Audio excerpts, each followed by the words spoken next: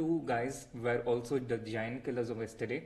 Mahadavi defeating Nodebek Abdusatro and Amit Doshi defeating Yakuboev. yes, the defending champion. Yeah, the two Norwegians. Yes, and let's see what happened in today's pairings, and let's take a look.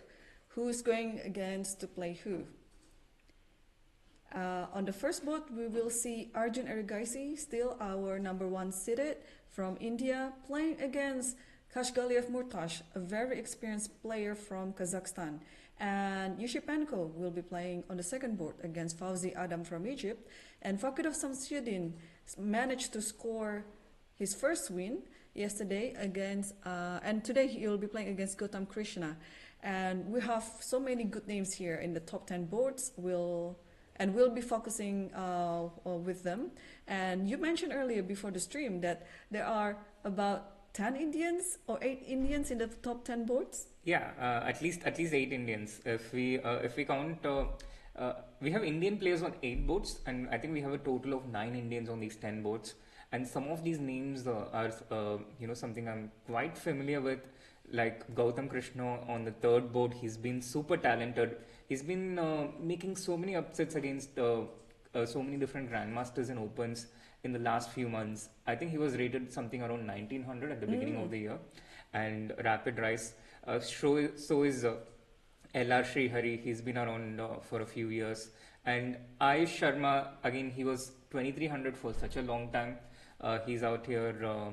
He has also increased a substantial amount of rating. These players have been underrated for such a long time, but now their ratings are also starting to catch up to their actual strength. Right, yeah, and I'm sure there are many others like him too in this tournament. And let's also remind ourselves that the players here are trying to take home such a very big prize money with 108,000 US dollars in the prize pool. And well, 25,000 for the first winner. A first prize of $25,000. That's what they're fighting for, which is a substantial prize fund by, I think, any standards, let alone an open tournament. This the Qatar Masters is an open event, and I think the prize money competes with many of the strongest tournaments in the world, even the closed events. Yeah, exactly. And there you go. We already see that's the view of the playing hall right now. The first move have already been taking off actually, so I think let's take a look on the first board right away. It's between Erigaisi versus Kazhgaleyev. I'm very excited on this match actually because I know both players personally, and I know Murtash hasn't been playing chess for quite some time. He's been quite inactive in the chess professional these days. He has quite a fun interest in art and theater, where he is currently investing his time more these days instead of chess. So let's take a look what happened on their game, Srinath. So the game started with one d4, and after d4, black went e6, which is a very interesting way to start, almost inviting Arjun to play the French defense, which Arjun politely declined. He decided that he's going to go knight f3, and Murtash played knight f6, transposing to more normal lines, and then Arjun goes for the London system. So when I saw this, I was laughing initially because his opponent played the London system against him yesterday, and now Arjun himself uses the London system. Murtash replying with c5, e3, defending the d4 pawn, c takes d4, trading the central pawn for the c pawn, e takes d4, and now b6, intending to develop bishop b7 or bishop a6. And Arjun goes for knight bd2. Now, although it's innocent starting stages, black needs to watch out for this idea with knight c4 and knight d6 in the next two moves. This setup of black, where the d pawn stays on d7, it sometimes allows this knight c4 knight d6 idea for white to be executed. So he needs to watch out for this, but I'm sure black will most likely be aware of this pitfall and be able to develop successfully in the opening. Yeah, I think so too. And well, this London system has been raising its popularity, and also especially we've seen this opening in the World Championship as well, and now, yeah, I don't know if Arjun has shared his preparation with Gukesh in a way. So anyway, uh, Kazhgaleyev here. He used to be close to 2,700, I guess, right? I mean, he was 26 something. Yeah, yeah, But now yeah. his rating dropped down to 2488, even below 2,500. So what do you think about the current trend right now of the rating deflation among players? So it's happening for sure. There's no doubt about it. There is a definite rating deflation happening. I'm yet to figure out the reason for this though. It's a bit of a mystery for me. So far, the only conclusion I've come to is the more tournaments you play, the more rating you lose. That seems to be the case for a lot of grandmasters above 2600, and there are of course a few exceptions like Gukesh, Arjun, Nodebek, who are exceptions. They are swimming against the tide, and they're actually able to keep up their rating despite wherever they play, against whomever they play. Even Fabiano in recent times. Yes, yeah. But for lesser mortals, um, it's been a struggle, and I guess probably the simplest explanation so far is that chess is becoming more competitive. More players are playing better now. So to maintain your level, I think you need to work even harder as a grandmaster. And the trends are also so rapidly changing that you really need to keep working hard.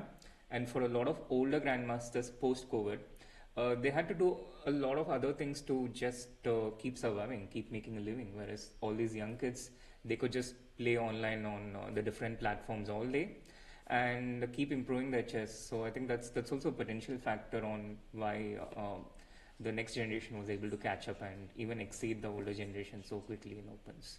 Yeah, exactly. Yeah, when you're playing against these kids, when they are very motivated against stronger or even top players, right? They don't mind losing just one game, two games, or even more than that because they know that their next tournament is coming. Whereas for these players, they still have to, okay, like myself even, like I don't know when my next tournament will be. Well, I know actually for a fact that I'm going to play in the World Rapid Blitz, but you know what I'm talking about. Like for a Yeah, exactly. standard open tournament, right? It's very hard to find the right schedule these days for adults players, yeah. And as for the kids, they can just play it in their monthly basis, and of course they wouldn't be caring about rating so much because they would be in the rating of their strength eventually, even though there might be some ups and downs along the way. So yeah, I think there's also like a huge psychological influence into it because as like you and me, right? We are not playing as much as we used to. So yeah, that's also one factor. Well, Yeah, definitely. I think the rating has still not caught up. It's been 4 years post pandemic, but recently when I started playing in the few tournaments that I do, whenever I face an opponent, I actually check their online ratings first rather than the FIDE rating. That gives me a better idea on how much they are playing in recent times, and the online rating actually reflects faster their growth. The FIDE ratings, it takes time to catch up. yes, that's right. Yeah. But do you trust your opponent's repertoire a lot when you're checking their online games? Not so much anymore. I used to do that like 3 years ago, 4 years ago, when people were still unaware that their online games are being checked. But That's true. now everyone kind of knows, and they also check their opponent's games. So I don't trust their opening repertoire, but I do check for tendencies. Like for instance, if I want to know what Kazhgaleyev plays exactly here after Bishop D3, and I can't find any classical games, and I'm intending London against him, then I check for tendencies against that particular variation in his online games. And sometimes that does give a clue because people, no matter how much they try to change, sometimes they have certain tendencies, certain habits which just repeats itself, even when they are consciously not fully aware of it. Right. Well. Right now, after this Bishop D3, Murtash was pausing for a bit, and he finally decided to play Bishop E7. I think it's still pretty much a simple reaction to this position. You just want to develop your bishops and then castle. And yeah, I don't think Murtash will push the d7 to d5, but maybe rather d7, d6. But anything can still happen in this position. And I think, what do you think if we move on to the second board? Because I was looking at my own screen right now. The choice that Yushipenko had in his game is a bit unusual about this Spanish exchange. So probably we can take a look what's happening. Yeah, so this one started with 1 e4, e5, knight f3, knight c6, bishop b5, the Ruy Lopez opening. And after a6, bishop a4 is the main move, but white decided to go bishop into c6 instead. The exchange variation of the Ruy Lopez, d takes c6, and now there is actually a very famous old game between Lasker and Capablanca, which went to this endgame with d4, e takes d4, queen takes d4. But it's been 100 years since that game, and now black has many good ways to respond. So short castle became the main line.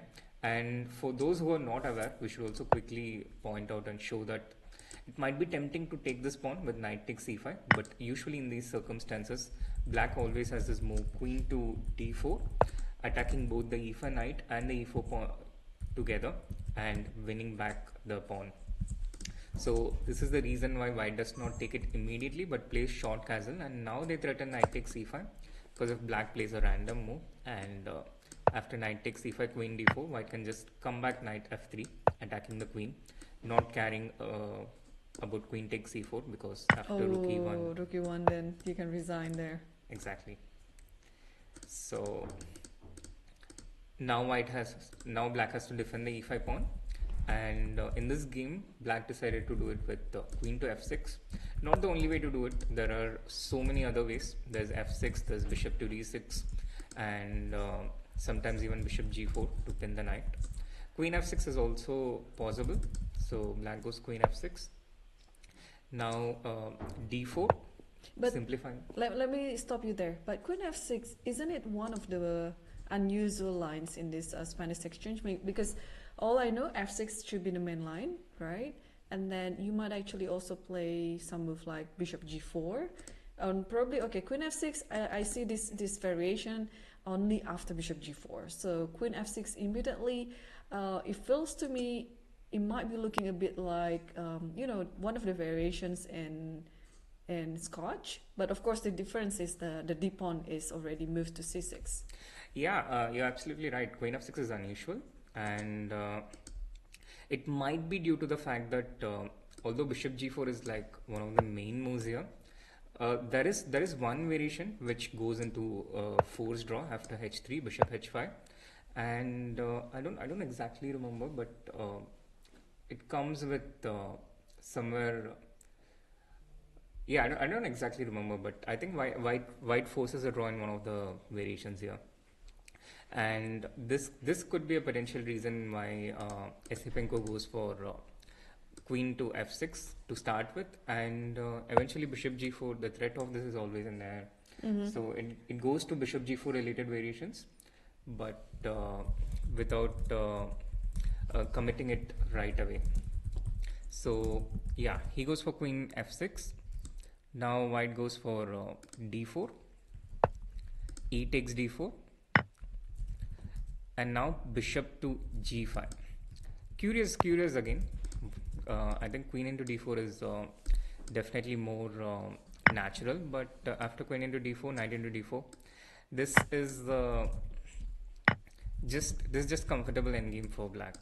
Just bishop d7, long castle, and black gets a comfortable game. So bishop g5 forces the queen to move away from f6, so that when white takes queen to d4, okay, so black goes queen d6, keeping on, and white clearly wants to keep his queens, so he goes knight into d4, bishop to e7, trying to develop the king side. White refuses the trade, goes bishop e3, and now black gets the knight to h6, which is again unusual way to develop the knight. The knight goes into the corner. Normally, the knight usually gets developed to e7 or f6. It's not quite obvious at first sight. Why not knight f6, which also looks like a perfectly fine move.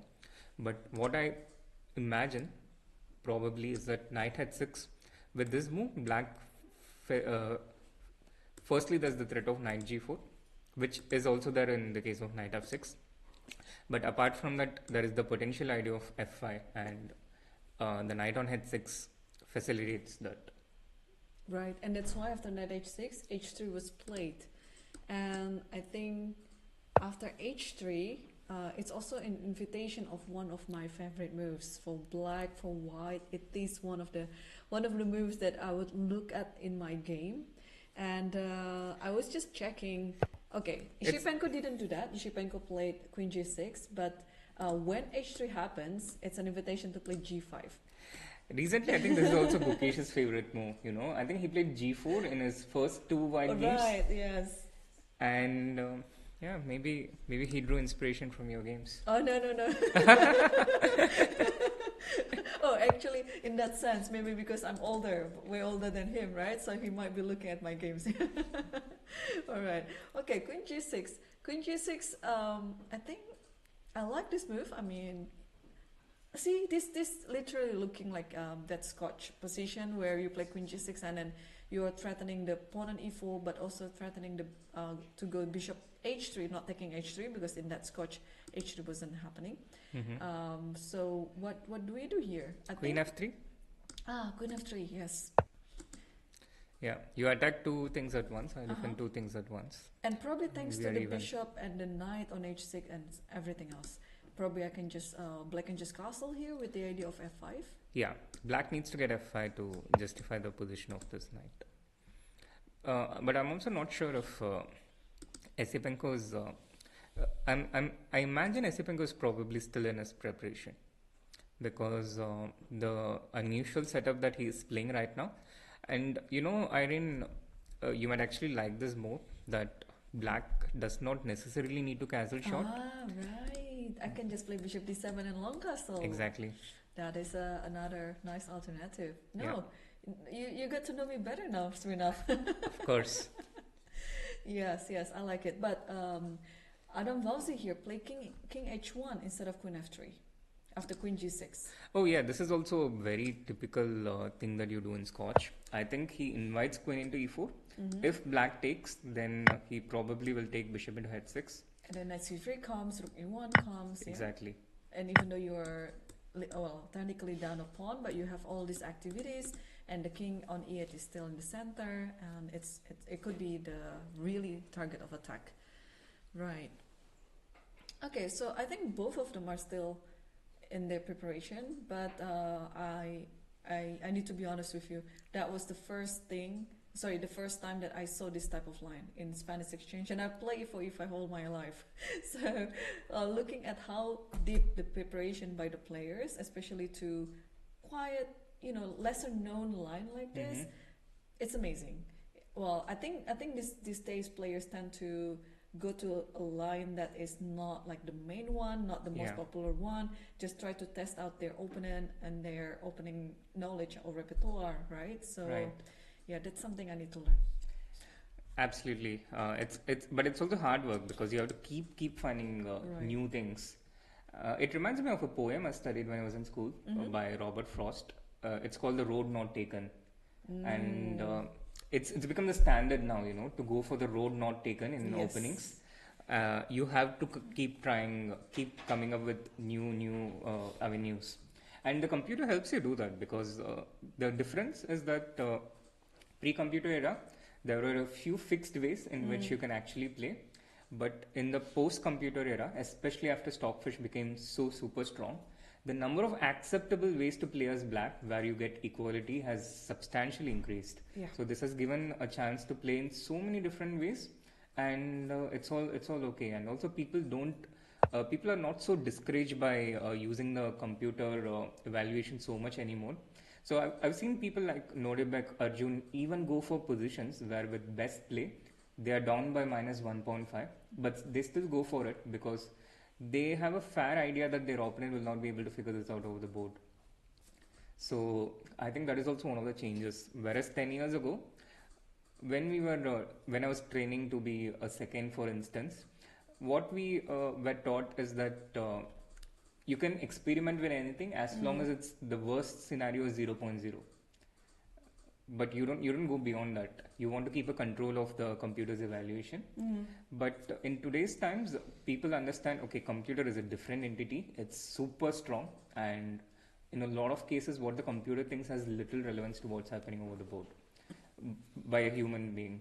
So these freedoms have given people more avenues to play, more avenues to experiment with.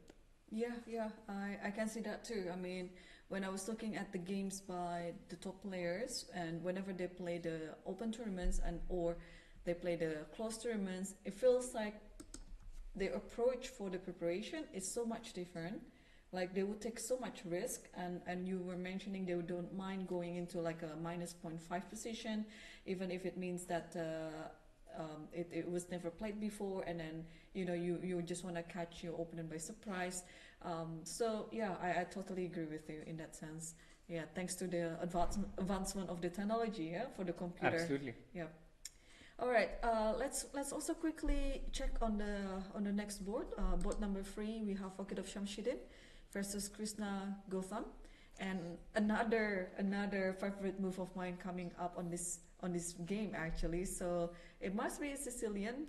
So let's take a look from the start. Indeed, it's another exciting position, starting with 1e4, c5, knight f3, d6, the pathway to Sicilian knight off, d4, the open Sicilian, c takes d4, knight takes d4, and now knight to f6. After knight c3, here black has choices. With a6, it's the knight off defense, which is what black played in the game. There is also knight c6, which goes into the classical, and g6, which goes into the dragon. In the game, black played a6, bishop e3, the English attack. This is known as the English attack because, at least as far as I know, a lot of English players, I mean people from Britain, were playing, a lot of English grandmasters were playing this opening actively in the 80s. So the lines with bishop e3 against the Sicilian in the open Sicilian are known as the English attack. Usually white intends to continue with f3, g4, g5 and develop initiative against black's king. In recent times, e5 here is the most popular move, but the line with e6 is also not entirely unpopular, and this is exactly how Gary Kasparov used to play this variation back in the 80s and 90s. This goes into a more Scriveningen type of pawn structure, and one of the moves here is g4, but if you play g4 directly, black has this option to play e5, attacking both the knight and the pawn together. And now after knight f5, g6, it goes into some crazy complexities. White has an option to sacrifice a piece with g5, g into f5, e into f5. Now these are some of the older lines here. In recent times, black also has other ways to play this whole setup with e5, knight f5, and I think there is some variation with h5, which until some time ago was considered as bad by computer, but now it's a lot more acceptable. So due to these changes, what white did was he started with a3 first, a very interesting way to play. He's waiting basically. a3 is a useful move in any case because inevitably black plays this move b5 against the Sicilian defense, and now he goes g4. And in effect what this has done is the variations after g4, here black's best move is h6 or e5. And I remember my coach teaching me about 25 years ago that if you play b5, it's a bad move. Wait, fair enough. Please don't give away your age. Your coach teaches you this 25 years ago. How old are you? Okay, 25 is an exaggeration. Let's make it 20. Okay, that sounds about it. Okay. Yeah. All right, please continue. Sorry to interrupt there. So he actually wrote down in this notebook that if b5 is a mistake, because after g5, knight d7, a3, exclamation mark, good move, white is better. And so this was known as far back as that time. And with this clever move order a3, white has actually got a favorable version of that. Black played b5, which I think is not the best move here. And after g4, he already started thinking. I think he's been tricked. And he played bishop b7, which is a good developing move. At least he did not allow white to play g5 yet. And after bishop b7, bishop g2 defend the e4 pawn. And now black plays d5, challenging the center. This is still not as bad for black as the position which my coach showed me all those years ago. But this is, I think, still a very nice position that white has gotten out of the opening. I think successful play for white from the opening, and he has a slight edge going into the early middle game. Yeah, but while you were talking, I was just checking Fakidov's opponent there. Krishna Gutham is just 14 years old, and he's already an international master, and he has 2466 ratings. So, well, it is very common, I guess, for India right now to have such a young age of player like Krishna Gutham here, but also already excelling so much at chess. Absolutely. Yeah. So I think his rating is just going to be, increasing and increasing because he's still very young. He's only 14. Absolutely, he's a bit of a. I think he's an excellent talent. I actually started training him a few months ago. I see. So we have been working together for a few months, and that's my personal disclaimer. Are you free after this? I need a trainer. I need to get back my rating that I lost already for after a few tournaments. Sure. Okay, let's also cycle back to all the games, and let's see board number 4. It's between Srihari versus the boy who never sits, Nihal Sarin. And there you go. We have it in the feed here that he's not sitting on the chair. Literally. So let's see what's happening. What opening is this, Srinath? So actually, if you just look at the structure in this middle game, it looks like a Sicilian defense, but it didn't start with one e4. It started with one knight f3. Nihal went knight f6, developing his knight, g3, and he counter-fianchetted with b6, bishop g2, bishop b7, short castle, and now g6, the double fianchetto, which Magnus also uses quite a bit against these d4, c4 setups. It's a nice setup for black in general. Srihari is someone who plays this King's Indian attack a lot, and he went for d3. If you see white setup, it's exactly like King's Indian defense, but the reverse, so it's known as the King's Indian attack. And I guess Nihal was prepared against it, so he goes bishop g7, white plays e4, the King's Indian attack, black went d6. And now after rook e1, short castle, knight c3, all these moves strengthening the center and going towards d4. Nihal played c5, a logical move, which also controls the center. And in effect, we transpose to a type of open Sicilian after d4, c takes d4, knight into d4. This is a bit like the open Sicilian dragon, where white has played g3 and bishop g2. White wasted a move with d3 and d4, so that's one tempo spent there. And black goes knight of d7. I quite like Nihal's position after the opening because in the Sicilian dragon, this is like one of the dream setups that you can get as black. A very comfortable and equal position.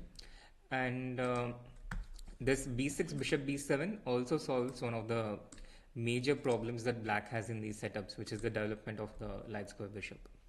So I'm quite happy with black's position here. Yeah, but I mean, this is still very much early in the game, yeah? I think for white, it's also, I think it's a very flexible setup as well. I don't know, when I see there's the fianchetto bishop on g7, my first instinct would be to put my bishop on e3, queen d2, bishop h6, just want to thread it off like that. Maybe by doing that, I can try to weaken the black's king a little bit, but of course, black is also very solid in his position. And yeah, we'll see who the best player in this game. And then while you explain all the moves, Srinath. I was just taking a look at the game between Ding versus Gukesh. It ended with a draw. Interesting. It was interesting Yeah, game. Yeah. super interesting, but somehow the result seems to be constant every day, yeah? Yeah. I mean, there's always something happening every day.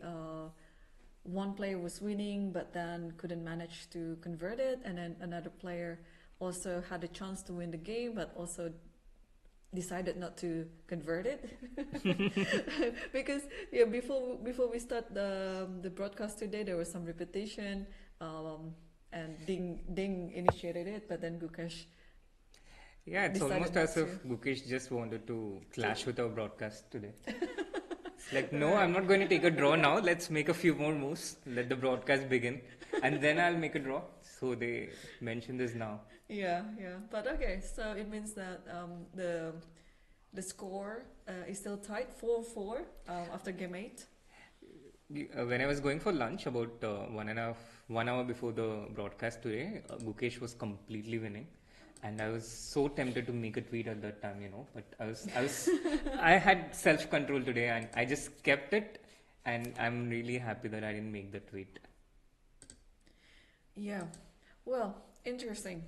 And also, let's also see other game. But I want you to jump to the ninth board because we have quite two experienced players here. We have Swayams Mishra versus Arkady Naidic. And Naidic, I mean, he's not that inactive, but he rarely plays chess tournaments or open tournaments these days. But he chose to play here in the Qatar Masters Open, and he is now playing for Bulgaria. And the reason why I'd like you to take a look at this game is actually you know the reason. Do I? Ah, I see it now. I see it now. Yeah. Yeah. Yeah, I see it now. And Swayams, on the other hand, is a popular coach from India. He's actually the coach of the Indian women's team Yep. for the last few years, actually. Mm-hmm. So he's one of the assistant coaches, and he's not someone you see in camera or in the front, but he's been behind Literally. the. Yeah, we have the video for him, but literally he's not in the camera. he's keeping up with his persona. Right. So let's talk us through this game, Srinath. So what So happened? Swayams, he started with 1d4, which I think is also his default opening repertoire. Mm-hmm. His opponent started with knight f6, knight f3, e6, c4, d5, knight c3. This is the starting point of the 1d4 main lines. It's like a intersection, a junction kind of thing. Literally everything goes from here. Bishop e7 is the queen's gambit declined, bishop b4 is Rogozin, c6 is the Semi-Slav, d takes c4 is Vienna, and recently black started playing a6 or h6. These are useful developing moves, but black played knight b d7, which is also popular in recent times. The USP of this move is that it keeps flexibility for black to go into any setup they wish. Black can play bishop b4 in the next move and go into a Rogozin type of structure, or play bishop e7, go into the good old queen's gambit structures, or as we see in the game, after bishop g5, black played c6, going into a kind of Semi-Slav structure. But if black started with c6 on the fourth move, here apart from bishop g5, white also has the option of playing e3, which goes into a completely different variation. So by starting with knight b d7, bishop g5, and now playing c6, black takes the game into what would be his preferred setup with this pawn structure. And white continued with e3 here. Here queen e5 is the famous Cambridge Springs variation, one of the oldest variations that I've seen. And another recent modern way of playing is to just go h6, and after bishop h4 g5, grab this bishop. The bishop is forced to go to g3. And now after knight h5, black threatens to take this bishop. So in this case, g5 is not a wild attacking move, but it's a more strategic move. Black just wants to capture this bishop, and white doesn't let it happen on g3. Instead, he prefers to do it at e5. I think knight to e5 is still possible here. It's not a bad move as such, but black chose to play the knight to g7 for now, and Interesting. white just went back bishop g3, a sort of draw offer. I mean, I'm not sure if Swimes would intend to repeat after knight h5, but this also shows that he's asking Nairish to make a move, and he plays his knight to f5 so that he has the option of h5 h4. White went queen to c2, and now h5 with the idea of h4. So this is the present position that we have right now, and it's a bit too early to say anything about the objective evaluation of the position itself. But in terms of psychological battle, it seems like black is the one who has shown intention to create something messy so far. Yeah, exactly. Yeah, looks like black is taking the initiative here in the king side, but also black has to be careful not to be too aggressive because take a look at the pieces activity. The bishops are still on their original squares. And then the knights, I mean, the knight on d7, the knight on f5, and then we can compare with the pieces activity of whites. The queen is already on c2, maybe preparation for the long castle, but for me it looks like white is more developed, but black has all the initiative. So let's see which battle is better for which side. Yeah, as Swimes is on camera now, we'll literally see how it goes. Yeah, and I also have a very interesting position here in the game between Kartikeyan Murali versus Sugar Gun Ardane on board 8. And I think it's worth mentioning that Kartikeyan last year has beaten world number 1 Magnus Carlsen, and now he's back in the Qatar Masters 2024. Yeah, Karthikeyan, a very impressive player. He defeated Magnus last year, and I remember he defeated Ali Reza Firouzja when he was fiercely growing up to be one of the top players in 2019. Karthikeyan, up and coming grandmaster, but he's also very strong at solving in general, and he loves calculating as a consequence. This game started with 1 e4, c5, knight f3, d6, d4, c into d4, knight into d4, knight f6, knight c3. All these moves we saw in the other game between Shamsuddin against Gautam. But here, instead of playing a6 and going into the knight off, black instead chose to go knight c6, going into the classical Sicilian, which is actually one of the most fighting openings as black against 1 e4. And against the classical Sicilian, white has fundamentally two main moves to respond with. One is bishop c4, the Sozin variation, which was Fischer's choice against all the different Sicilians, and bishop g5 is the other way to do this. This is the Richard Rauser variation, and black goes e6, protecting the f6 knight. Here queen d2 is the overwhelming main move. White usually rushes to castle long and then starts to exert pressure on black center in the Rauser, but queen d3 is also another possible move, a very similar move. The idea is pretty much the same thing. Long castle is coming up next. Black goes bishop to d7, which is the main move against queen d3, long castle, and now a6, keeping the b5 square under control, preventing any knight b5 related ideas. And white goes f4, which is in accordance with the strategy in this variation. Black is taking their time to develop, so white usually rushes to create this threat of e5 and create the initiative in the center. So f4, bishop e7, knight f3 with the idea of e5. Black prevents it with queen e5. The e5, it's not an attacking move, although knight b4 can be a threat, but it's more to protect against the idea of e5. And white of course takes note of it and plays the pawn to a3, taking the b4 square under control. And this is all still theory, I think, and there have been games in this position. I see a few games with rook to d8 here, so it is still theory, but black does need to be careful, because for instance after a3, let's say you make a move like short castle, which might not be a bad move, but you also need to constantly watch out against this idea of e5, which can be pretty dangerous. D into e5, the intention is to take bishop into f6, and here it's fine, because after bishop into f6, queen into d7. There are situations where black has rook of d8 and is able to trap the queen. In fact, instead of bishop into f6, probably g takes f6 is the move here. So wait, is it really trapped after queen takes d7? It's not trapped yet because after rook d8 there is Queen b7. Queen b7.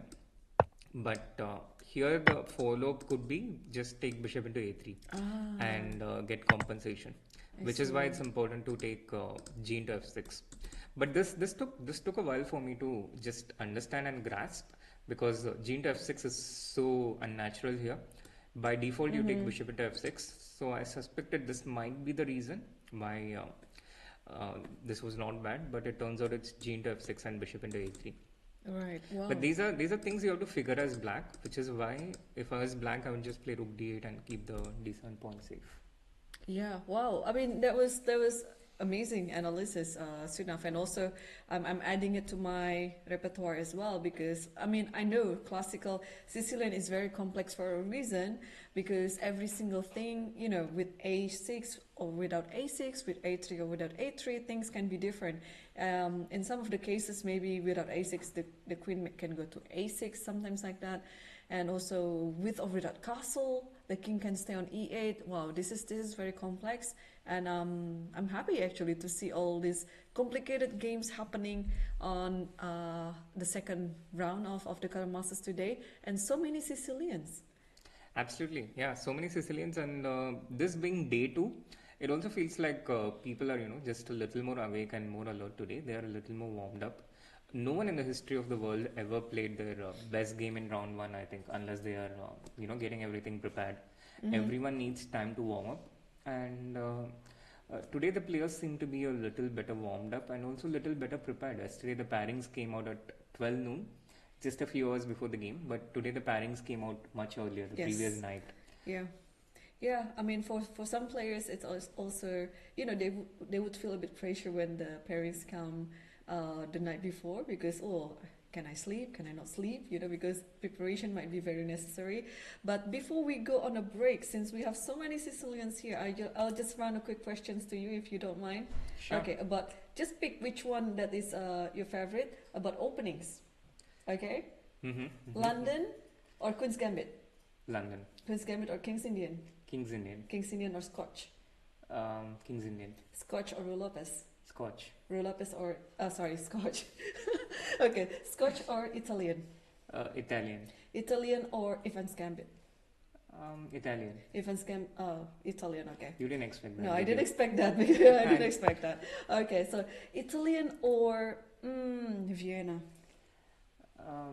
I think I'll stick to Italian. Italian or, I know this is going to be a bit quite contrast, Italian or night off? Night off. See, I can change you there. I know. All right, one more. Night off or Grunfeld? Night off. Okay. I play the night off, I'm sorry. It's my childhood opening. All right, there you go. Night off is the winner then. Yeah. All right, Night guys. off and King's Indian, I think. Night off and King's Indian. Okay. I will try to challenge you later for the White's opening letter. But before that, we will take our first break. So don't go anywhere, because things are just getting started and it's heating up on the playing venue right now. So see you soon after a short break.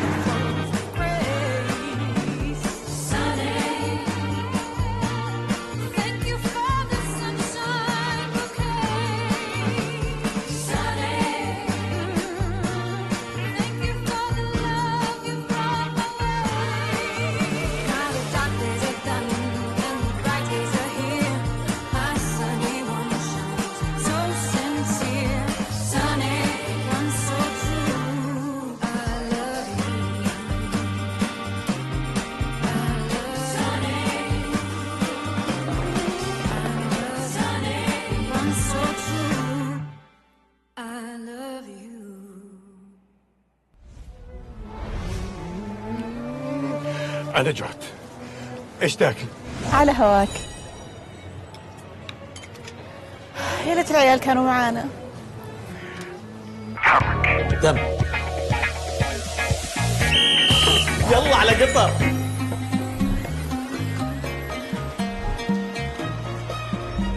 أسرع على هواك يا نواب. رد يا ابو نسب.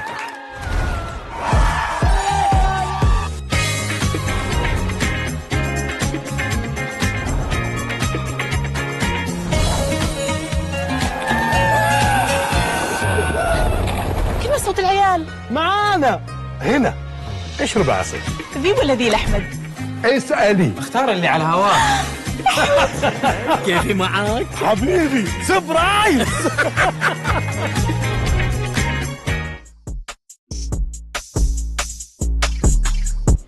Qatar Masters 2024 has kicked off with some truly surprising outcomes in the round one. The most of the top players have suffered an upset and missed the chance to secure a full point. The world number 6, Nodirbek Abdusattor, was pushing for a win, but his final bishop sacrifice was a blunder, after which his opponent, FIDE master from Iran, Reza Mahdavi, successfully defended and secured a win. The defending champion of Qatar Masters, Nodirbek Yakuboev, got into trouble pretty early on. The move of the round one was Rook d8, after which his opponent, international master from India, Moksh Amit Doshi, trapped the queen and secured a win. Stay tuned for the round two with even more action and follow our broadcast of Grandmaster Srinath Narayanan and International Master Irene Sukandar.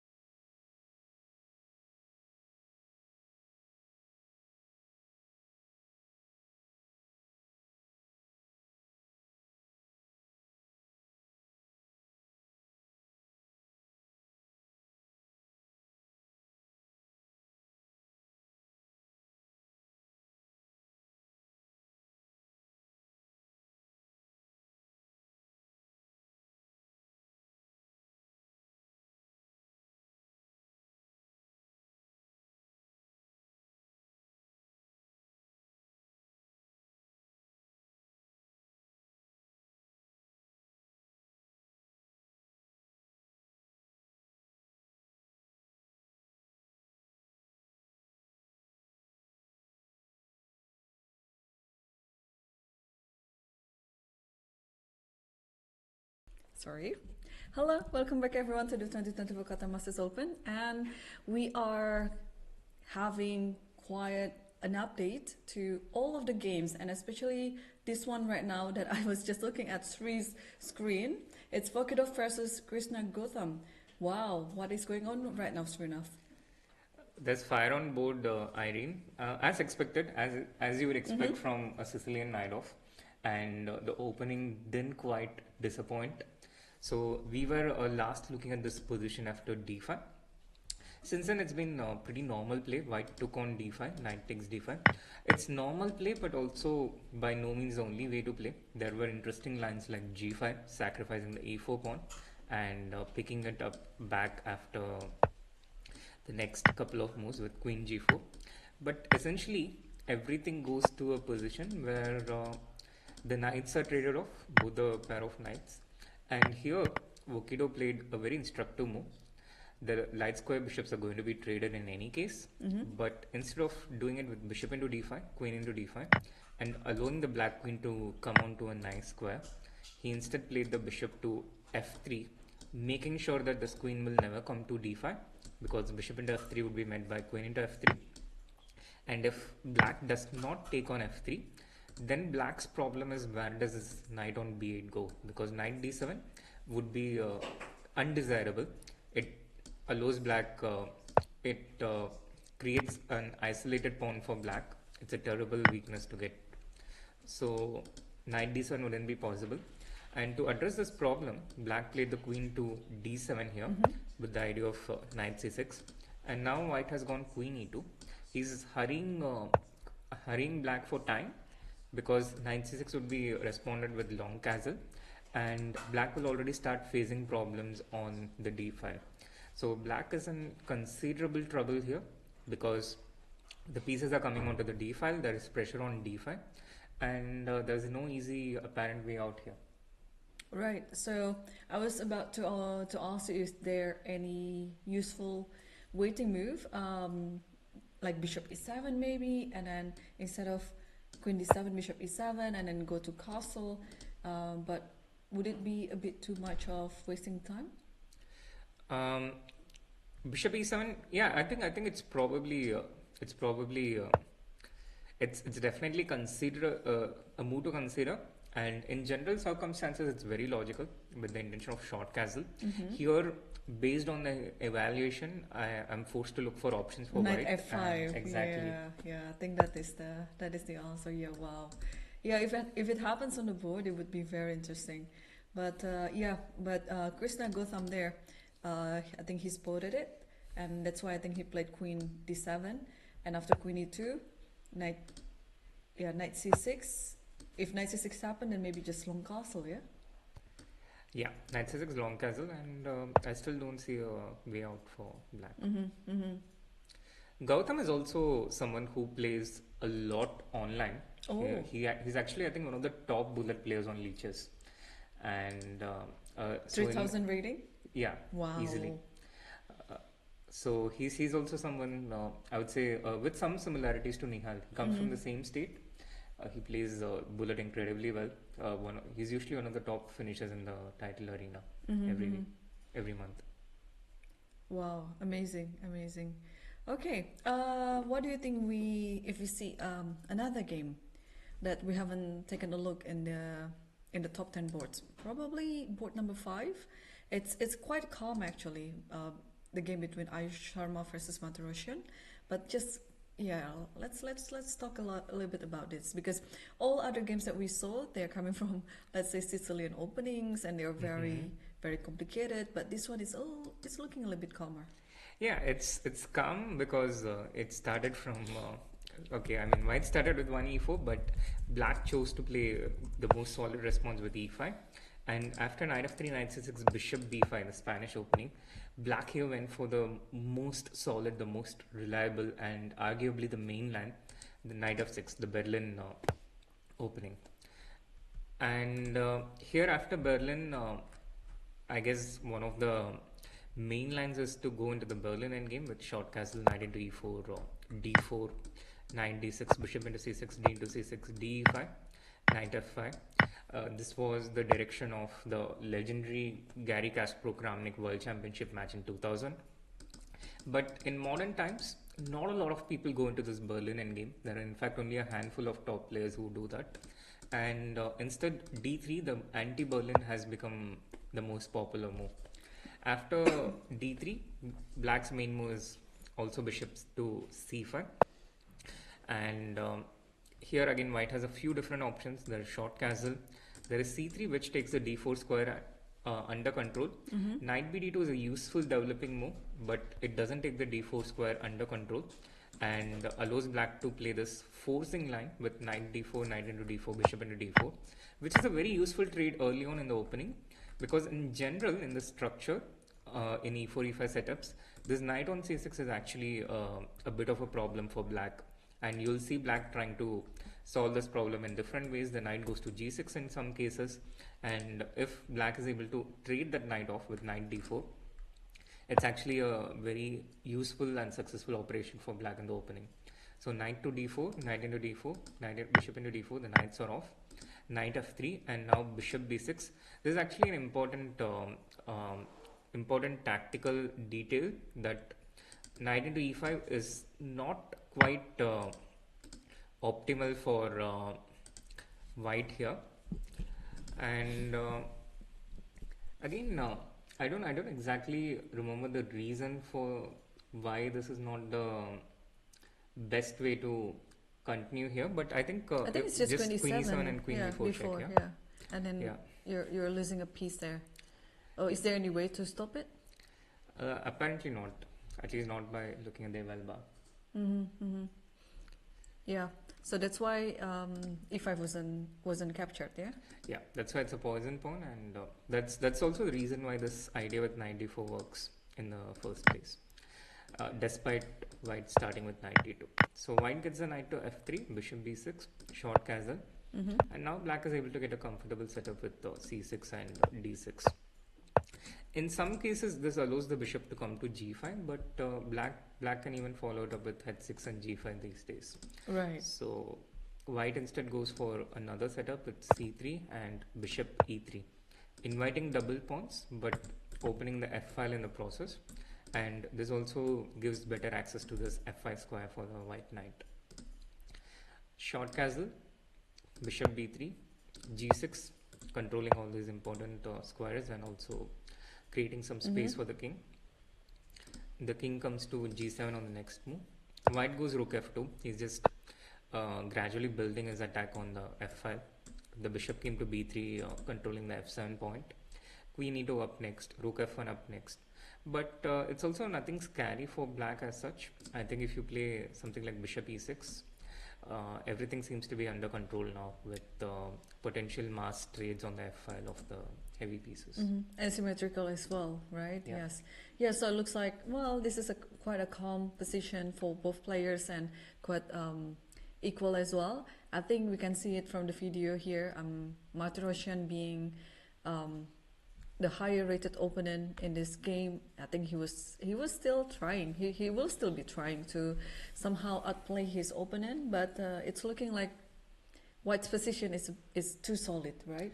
Yeah. For the time being. White's position is too solid, and for Black also it's not so easy to create something in a position like this. His opponent is also someone who plays pretty decently in general, so it's not an easy decision for Black to create something or just stay solid. And in some cases, despite being rated almost 200 points higher, I can still understand if Black just chooses to stay solid and not try anything too adventurous. Queen E7 there with the idea of Bishop E6. I think natural stuff, and I wouldn't be surprised if this game goes into a draw.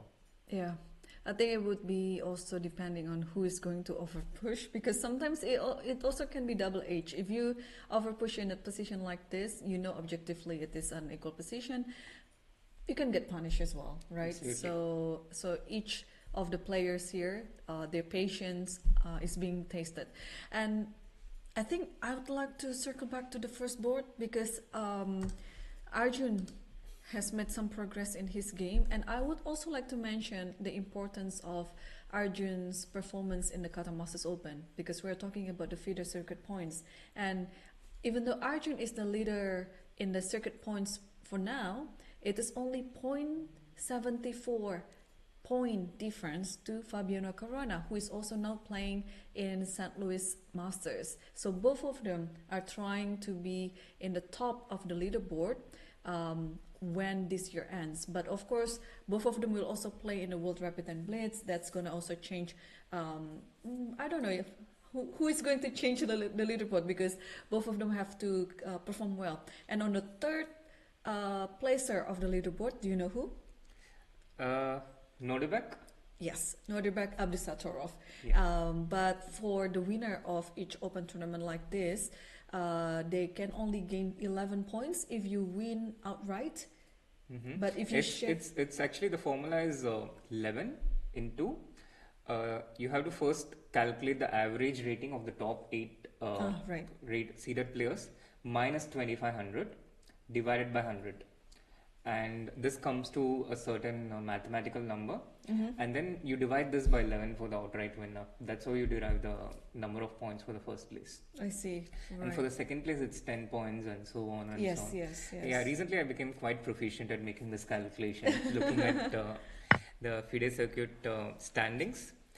And so that's basically how Fabi gained, for instance, 17 points from his recent win in Charlotte, US Masters. US Masters.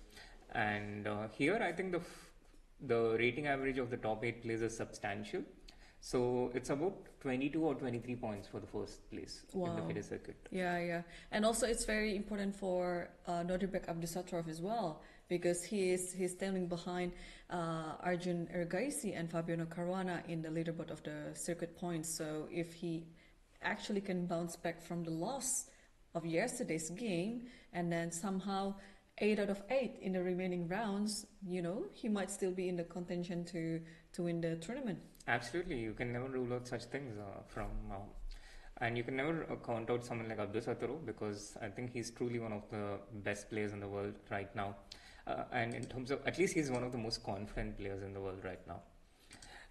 But talking about the position right now, it doesn't look so great for Arjun. Now, we last left it at the opening stage when Arjun was doing everything right in terms of his development. But after his opponent played Bishop E7, here he went H4, which is it's definitely not a move that I have seen before. And I can also see that it's not quite in the Lichess Masters database. It's been played online, but not in a tournament setting, I guess. And his opponent reacted with development. Knight A6, logical. A3 prevents any knight b4 related ideas. And now knight to C7. The knight goes to a better square. H5. Black just ignores it with D6. Logical play. Black didn't spend too much time getting intimidated by white's pawn push. He reacted logically, taking 2-3 minutes, making general development moves. The experience showing there. And white went queen e2, preparing long castle. A6 preparing future b5, b4, and also keeping the structure solid. Long castle, which is an extremely debatable decision from a strategic point of view, because you have played this pawn to a3. It makes it very easy for black to get an attack with b5, b4. White, on the other hand, has no such similar thing to create something against black. So long castle, and black immediately sprung into action with knight to d5, attacking the bishop on f4, and also a couple of moves later supporting the b4 push with the knight on d5 supporting it. A takes b4, knight takes b4, and now Arjun moved this bishop to c4. Still a long way to go, but at this point black's position is definitely preferable. Right, yeah. Well, if we didn't see the start of the game, one can argue that this coming from a Sicilian opening, right? Absolutely. Yeah. The Sozin structure. The Sozin structure, exactly.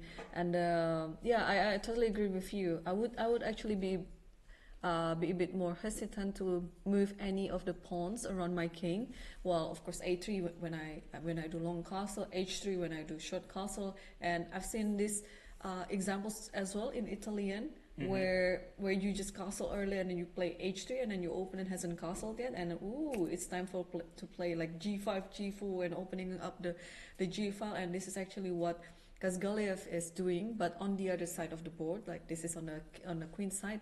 So I think it's going to be interesting. Arjun has to solve all this problem of the potential attack around the king, which is coming very soon, I would say, because the rook can come to c8, the queen can come to a5, and the king is, as you said, still in the center, but I think it is a better position than it is if castled. And then, or maybe, you can think about castling later. So Arjun has to figure out all these problems first, because I don't also see, well, maybe after bishop c4 now, the main idea is just to take on f7, yeah? Yeah, take on f7, absolutely, and sometimes also take on e6 and destroy black king's pawn cover. Typical ideas in the Sozin, but I guess black should be able to neutralize this with one move, yeah? Knight fd5? Anything exactly. On d5, yeah. Except the pawn, maybe. Even the pawn. Even the pawn, yeah, it's possible too, right? So as long as black do something about this threat, yeah. I was thinking, queen a5. I mean, I allow this to happen. Maybe it's fine. Maybe not actually, because knight b1 just comes handy there. Right. Yeah. Otherwise, it would be just a nice move. But okay, yeah. Apparently, black has to be a bit patient too in his attack and focusing on the defense first before starting to attack. But wow, this is I think very interesting game. Yeah, indeed, very interesting game, and I think not the best choice of opening from Arjun. It gives him a messy fight, and he might still do well in this game. But I think there are better ways to better means to achieve the same end. Okay, I think it looks like it's a Sicilian. I hope I'm right. Let's go to board 6. It's between two Indians, Narayanan versus Pranith Phupala. Yeah, SL Narayanan with the white pieces against Pranith Phupala, and I'm just laughing because people get confused between me and SL Narayanan so much that it's just so funny. I get congratulatory messages when he wins a tournament. Right. He gets the same when I have something, and it's very funny between us now. I must admit to you, way before I knew you, I think we played one game in Australia, right? Hang on, I don't remember the game, but the Gold Coast Open, yeah. I remember the tournament, but I didn't remember the game. How did we do? So it was a Sicilian defense. You were better, but I defended and I ended in a draw. Ah, right. Okay. At least I didn't lose. But anyway, before I knew you back then, and then I had to prepare you. I mean, I knew you, but I didn't know Narayanan SL. And then in my preparation, in my mega database, I was like, oh, maybe this is because I just updated my database. Somehow there are two Narayanans. Then I just merged them. And then one of my friends told me that, hey, do you know that there's another Narayanan?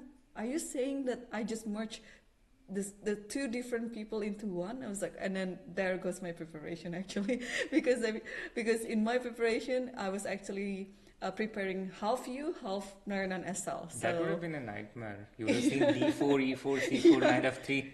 Exactly. But okay, at least in that game that I played against you in Gold Coast, I survived. You were better. I survived. Okay, all right. Let's take a look at this position. Is it a close Sicilian with knight c3, d3? Close. It started with 1e4, and it was indeed the Sicilian defense. It was bishop b5. Okay. Yes, it was 3 bishop b5 check, and after knight d7, short castle a6. Yesterday we saw the bishop going to a4 here. Today the bishop after a6 went to e2, which is just another safe place for the bishop. And after knight f6, d3, it's indeed a bit like a close Sicilian of sorts. D3 supports the e4 pawn, and pretty much if white does not play d4, I think it's not open Sicilian, which means it's a close Sicilian. Right. Yeah. Black responded with e6, a4, gaining some space, b6, very nice and solid pawn structure from black. And now white played the knight to d2, but not the b1 knight, but instead the knight from f3, preparing f4 and potentially the knight going to c4 in the future. Black played bishop b7, white goes f4 in accordance with his plan, queen c7, bishop f3, strengthening the center for now, bishop e7, knight c3, developing another piece, strengthening the center, and waiting patiently for black to go short castle before striking against the king with g4. Rook d8, trying to counterattack in the center, preparing the counterplay. g5, attacking the knight, pushing it away from the center, thereby gaining more control of the center. The knight goes to e8, and now bishop g2, preparing a potential queen h5, rook f3, rook h3 lift. Black sees it, he stops it with g6 for the moment, but I think white will be pleased with the position that he's got out of the opening. Closing the center and keeping the Sicilian closed gave him the license to push his pawns against the black king, a bit similar to what Esipenko did yesterday against his opponent, and this also gives him ample time to prepare an attack against black's king. Right, but at least we can see that the center is not fixed. So this attack on the king's side, it still can be countered, because in the game between Isipenko yesterday, it was everything was kind of fixed. The pawn structure was fixed, so that and then he had a pair of knights which he can use it freely compared to a pair of bishops. So I think in this one, black can still do some damage too. Absolutely. It's definitely a better version for black here than the game of Esipenko yesterday. But nevertheless, the g4, g5 is the common pattern in both the games. Oh, I just realized nothing has ever been captured in this game. Yeah. Everything is still there on the board. Yep. So far it's been a bloodless battle, so to speak, with the pieces. Talking about g4, g5, Irene, there is another game where black seems to have, it's black who's been pushing the pawns to g5, g4, and it's a game we haven't covered till now. Yep. But on the 7th board between Shant Sargsyan against Edgar Mamedov. Okay, this is different Mamedov, yeah? It's not Edgar rough. Mamedov. It's not rough. Okay, so what's happening there? Well, it started calmly with 1d4, and it started with the classical Slav defense, but already after knight f3, knight f6, e3, black went for e6, the Semi-Slav setup, the pawn structure. After e3, bishop f5 is the most popular move. Bishop g4 also exists, and in recent times e6 also works perfectly fine. So bishop to d3. In general, white already tries to get an e4 break in these type of setups, and black plays the knight to d7. This is the place where the knight goes to in these Semi-Slav setups. The bishop goes to d6, and once you develop all these king side pieces, then the question of how to develop your queen side pieces arises, which black solves by taking on c4 first, getting the white bishop to c4, then playing b5, attacking the bishop, and b4, further gaining control of the center. The knight moves away, and now bishop to b7, which solves the problem of the queen side development.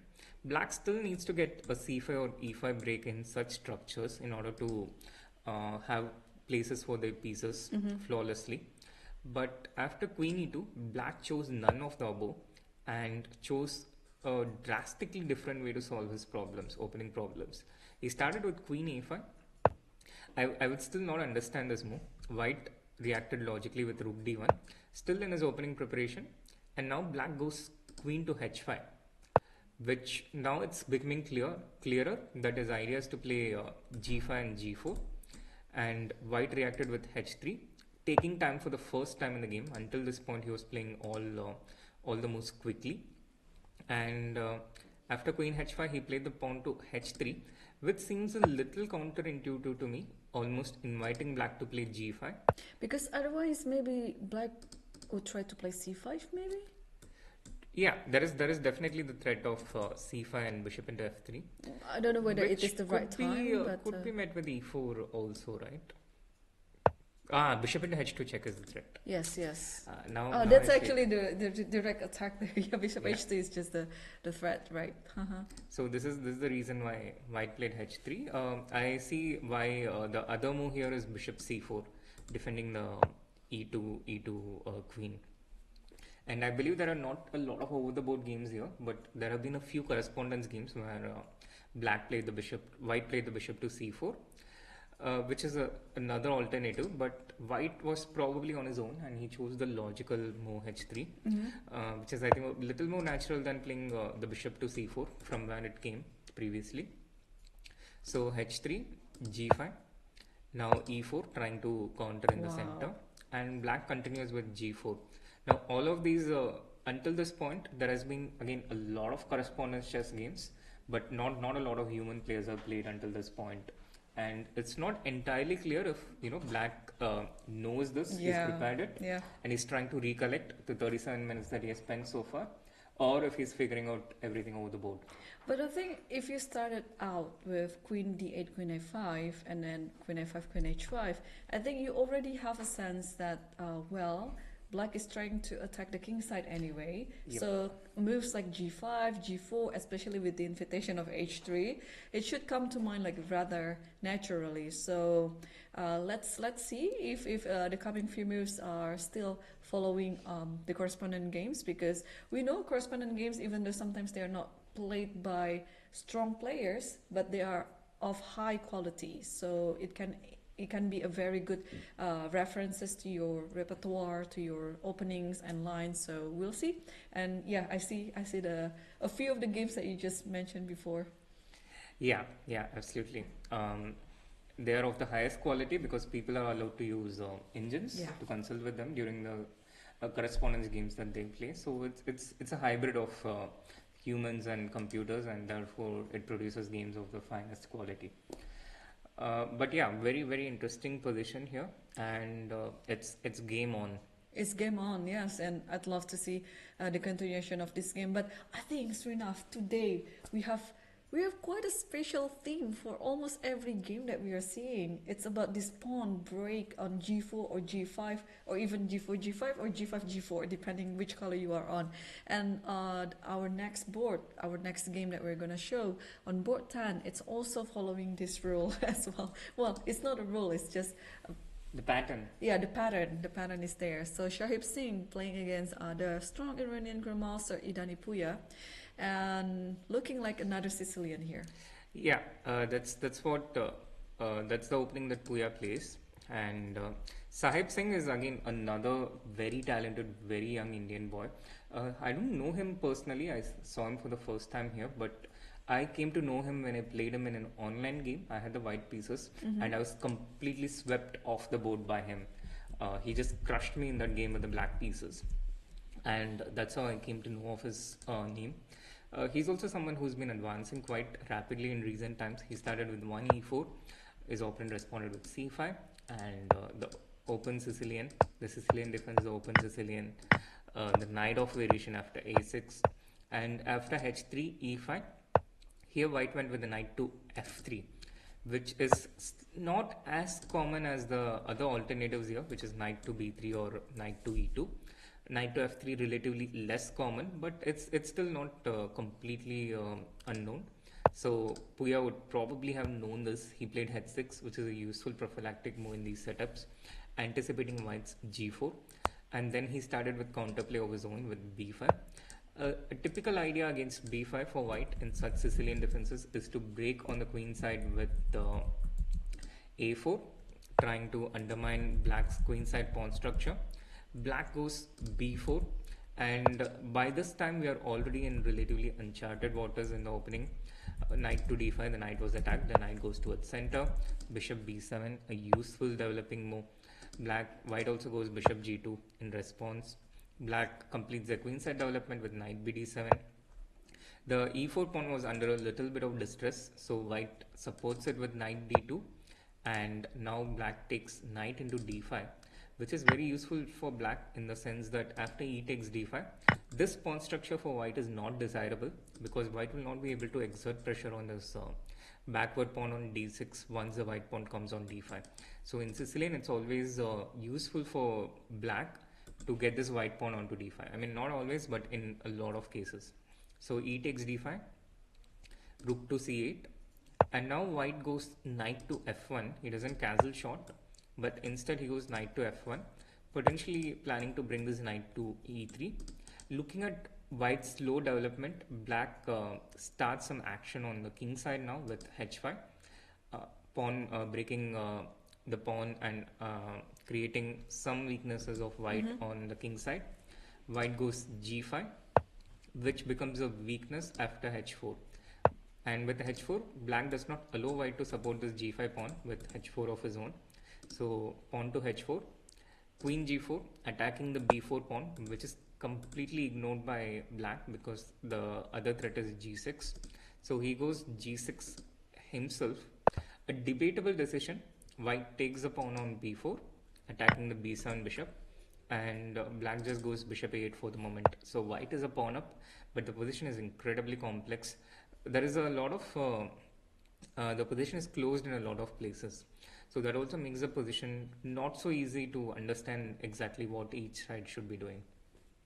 Yeah. I mean, it's not easy at all because there are so many Sicilians like this, but the pawn was still on h5, and also the other pawn is not very advanced to g5. Ooh, okay.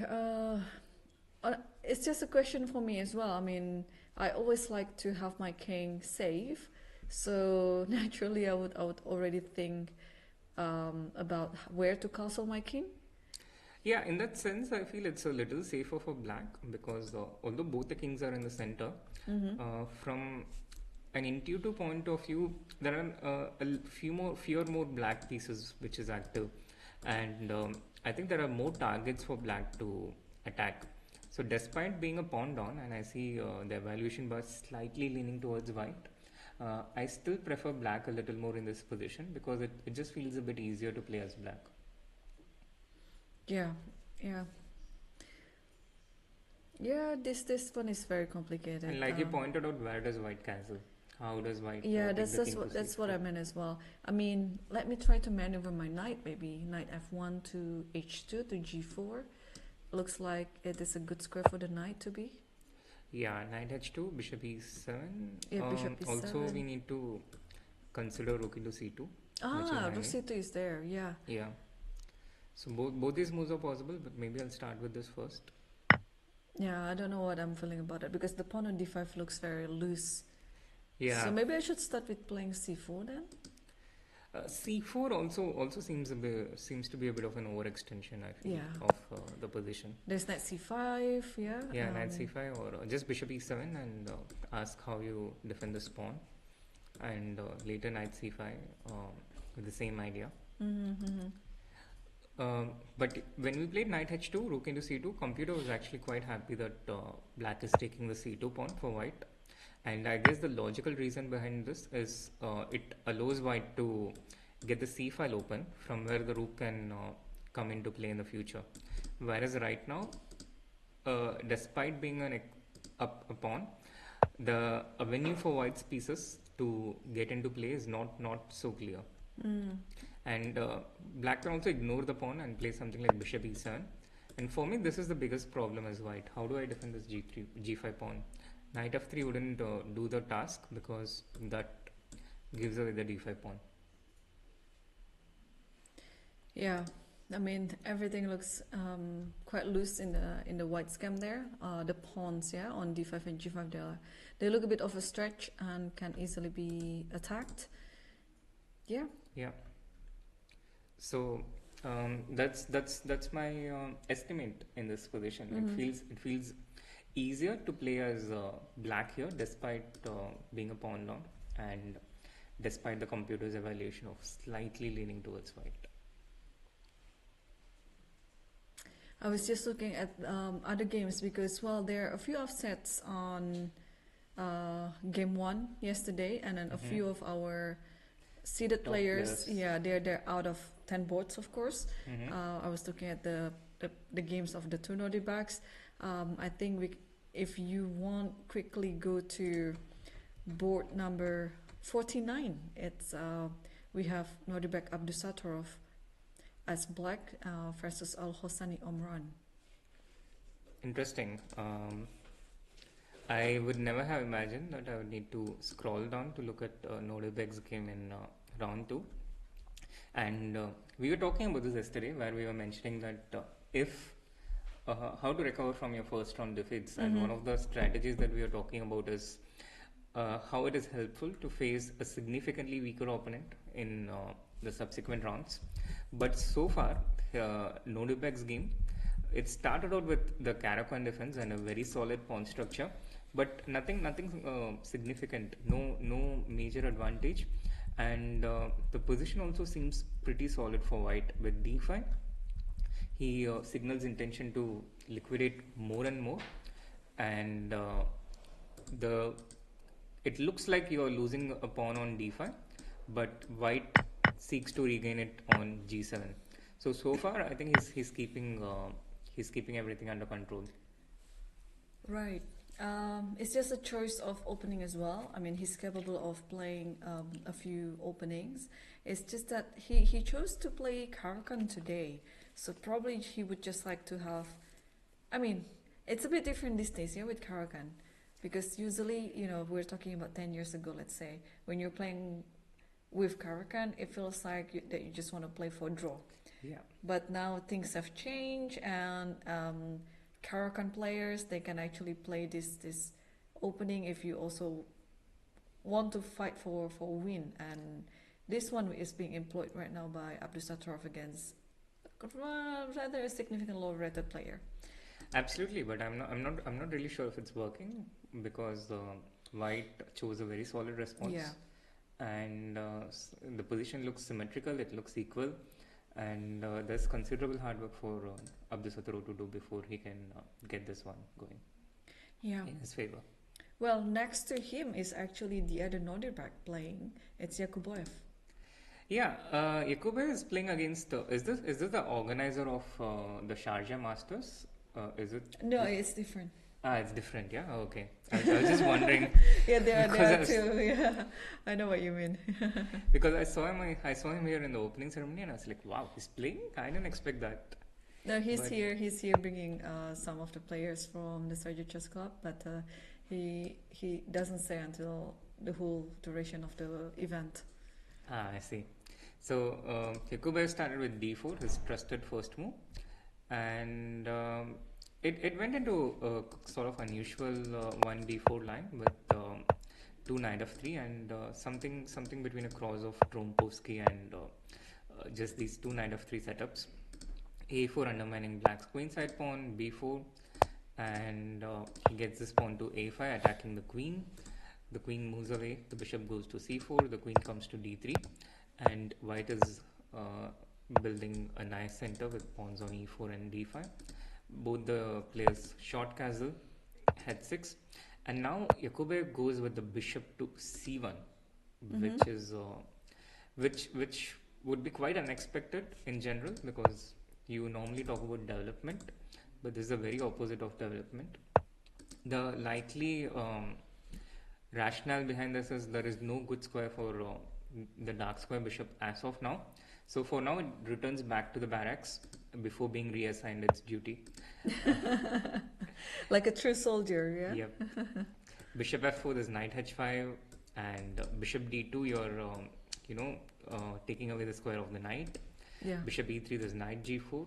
Bishop h4 goes into a diagonal from which it will not be so useful.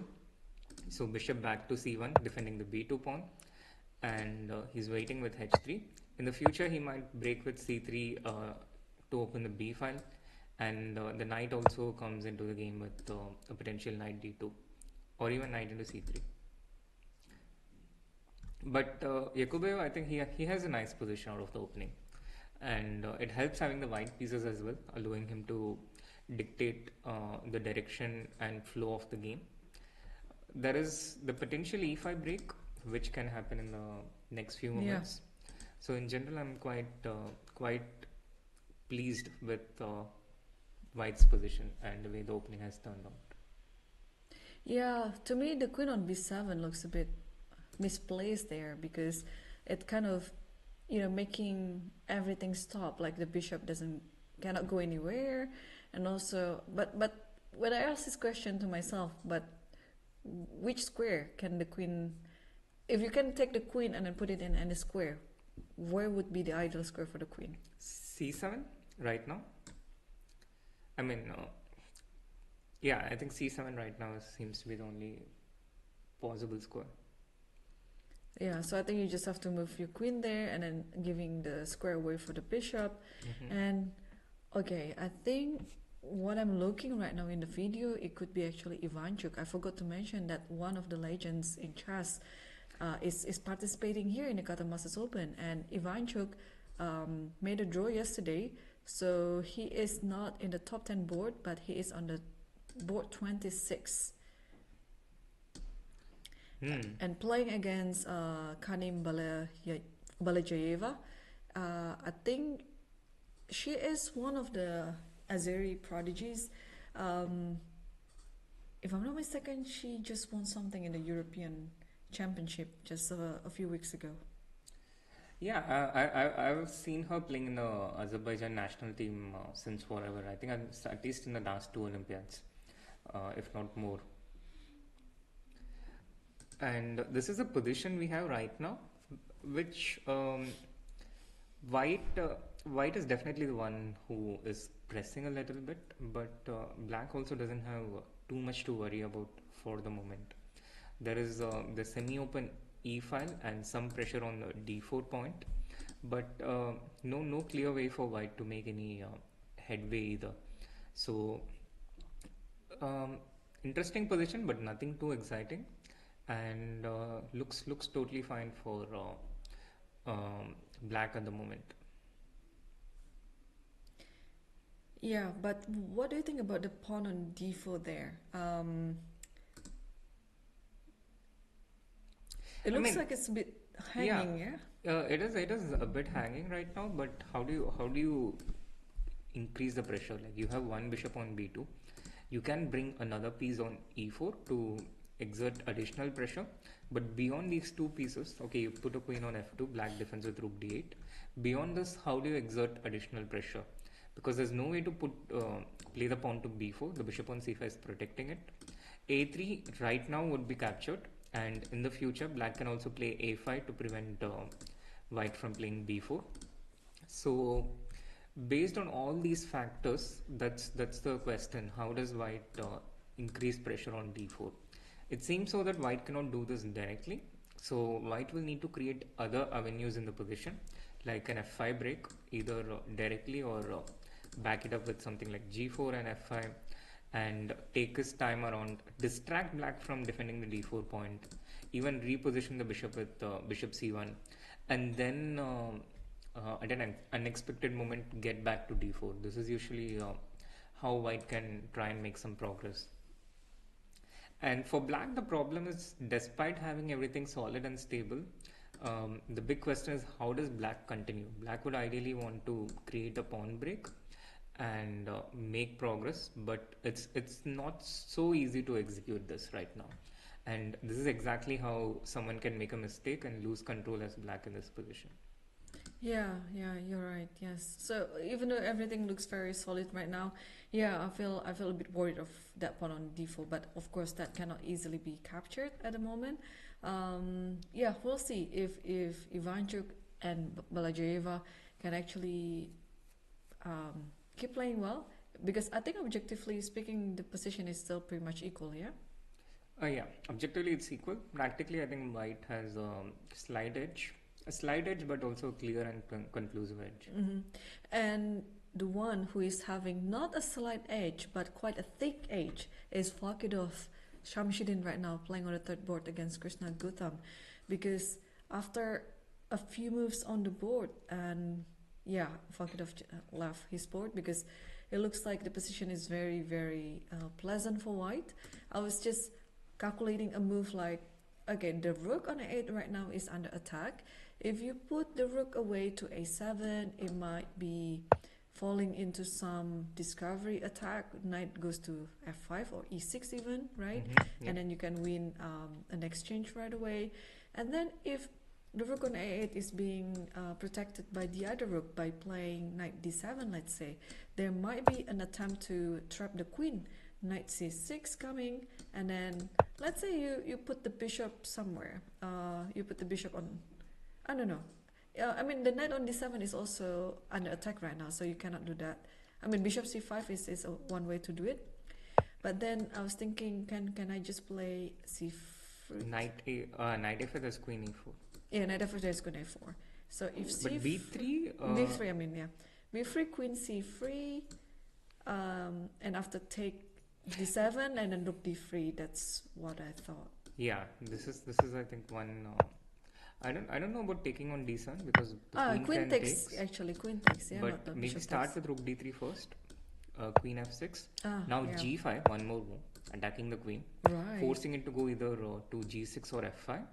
And then now when you take on d7, black cannot take on e3 because there is knight e7 now. Wow. Yes, the queen somehow found herself to be in a very awkward square there on f5. Yeah. So if none of those moves, then what should black do? Because the rook on a8 is now under attack. That's a good question with no good answer. So knight d7 is not possible, rook a7 is not possible. Another move is queen to d5, which also looks terrible, but apparently this is the only way to survive here for the moment. But this move guarantees you losing a pawn at least, yeah? After takes and then at f5. Yeah, you lose at least a pawn, but okay, black survives today. So live today, fight tomorrow, and for now just get out of the position without losing anything substantially more than a pawn.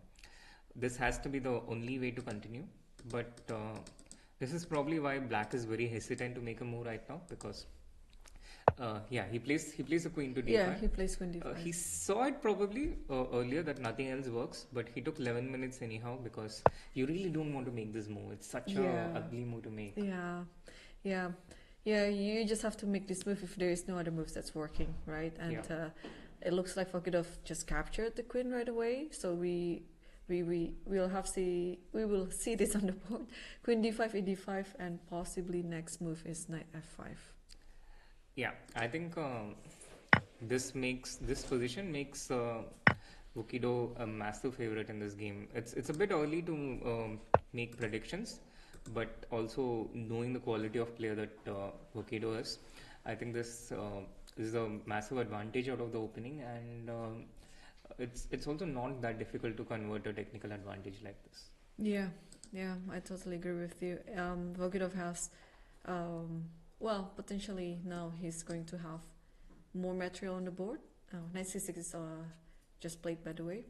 So after knight c6, I think you just have to capture the pawn on d5, because then, he did it very confidently. Yeah. In his trademark fast style. He plays very fast in general, and I think he also has absolute confidence here. He took a bit of time in the opening. The first 2-3 moves out of when he came out of book, he took his time, but once he got an advantage, since then he's been playing with absolute speed and confidence. Right. Wow, Sri, I was looking at all other games as well, especially in the top 10 boards, and the game of Srihari versus Nihal is just so interesting. I have to delay us a bit in the break because I'd like to see this game first. Can you quickly see the game? Yeah. Wow. What is going on? Because all the pieces are just in complete disarray, like one piece there, and then the pawn on e7. Look at that. I guess it started here, Irene. After bishop g5, we were at this position. Yeah, we were in this position before. White played bishop g5, black played h6, logical move, attacking the bishop. And normally when your bishop is attacked, you would move it away. Yep. But white, on the other hand, completely ignored it and played the pawn to e5.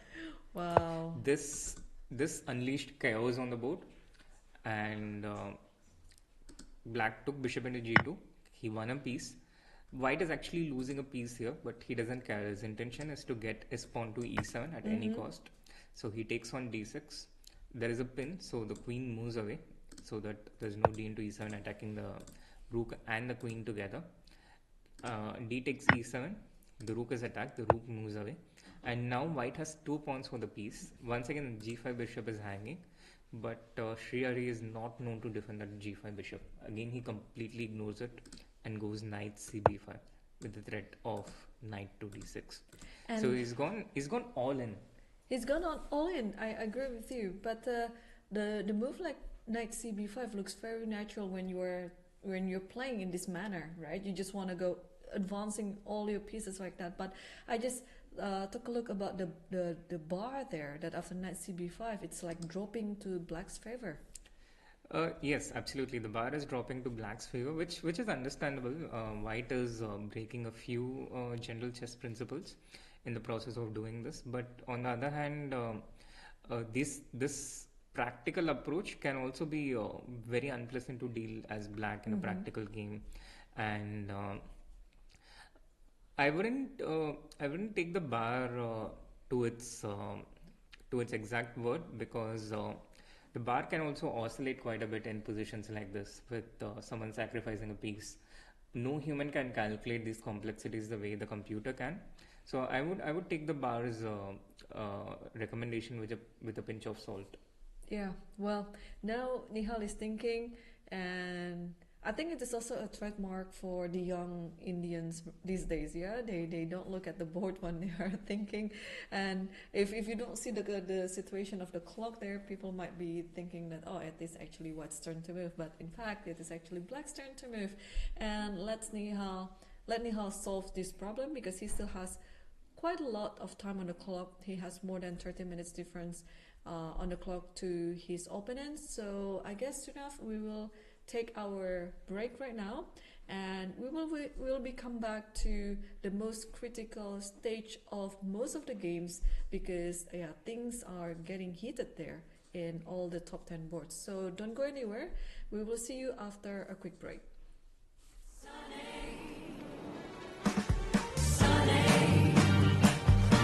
Thank you for that smile on your face.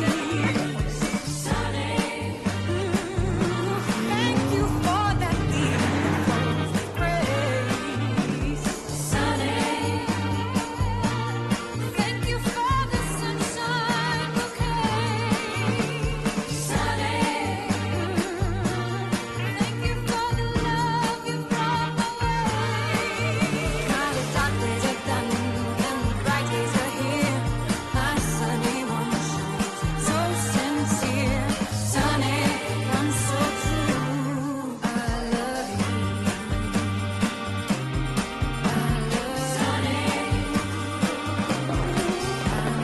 Sunny. I'm so true. I love you.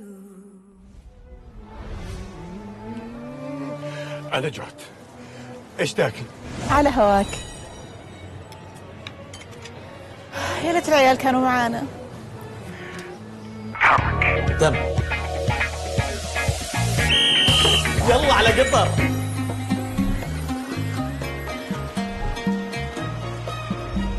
أسرع على هواك يا نواب.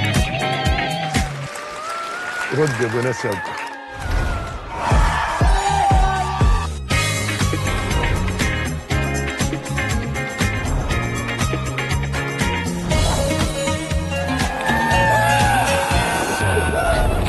كيف صوت العيال؟ معانا هنا.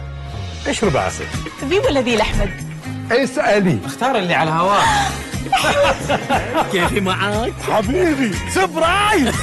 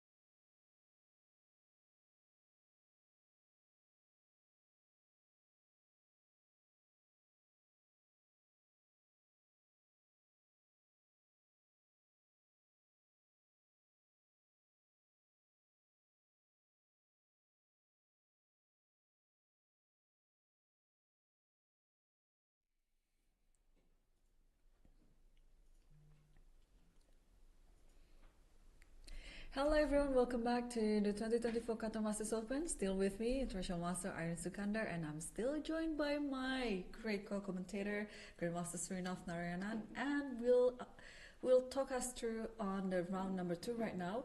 And first of all, let's update ourselves on the board 1, I guess. It's between Arjun versus Kazhgaleyev Murtash. Which is crazy, Irene. It's a crazy position. Just to show what has happened, before we understand what is happening in this position, we were last at this position when we were covering it with the bishop on c4. Black played the pawn to d5, protecting the e6 and f7 points. Bishop to b3, short castle. Short castle is a very logical move. Here white continued with c3, attacking the knight. And again, what would you normally do? You would move the knight back, and white would play bishop c2, and this would be a normal position. Black didn't do any of it. Instead, he just goes a5, completely ignoring this knight. I love it. I love it already now.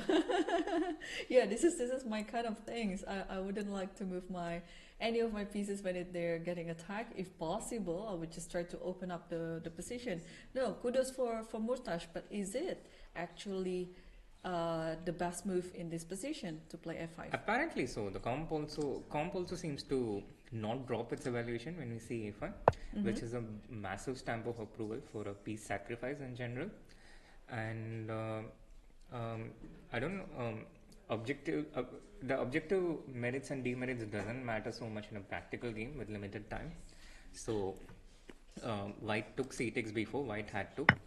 And now again black ignores everything on b4 and instead goes a4, counter-attacking the b3 bishop. What is going on? Oh my gosh. Okay. So he's just advancing with his pawns, going straight for Arjun's king. So at this point, actually, white is technically a piece up, and Yes. I'm yet to find the compensation for the piece actually.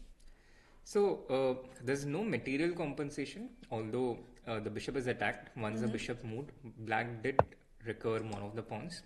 But the compensation is not so much material in nature. It's more about the attack against the white's king. The white king has no pawns covering it in front of it. The bishop is doing the job, but the bishop is not.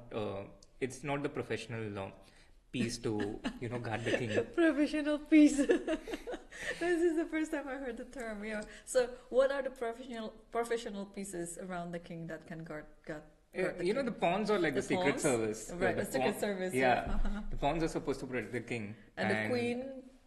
What about the queen? I mean, all other pieces, they're all makeshift. They come into the picture when the pawn it's already captured.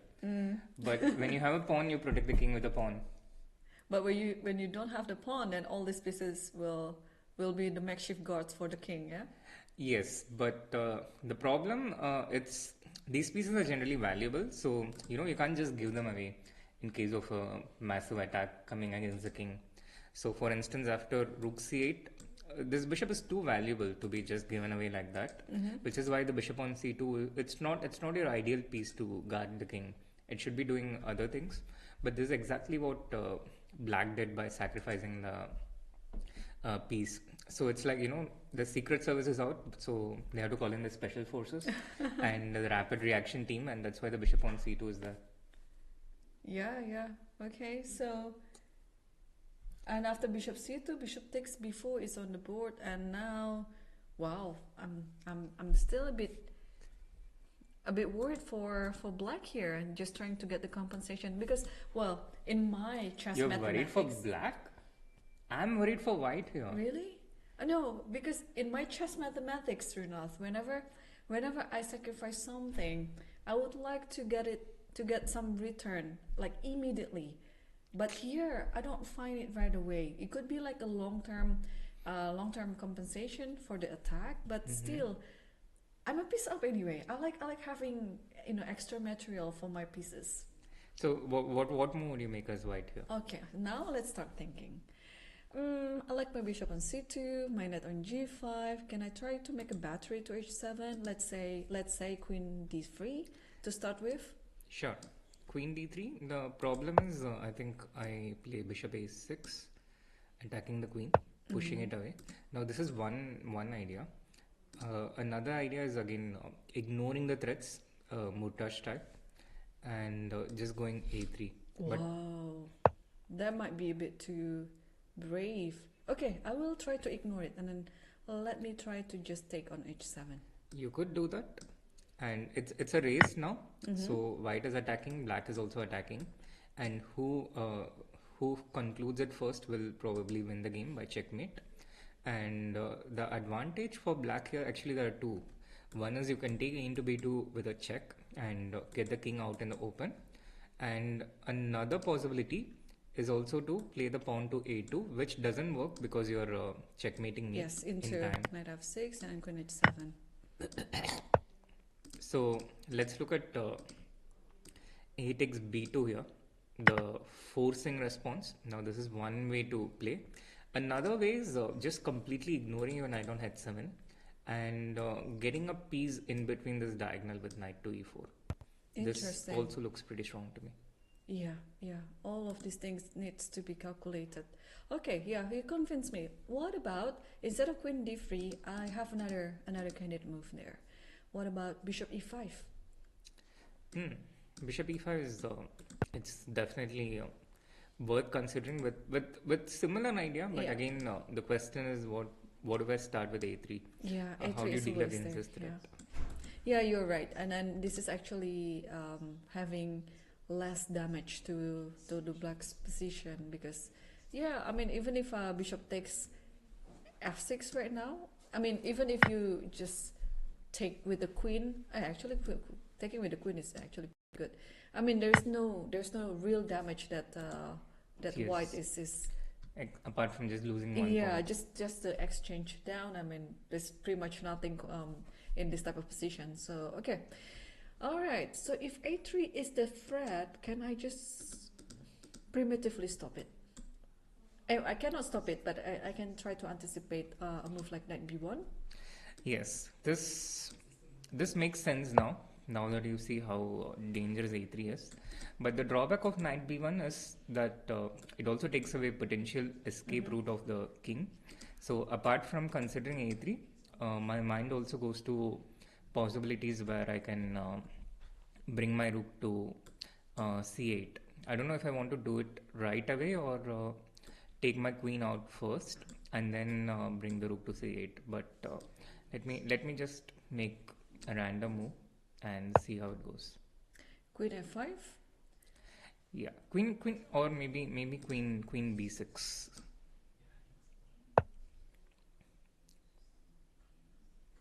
Yeah, queen b6. I think I like it better than queen f5. I don't know why. I'm yet to find out why. But queen b6 looks more. Has Arjun made a move though? Um, Because it seems like black is the one who's.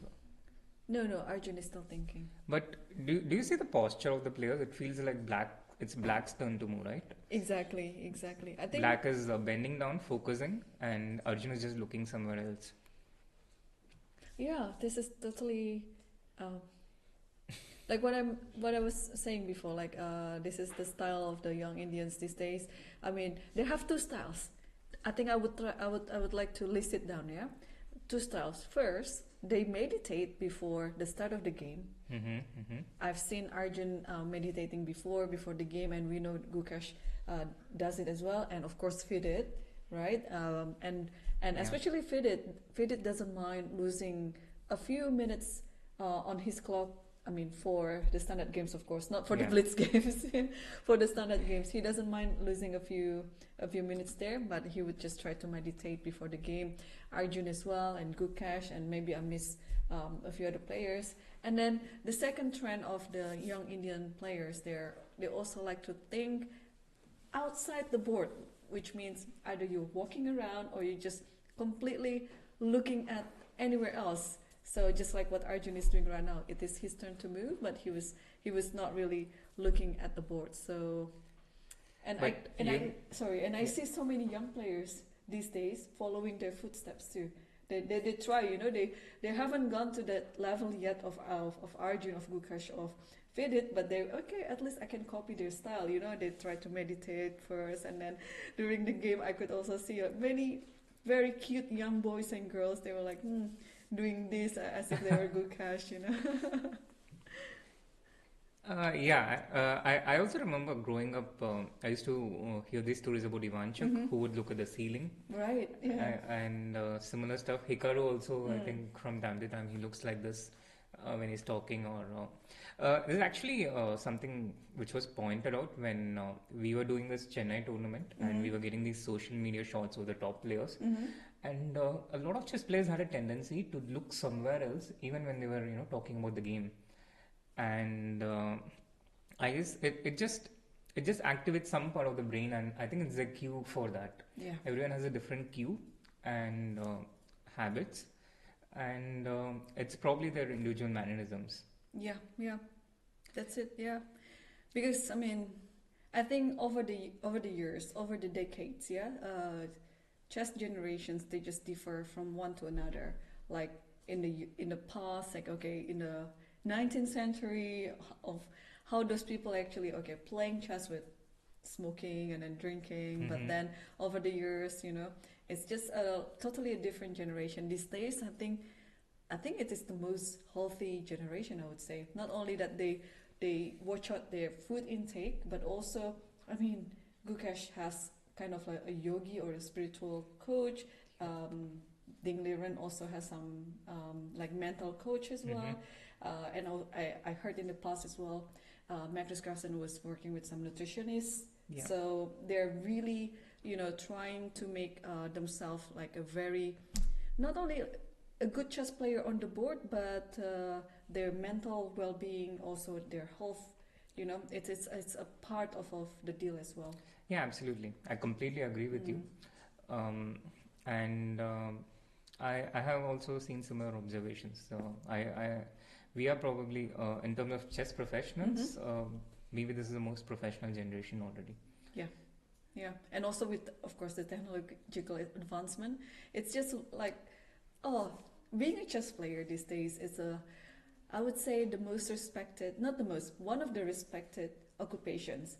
Because I remember when I was growing up, and then when I started winning some titles, especially when I won the first woman grandmaster title for my country, Indonesia, I would still feel a bit, how to say, I was not embarrassed, but I just didn't know how to explain it to the people who didn't understand chess.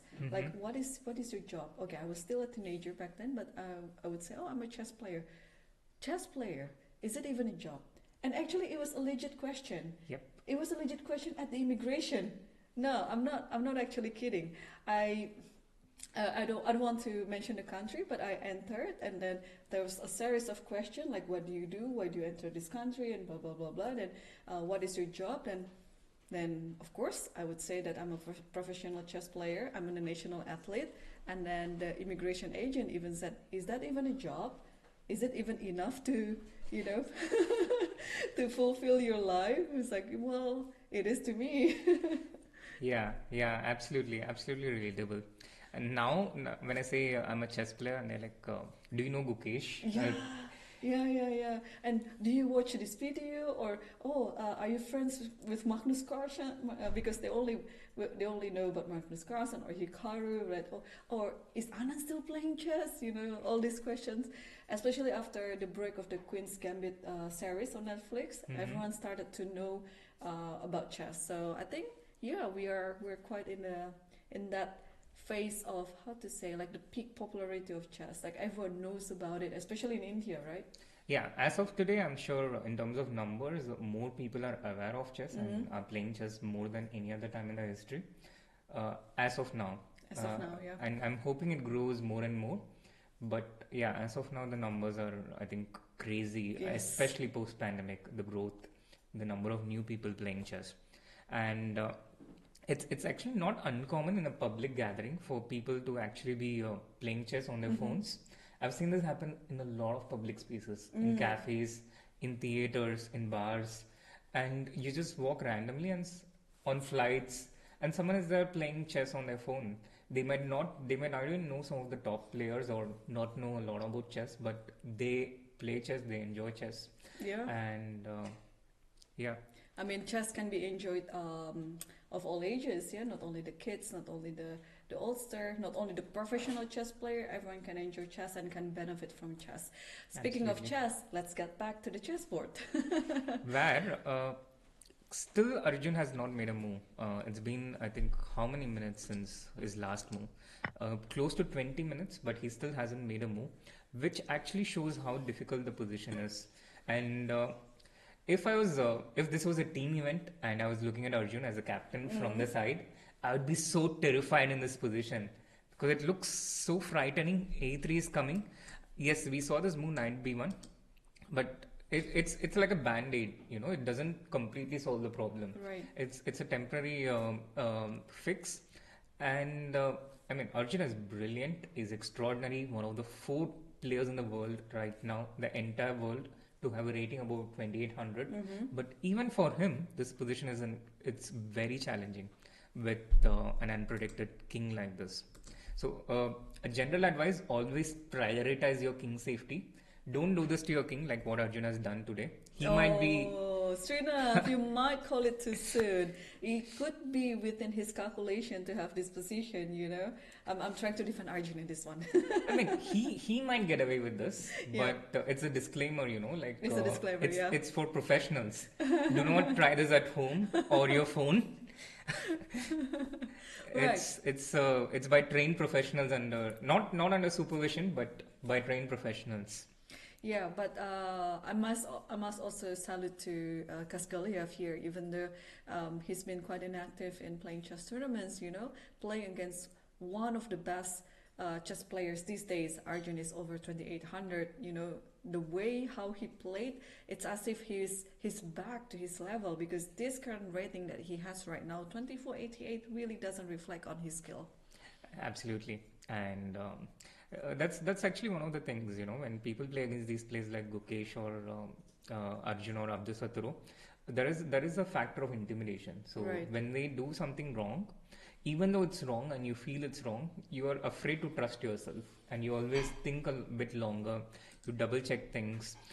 These are very common human responses, but both Noderbek's opponent yesterday as well as Arjun's opponent today, they seem to be pretty confident and backing themselves. And I can imagine for someone like Murtash, it's easier. He has probably played some of the finest players in the world already. He's vastly experienced. I don't know if he's played against Gary, but he may have played the players of this level, Gary and Vishy. Yeah. Well, he used to be number 1 in his country, Kazakhstan. But again, because of Kazakhstan also has a very good regeneration of players, right? Yep. So, especially in the women, it's just amazing in the last Olympiad as well. I noticed that Kazakhstan women's team, they played without their without their grandmaster Zanzaya Abdulmalik, and also without Dinara Sadokazova, but they still managed to win silver or bronze, was it? I think It was bronze. Yeah. Bronze. Yes, with all the players under 20 years old. Imagine a team under 20 years old is like under 20. If there's if there's a team championship under 20, they would win it easily, and then they won the bronze medal in the Olympiads. It's very impressive. Absolutely. So let's move on to the other. There's one crazy game, Irene, where Which one is it? there's a queen sacrifice. Oh. Can you guess which game is it? Queen sacrifice. Yeah. Queen sacrifice. No. There's so many games. Please show me which one.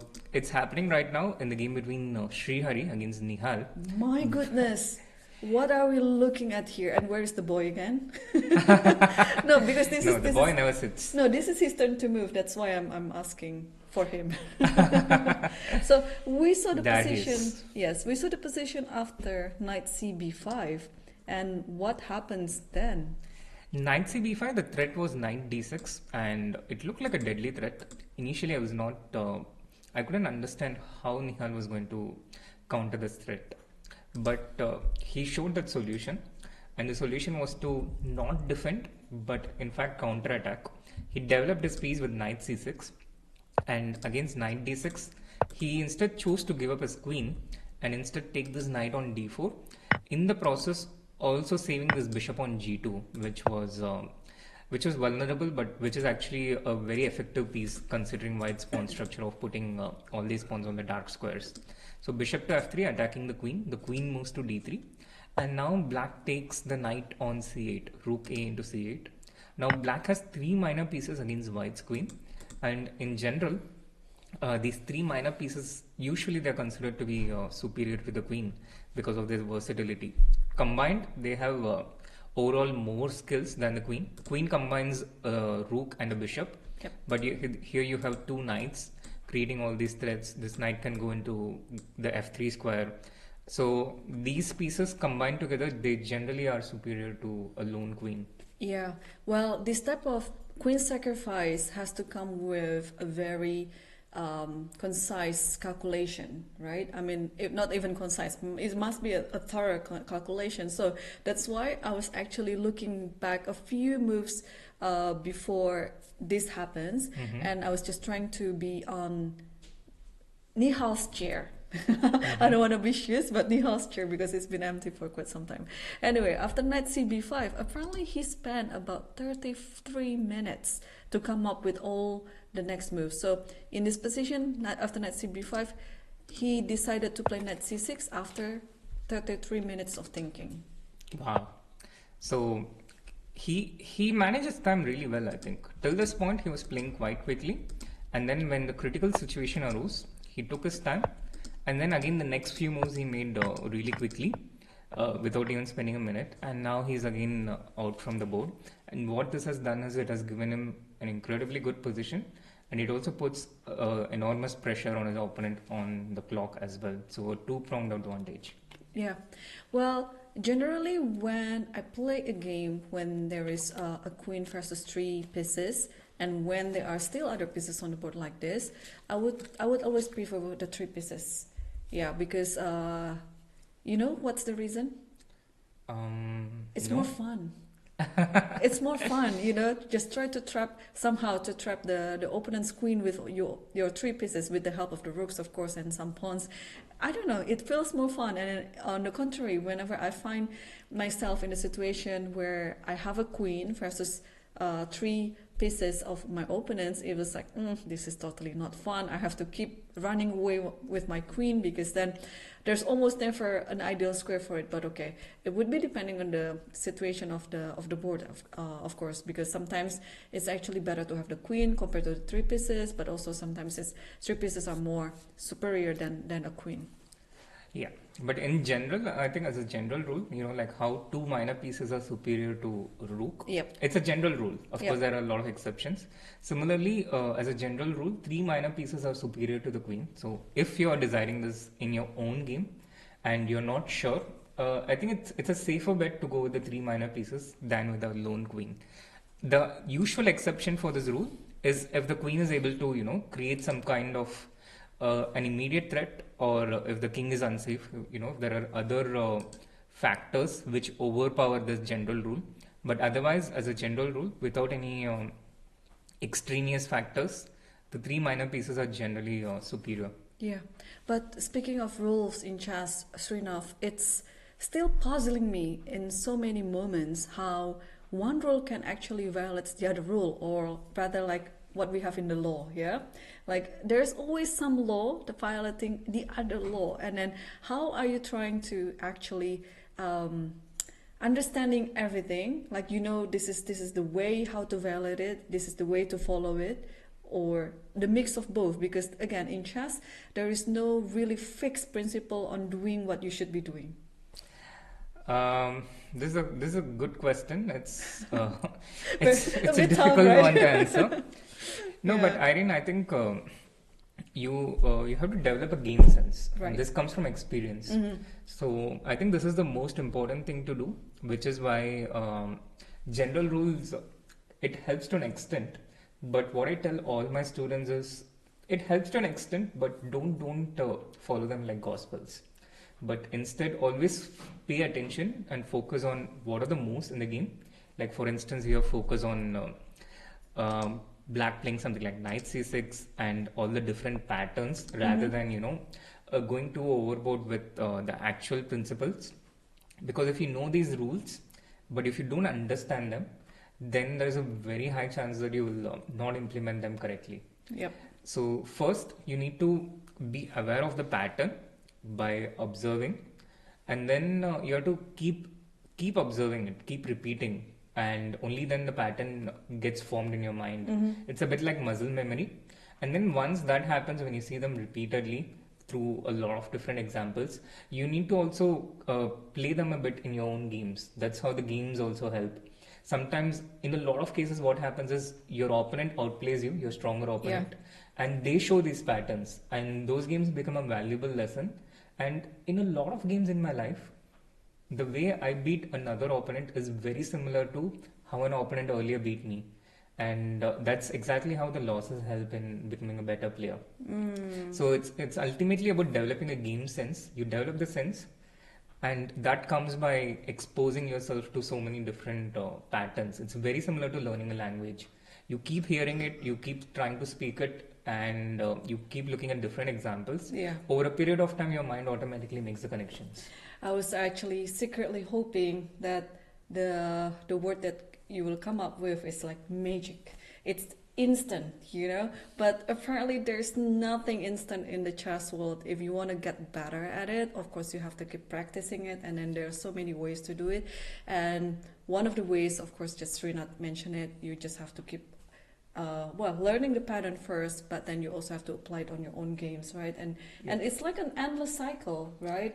You just keep learning something new, applying it on the board, and then when you actually try to apply your skill, you learn something new again, and then you just have to analyze it again. So it's like, boom, you know, never ending. And even for the best of the best, they are still learning at this stage too. Yeah, absolutely. You have to constantly keep learning and also keep evolving. The game keeps changing, and we are constantly learning new things, which is also one of the challenges and one of the things that the younger generation is doing really well. Yeah. Because they don't have to unlearn. That was going to be my next question, actually. Yes, our generation, we still have to unlearn things from the past that we knew that it was the best pattern or the best solution to some principles, right? But then, thanks to the advancement of computers and all this, everything is so advanced right now, they show us that actually the way that we learn was wrong. And then we have to somehow empty our brain, unlearn everything that we have learned, and then come up with something new. And this is actually the most difficult part, because you already are stuck with all this occupied knowledge, which was unnecessary actually for your chess improvement. Absolutely. But you know, I have a little hack for this. Tell me. I need some life hacks. Go on. So all our life we have been we have been hearing about learning from experience and learning from people who have experience. Yep. But the hack here is to surround yourself with younger people and observe what they are doing. And with each generation, I think this is really important to observe and learn what the best of that generation is doing. And there's so much to learn from that, and then it becomes so much easier to unlearn and relearn, because you are learning from the younger generation, from people who are doing the right things at the present moment. And this is actually something I think maybe one of the secrets of maybe Vishy Anand as well. Yeah. He keeps evolving, and he's one of the finest examples of how you can keep going at the highest level regardless of age. And one of the secrets I noticed is he always works with these younger people. I remember he invited Anish when Anish was really young for one of his matches against Magnus, I think. And now he has this army of young people who he constantly interacts with. So this is one of the secrets, not just from the older experienced people, but also learn from the existing generation. But it takes a skill as well. I mean, it's easier said than done, right? When you decide, I have to unlearn things, I have to learn from the younger players. It's very easy to say that, but when you're actually doing it, you have to dive down to their way of thinking, which might be completely different to yours. I mean, your maturity level is completely different, and then you just have to try to understand their perspective, their point of view, and then try to adjust it to whatever knowledge that you have right now. So in order to do that, even it takes a skill. Not only when you already start learning chess or anything like that, starting from literally starting from the scratch. So that's it's not easy. If it was It's not easy, easy. everyone would do it. exactly. Yeah, I agree with you. I have to keep asking questions so on. And I was in Singapore for like almost 2 weeks, and he was around, and then I was also hosting some meet and greet with the fans, with Anand as my guest star. It was very interesting, and then he always has something to say for all level of players. So it's always even after meeting him for the umpteenth time, I was still like fangirling him. Starstruck. Very starstruck. It happens to me as well. I have spent so much time with him, but when I'm with him, I'm just starstruck. I don't know what to say. I'm very careful with my words because I don't want to be stupid. Yes. Especially when we are talking about a chess position. Yes. And he's like, what would you do here? And I'm like, no, I'm not going to say anything without thinking. I don't want to appear stupid. Well, okay. Well, let's appear to be smart in some of the games then. Let's take a look at other games that are still going on, because I can see from the corner of my eye here, board 7, San Shargishan is actually having a pretty good position, although it looks a bit risky there with the king. Oh, yeah, I can understand this one. So, we were last at this point, around this point, when black was advancing the pawn. But the advantage in white's defense in this position was that after knight d2, whenever the g pawn moves, the queen gets traded. And once the queen gets traded, it's not so easy for black to continue the attack. So black played rook g8, logical, trying to open the g file, and white played g3, setting up a defensive perimeter around the king, and also inviting black to take the h pawn with either the pawn or the queen. Now if black takes with the queen, I imagine white's response would have been to play e5. Oh no, e5 is disastrous, I think, after c5. Oh, there's a amazing attack on h1 there. Yeah, you got to be careful with this. But in this case, white will probably just play the knight to c4, and white's point is that your g file is never going to be open. So this was his defensive idea. The rook cannot join the queen on the h file because the bishop on c1 is guarding both the approach points. The rook cannot go to h6, nor can it go to h5 from g5. And this was probably his intention. Black did not take on h3 with the queen. He instead took with the pawn. And this allowed white to just remove the queens from the board. And this is already strategically very nice for white, despite being a pawn down. Because after e5, black's biggest problem is this b7 bishop. It never comes into the game. In general, black needs to break with c5 to activate the bishop, but with knight e4, white makes sure that this is not going to happen anytime in the near future.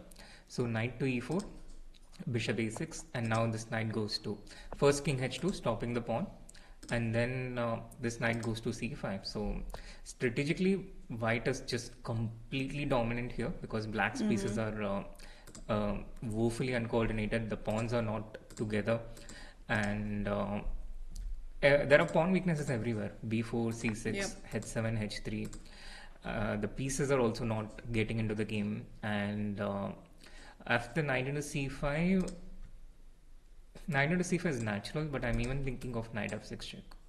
Yeah. Knight f. Okay, there are a few candidate moves here. Yeah, you can take the knight c5 with the knight or knight f6.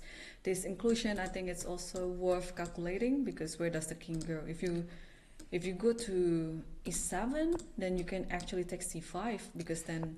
Yeah, Or take g8 first with check. Yeah. Although then in this position you have to. Oh, there's bishop g5 actually.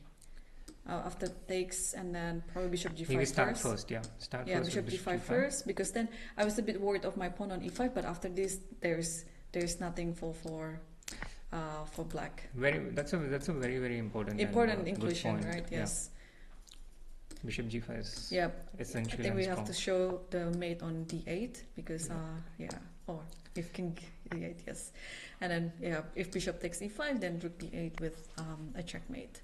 So, well, I think white is just pretty much spoiled with many good options here. even knight takes c5 without calculating. If it was some blitz tournament, you can just take Yep. it, and then you can still be happy with your position. Yep. Move first, think later, or think first and then move later. Yeah. The pattern that you mentioned before with the bishop on b7 initially, but now it's on a6, that we saw in many of Slav games. I was about to say that been there, done that. I was white and I could win this one, and I was also black and I lost this one. So yeah, this pattern, it's like bittersweet memory for me. So I'm trying to avoid it these days, as black especially, but as white, it's almost never happening again, because these days all the chess players are very clever already. They would try to avoid this type of pattern, that making their own bishop very passive, very bad on b7. Yeah, but as you see, it still happens. It still happens. Yeah. Yeah. Okay. So the queens are already gone on this one, but I have to take you to. Well, we've been commentating for like more than 2.5 hours, but the game on board 8 between Karthikeyan versus Gan Erdene, it's still pretty much complex. The queens are on the board, and this is actually what I like with this setup. If you put a few moves back with the bishop on g5, it's a very typical pattern, because you keep mentioning about this too. Yeah, we have to observe, we have to first learn the pattern, and then we apply it on our games, and then after that we can actually analyze it, whether it's the right one to apply it on the games or not. And the bishop on g5, I learned it in a very early age. I just saw one of the classical games, and I was like, oh, this is the idea, that after h6, you even when the bishop is under attack, you don't put it anywhere. Instead, you just push another pawn and then make it emperor on g5, and therefore you can open up the h file. So interesting what Karthikeyan is doing. Absolutely. Great point that you pulled up, and just showing how it happened. We were at this point, we are talking about how rook d8 is the safe move, king b1, short castle, and now Karthikeyan just went for h4 in any case. Sometimes there's a response after black plays h6, but in this case he just started with it. And after bishop c8, knight d4, takes. Black showed exactly how the pattern works with h6. The bishop looks trapped, but it's not, because after bishop d3, if black indeed takes this bishop, then that's gonna be very, very then dangerous. I'm just going to pass to you to continue the game and deliver checkmate to black after h5. Yeah, I mean, I think I can try to make it happen in many ways, like the quick way or the slow way. You can actually ask your opponent that. Yeah. I mean, I think 99% of the people will not take on g5 in this type of position anyway. Yep. So It's like walking into the fire, yeah, literally. So black also refrained from it. He played queen c7, queen f2, taking the queen towards f3, from where it attacks better. And now the king actually is evacuating. The rook went to e8. The king goes to f8, literally emergency exit time. But after g4, there is no path for the king to escape. There's no counterplay on the other side. Yeah. So the game, it's at the one-sided moment- game. Exactly. It's totally one-sided game. Whoa, I would be very happy to play this as white, especially if I play against you, Srinath. Why me? I mean, What did I do? it's Naidov, and then Naidov is one of your favorite openings. Was it Naidov or was it classical? This was classical. Oh, classical. Sicilian, but Okay. also one of my favorites. Okay. I mean, No, but I think against you, I think I'll play something like Caro-Kann instead. and then I will play the fantasy variation. Just There's want to no keep it. escaping you. Yeah, just want to keep it open and then aggressive. Well, g4 is on the board, and we have like 4 pawns on the 4th rank now, and it's amazing. I mean, this Karthikeyan must be having fun in his position. Yep, and he's also off the board now, letting his opponent with the unpleasant task of surviving in this position. And also, Gan Erdene's in this position, he also has to watch out of his time, because he only has 12 minutes left on the clock with so many moves to go to make to the time control. And yeah, just a friendly reminder, in this Qatar Masters Open, we have 90 minutes for each player for 40 moves, and after the completion of the 40th move, they will gain another 30 minutes extra on their clock, and then they will also have 30 seconds bonus or increment starting from move number 1. So it is very important, to find yourself in a safe situation to go to the second period of the time control to the 40 moves. But this game is far from that because we are still on move 19. Yep. Far from over, but the reason why black is taking so much time is because the position is in fact so unpleasant. Meanwhile, I want to point out, Irene, in a couple of games, it happened exactly like how we predicted. In the Shant game, just quickly going back to that, it exactly happened the way we envisioned, with knight f6, knight g8 and bishop g5 check. Yep. So this is one of the games. No, And this is going to be over soon. Doesn't matter where the king goes. Let's say the king goes to f8, you take on c5. Okay, on our analysis, we put the bishop taking on e5, but okay, this is not necessary. But if the bishop doesn't take e5, then white can actually push f4. This is just like a technicality to win the game. Yep. So I think we can kind of conclude that maybe this can even be the first game to end. And just quickly going back to the Arjun game, the first board, this also Arjun played one of the moves that you suggested with bishop e5 here, and we had a look at this. In response, black just again ignoring white's threat, he just plays h6. I mean, not quite ignoring, he defends the h7 pawn, but he's ignoring this threat of bishop into f6 and knight h7 fork, because I'm imagining that one idea is queen takes d4, but the other is essentially he doesn't mind giving up some material on the king side, because this completely takes care of any attacking prospects for white. And now black has a full free hand to attack on the other side. And this kind of a position is a nightmare to defend. Wow. And you see Arjun, who usually plays so fast, but in this case he barely has 11 minutes for 19 more moves. Yeah, he's behind on his time right now against Murtash, when Murtash has still 28 minutes on the clock, and the game is far from being simple. Yep. It's in fact, I would say Arjun is in massive danger. He's under fire. He can survive this because the position is still complex, but he's not the favorite to survive this game. I would put it that way. Black is dominating, black is attacking, and he's under control. White, on the other hand, he's struggling to survive this one.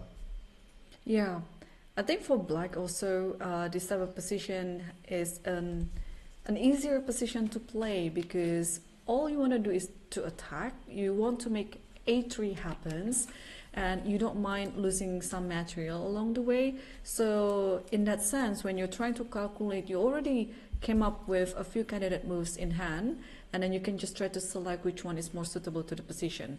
And Arjun just took the knight on f6 right now, bishop takes f6, and I think we'll be seeing queen takes f6 soon, when Murtash is back to his board. Yeah, as soon as he's back. But what are your thoughts? Do you think Arjun? Do you think Murtash will win today, or Arjun will save it? Oh, this is tough, yeah, because anything can still happen. I mean, Arjun is capable on playing a more inferior position and then slowly converted it to his favor. So Murtash has to keep his cool. He has to keep playing like how he has been playing on this game. If he managed to do that, then I think at least half a point is going to be deserved for him.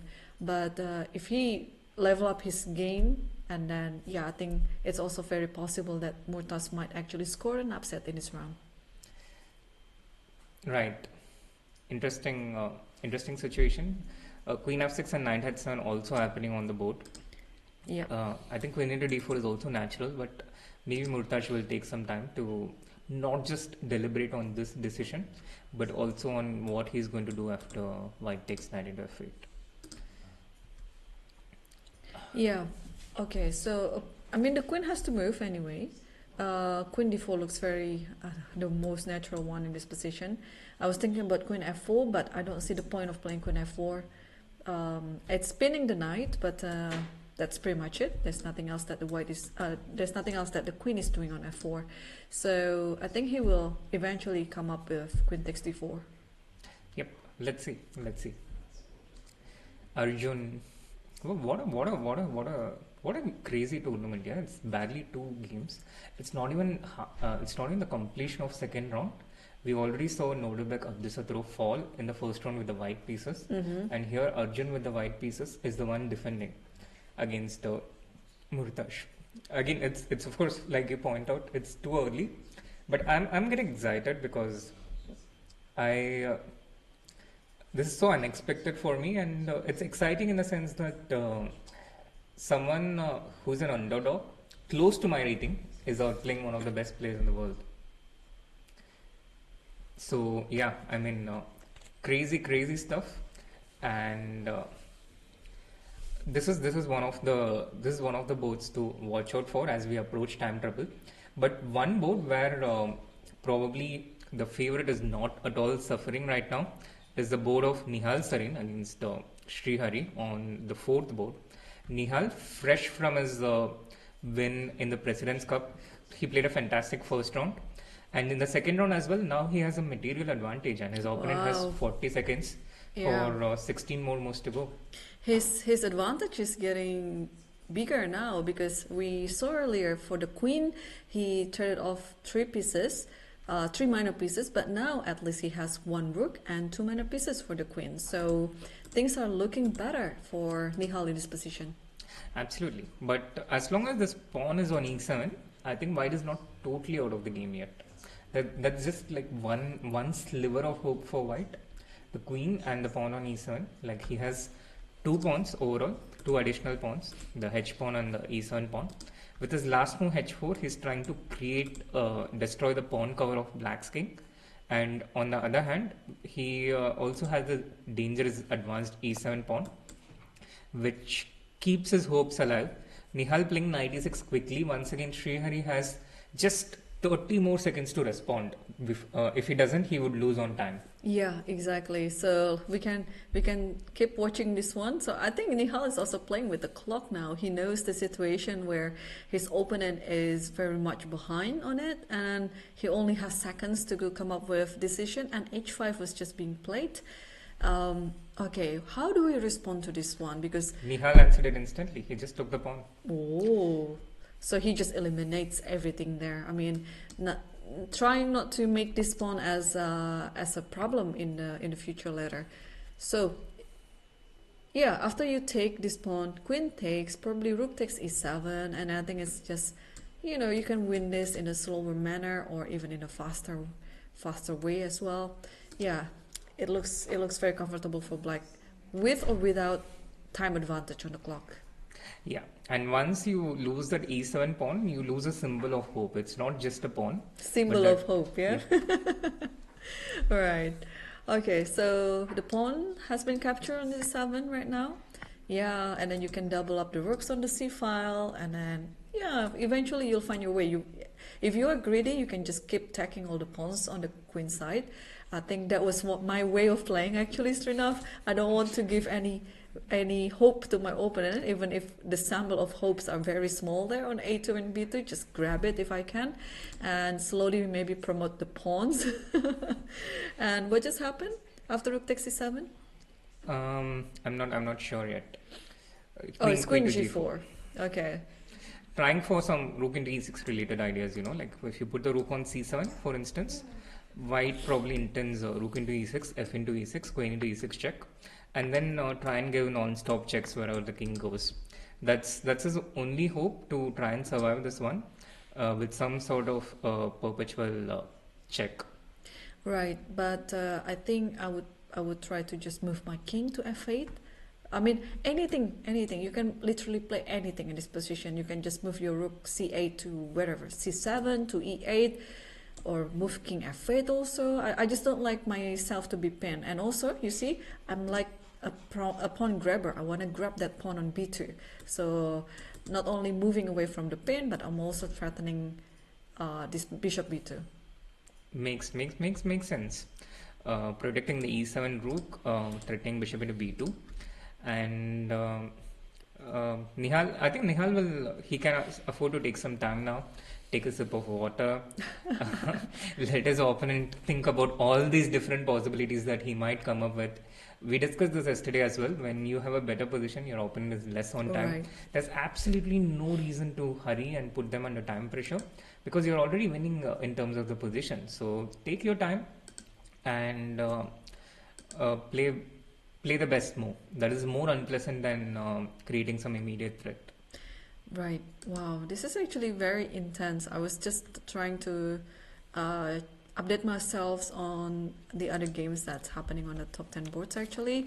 Okay, I think we can say we can conclude the game Sargsyan Shan versus Mamedov to be winning for Sargsyan. And Nihal is looking good in this position as well.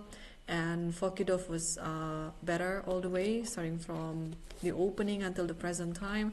And then I think still the most complicated game is the first board, Erigaisi versus Kazhgaleyev. And Kazhgaleyev took the pawn on d4 anyway.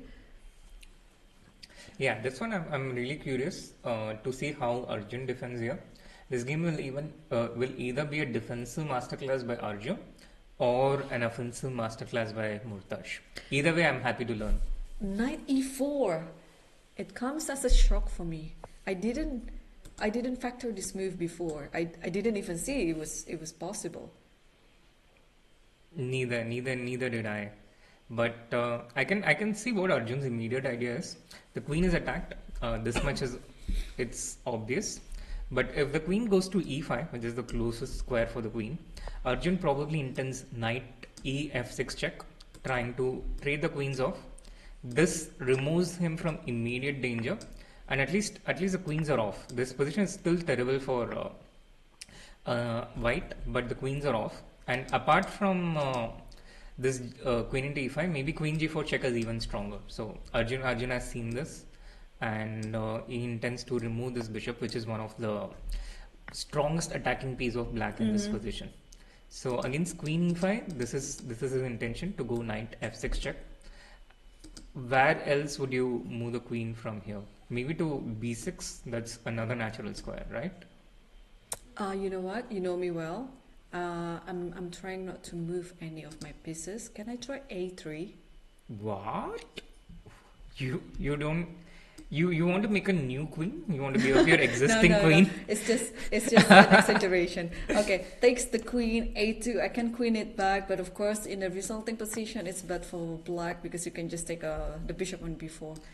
Yeah. At the very least, yeah. And then after queening, and then you can actually play what?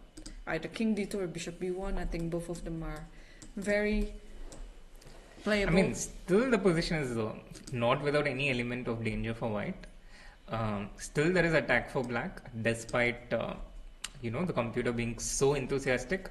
But I guess the problem for black here is now white starts counter-attacking with some check here and going after black's king. This is the problem.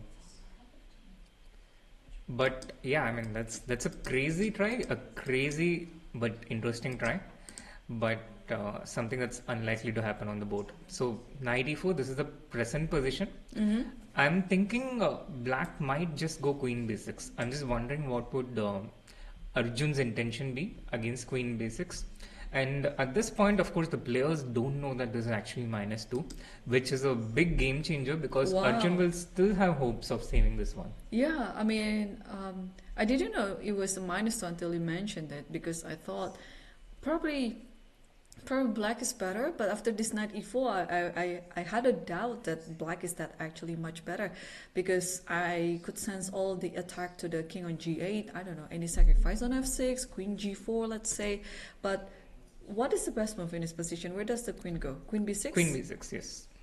So you have three possible squares of the queen, yeah? There's queen a7, which looks very strange, that you would probably not even consider it seriously. And there's queen e5, but queen e5 I'm repelled by knight f6 check related ideas. So he has his hand on the queen, and he goes queen e5. Queen e5, wow. And has the evaluation dropped? Yes, the evaluation drops to less than -1, and I'm pretty sure Arjun is going to go knight f6 check. He has to. That's the point of knight e4. Wow. That is Wow, I was about to say the blunder alert, but this is actually not a blunder, it's just a mistake. Yeah, it's very possible that Murtash forgot about the bishop on b4. That after all these checks on f6, queen g4 is coming as a double attack to the king and to the bishop. Yeah, very, very possible. He probably, he might have seen this variation with knight f6 check, gf6, queen into e5, which was my initial reaction, but maybe he was very happy to enter into this position, which seems like a very safe advantage for black. Despite being an exchange down, he has these superior pawns, which is just qualitatively superior to white's pieces. But on the other hand, this move queen g4 it's a bit of a spanner in black's plans. And these are the kind of moves that Arjun can actually see. He did it. Knight ef6 is already on the board right now. G to And f6 GF, instant. of course, this is the only move. You cannot lose your queen. And we will see queen g4 happening on the board soon. Will we? We will. Or, okay, a move. I mean, he has to, yeah. He has to. For survival. Yes, queen g4 is already on the board, and I think from the video I can see it comes as a shock to Murtash. Like suddenly he realizes that the bishop falls on b4. Oh, calculation is very important. You need to.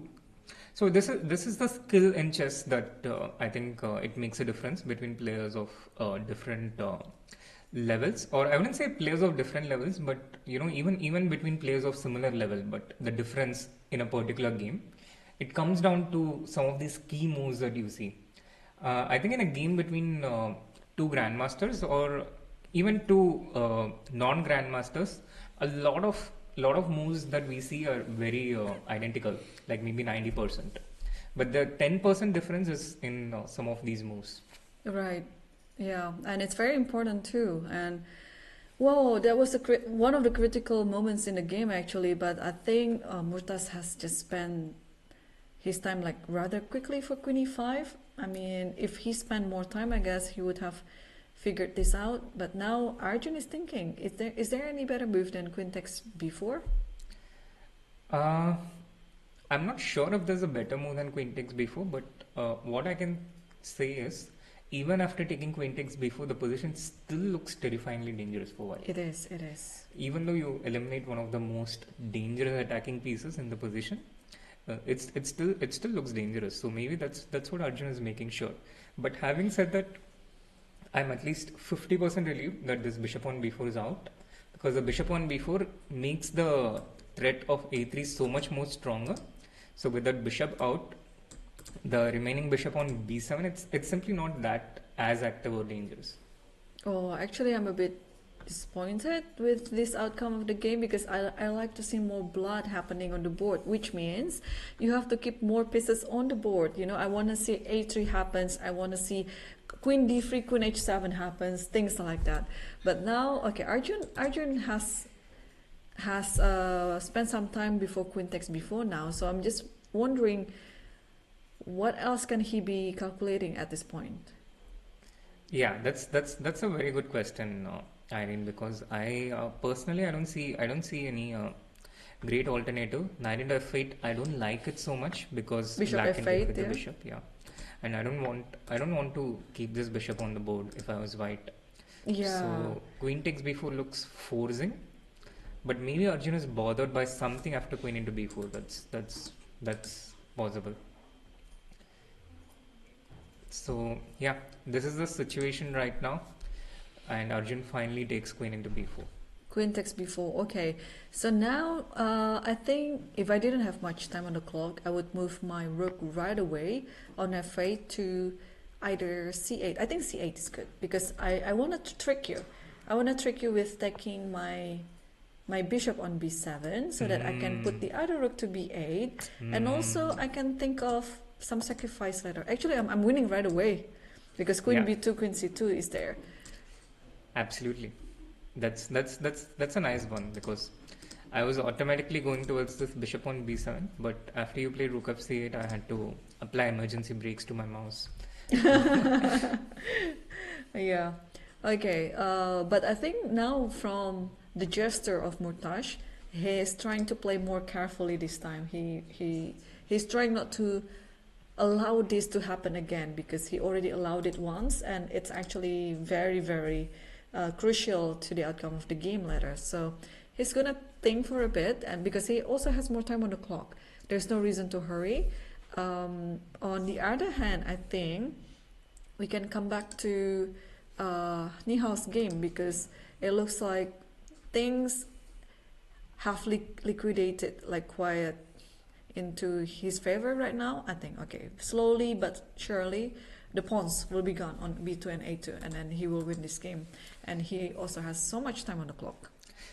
Indeed, he looks the favorite, but I wouldn't count out Srihari just yet. He's actually very tricky, very strong in the shorter formats, the blitz, the rapid formats, and I personally had one game where I was, I think, up a queen against him, and he actually managed to save it against me. So something similar. I was down a queen, but I had superior material, and he managed to save it against me. So some personal experience there, and I wouldn't count him out just yet. And the evaluation -1 is what prompts me to say this, because actually -1 it's not such a high number for a position like this, for an advantage of this kind. Yeah, I would say that it should be at least -2. I mean, if I didn't see the evaluation of the computer, of course.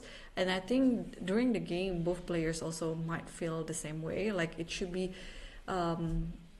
the advantage for black should be quite large in this position. But yeah, it's actually only -1. But white will keep trying to save it, and with b3 he puts the pawns on the light squares beyond the reach of black's dark square bishop. So if you want to capture these pawns, you have to do it with your rook, and when you move your rook to forward positions, then white's plan might be to try and keep giving these checks and try and create counterplay against black's king. So there are these practical survival mechanisms for white, and I wouldn't write out black just yet. Things are still alive for Srihari, of course, and what looks like a bit deadly for me, not deadly actually, probably just dead, not deadly, just dead, is board number 5. It's Ayush Sharma versus Matarosyan, because it's looking like very drawish. It's not symmetrical pawn structure, but okay, did they just sign off the score sheet or what? Or they're just so bored of the position that they don't even want to sit and look at the position anymore. Yeah, because c4 just happened, and then I don't think there is any breakthrough for any of the players here.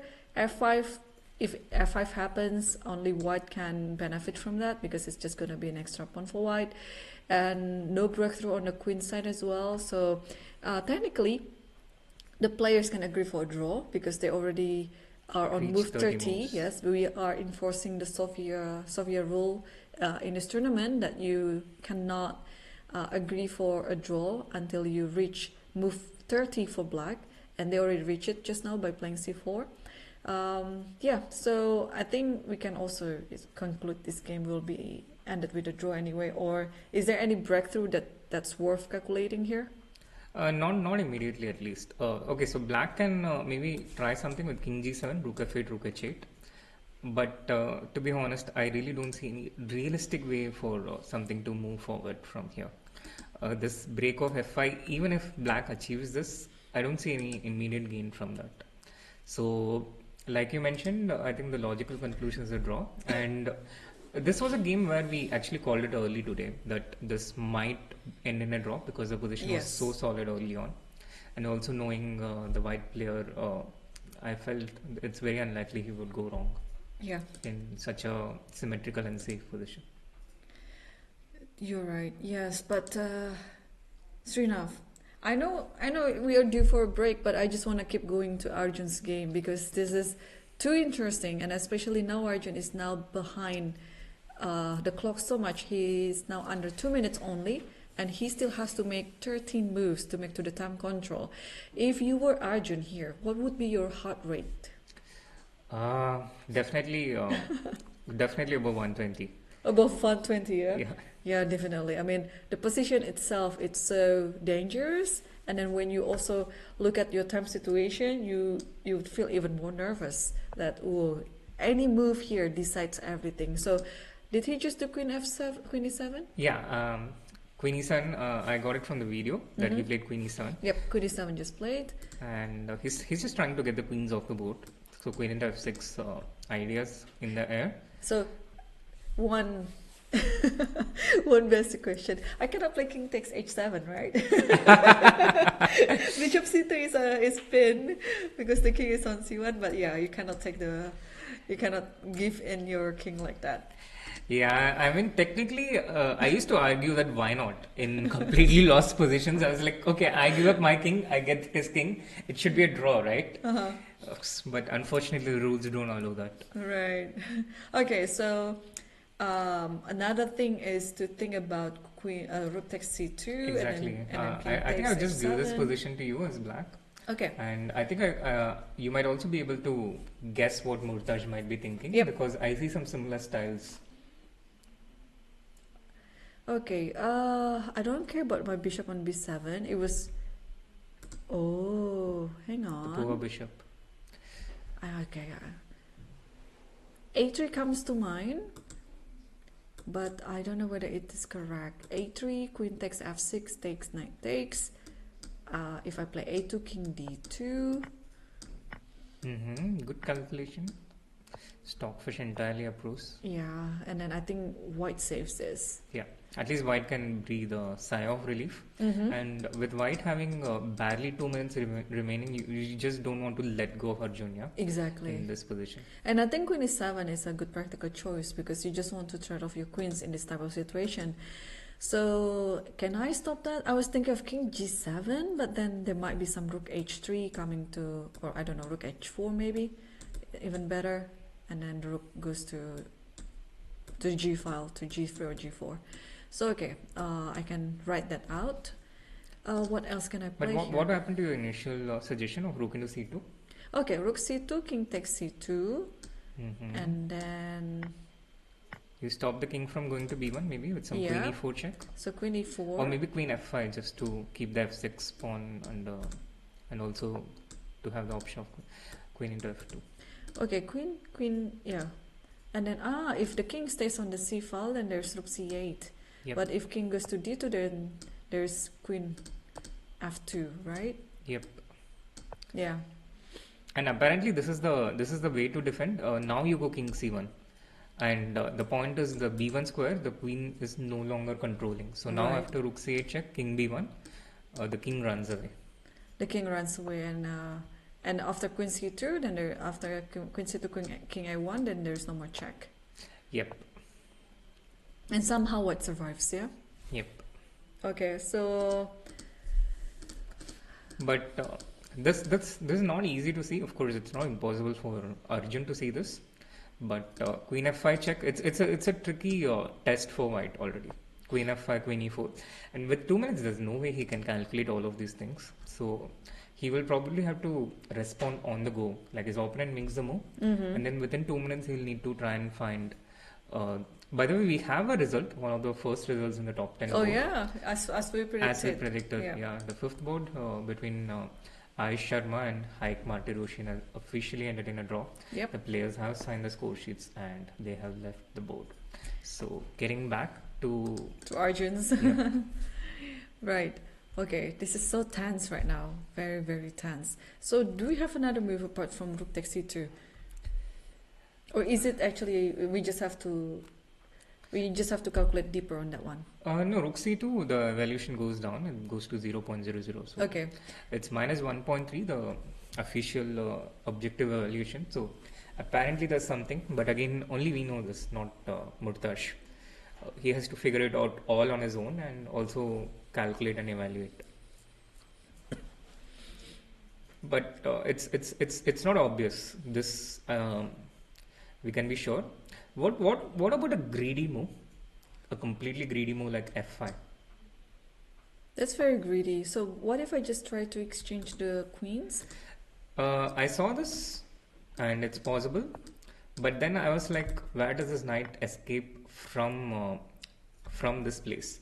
You can go to d7, So maybe Rook c7 now, yeah, rook c7 with the and idea of also rook with c8, c8. Yeah. and also king g7. Combine threats to trap the knight as well as to threaten the bishop. Oh, what about? This is So tricky. this was actually my trap with f5, because queen f6 is so tempting to try and exit. So f5 is certainly one move to consider, and apart from f5, I was also thinking about something like queen f5, but the problem is queen into f6 comes with a check. Yes, yes. And after king into h7, which was my initial intention, Oh, what I missed is white can actually take queen into f7 check. queen f7 check. Yeah. Yeah, the pin, like the bishop is pinned, but the bishop is also pinning. There's so many pins. Yeah, and then I think white is going to be better after queen takes f5. Yep. Okay, so f5 is there, rook c2 is there, a3. I don't think that was the right move for black in this position. Yeah, I just like to be greedy here, and I like to mate the king right away. So I will try to calculate again. If rook c7 works, rook c7, queen takes f6, queen takes f6, knight takes f6, rook a c8, rook d2, but that's pretty much it. I don't see any follow-up because the knight on f6 can escape after that. Right.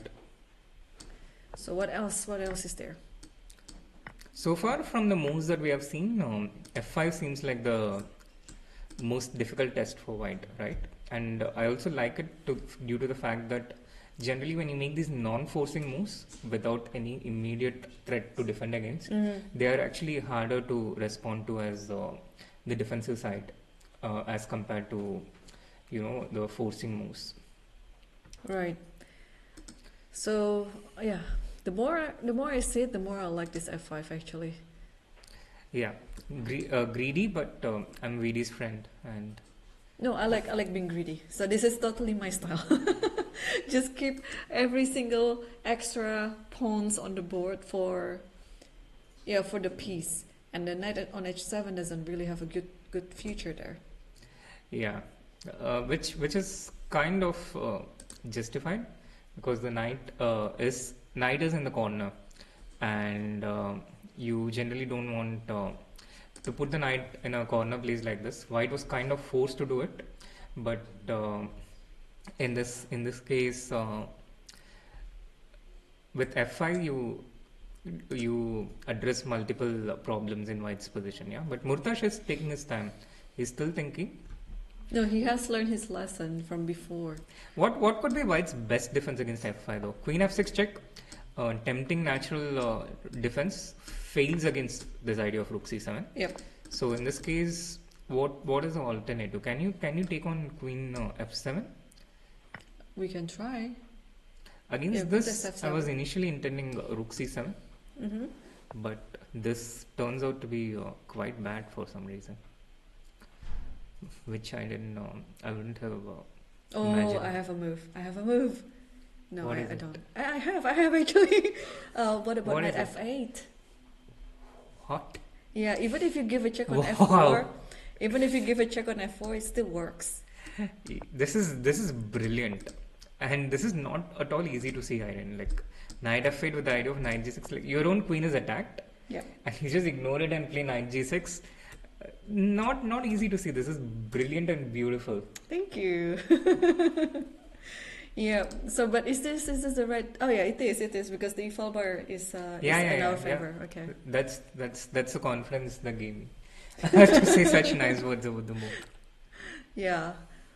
Yeah, this is my approach, you know, whenever I get attacked, I don't want to retreat. I always try to find some counter attack if possible. Yeah, the Harvey Specter method. Yeah, when you're under the gun, you put a bigger gun. This is why most of my games when I was younger, you know, they would end very soon because either I kill my opponent or I get killed myself. So this is the approach. But yes, so apart from that line, is there any variation that white can play? I mean, rook c7 is so natural, but this explains why Murtash is taking so much time, because you can actually just play a beautiful game of chess 29 such nice moves and then play one move like rook c7 and lose because of that. So apart from rook c7, I was also thinking about queen c7 with the similar idea. But now maybe you can just give all these checks, yeah? Yeah. Like checks and take everything with check. At least you have perpetual, yeah, if you want to. Yeah. So queen c7 is not great. f5, queen into f7, and it's not at all easy to. Probably queen He g7. plays rook c2. Oh, did he? Yep, Okay. Yep. All right. He played rook That's the c2. most practical response to this. Okay, king takes c2 is on the board. Yep. Arjun just Arjun played gains it right 30 away. seconds. 2 minutes 29 seconds for Arjun now. 25 seconds for Arjun now. And 11 minutes for Murtash. Queen Do you f5? think? Yeah. I think queen f5, yeah? You think so? Queen f5 Queen is f5 or queen e4? I think these are the two possible Queen options. f5. Queen f5. Murtash just played it. Well, we can't quite get into the minds of Stockfish, but we can predict what the humans might do, yeah? Mm-hmm. Queen f5 check, and here Arjun he played rook d3, right? Did he play rook d3? I think so. Yeah, I think rook d3 is natural. King d2, king c1 and king d1 is not so natural. So in this sense, I thought he might play rook d3, and rook d3, the computer hates this move because probably just rook c8 check maybe. And after king has to go to d2 Yeah. to keep protecting. And then now queen you takes can even just take on heads. No, maybe king h7, there's queen f7. I want to play queen f2 check, queen c2 and queen d3, but in the end you have queen into f6 check, which is the problem. And I think you can just walk to g8. You don't have to take it to prevent the perpetual after queen f6. Yeah, let's have a look. King d1, just queen Yeah, c2 check, queen c2, king e1, and then queen takes into d3. d3, and after queen f6, king g8. Yeah, It's very important, otherwise there might be some perpetual. king into h7, there's queen into f7 check, and this gives a potential window, but king g8 seals the game. Could also be something that Arjun had missed because he hardly had any time, but Murtash can very easily calculate this. He has ample time. He And- played something. But Arjun played king c3. Oh, He king didn't play rook c3. d3. Okay, king c3. It was not rook d3. And then there was is Murtash just keep checking? Queen e5 was there already, and king c2 and queen f5 again. But why? Was it? Okay, maybe I'm wrong, but I think let's wait for the moves to come. yeah. Let's wait for the moves to come because King this, c3 looks wrong though, but I think maybe he wants to go forward and hide. But rather how? than- How? No, I was right. King c3, queen e5, queen c2, queen f5 again. So we have repetition. Okay. Okay, I don't. Come on, Murtash. Yeah, you have to keep playing. And also, it doesn't really make sense for me if you repeat this move with more time on the clock. Usually, you are the one who is behind the clock, and then you just want to gain some time. Here, you actually want to pressure your opponent in the time situation, right? But why is king c3 such a bad move though? Can we try and find out? Is it something elementary that humans can find, or is it something? I would insert d4. I don't know whether it is the wrong. I think it's wrong. Okay, the bar shows that that's the wrong decision. Okay, what if I bring my rook to c8? Rook c8 is, I think, Looks very natural. Mhm. You have to go king b4, Yep. the only move which doesn't get mated. So this much is very easy to see. Now, where is the end? Is there an end? I'm looking. Okay, there's rook c4. There is queen e4, queen f4, queen g4. I mean, any checking on the fourth rank there. What else is there? Because otherwise, queen takes f6. Yeah. Oh, queen f4. I like queen f4. Queen? Queen f4 check. No, this is not the case. This is not the case. Yeah. Yeah. Wow, the bar hates it. So it could be the situation where there's only one move to win actually. True. Oh, it's not easy, Irene. It's Whoa. not easy. What is it? So it's queen to c2. I just quickly checked with the computer. Oh wow, queen. That makes sense, but it's not the most practical approach in this situation, right? I mean, it can Yeah. easily be missed. Absolutely, and I think this is the reason why Murtash and queen c2 is the only move that not just wins, but it's the only move that does not lose. Oh, Arjun doesn't repeat. He played King D2. Yeah, I thought he might do that because understandably so Arjun wants to try and keep his chances as much as he can. But it also explains that although the computer was showing -6, why Murtash wanted to repeat the moves and make a draw. It totally explains it because this Queen C2 was not something we were going to find anytime soon, I think. Yeah, it's not the most natural looking move. I mean, in this type of situation, especially after you played Queen C2, you leave out the protection over the F6, where we figured it out that the king can just go to G8 to prevent the perpetual checks. But again, this is not the most natural looking move. Yeah, and with King D2, we saw this variation just a bit earlier. We saw that after Queen into F2, the idea is King C1, the king goes and hides to B1. But apart from Queen F2 check, another check that black has is with Queen F4. And the king goes to E1. Now, how do you follow up? I think you just play Queen to E5 check. No, Queen E5 check, King F1, and white can actually win this. You play Queen E4 check, King F1, and here also you're Maybe kind Bishop of A6 first, Bishop A6 check, makes sense. and King then to G1. and then eventually just take on H7 with No, Queen. but taking on with the Queen, it's possible. And then you go for this endgame if necessary, like Queen F6, Queen G7, and I think how is it in the endgame? Is it So here it's complex. It's not clear, I think.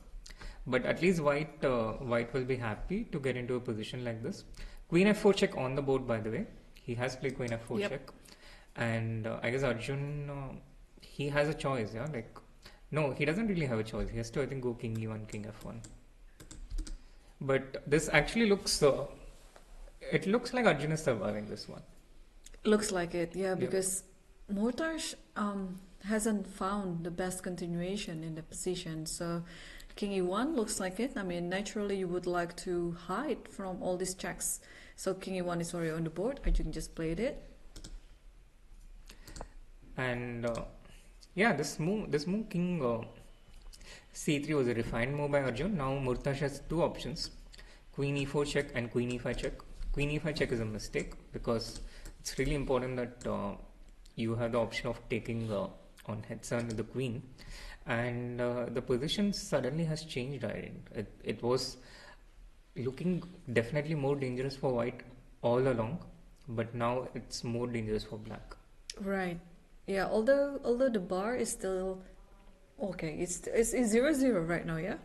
Yeah, the bar's default evaluation is 0.00, but that's only if Murtash plays Queen E4 check, King F1, and even then, the line that we discussed just now is actually not the best way to play.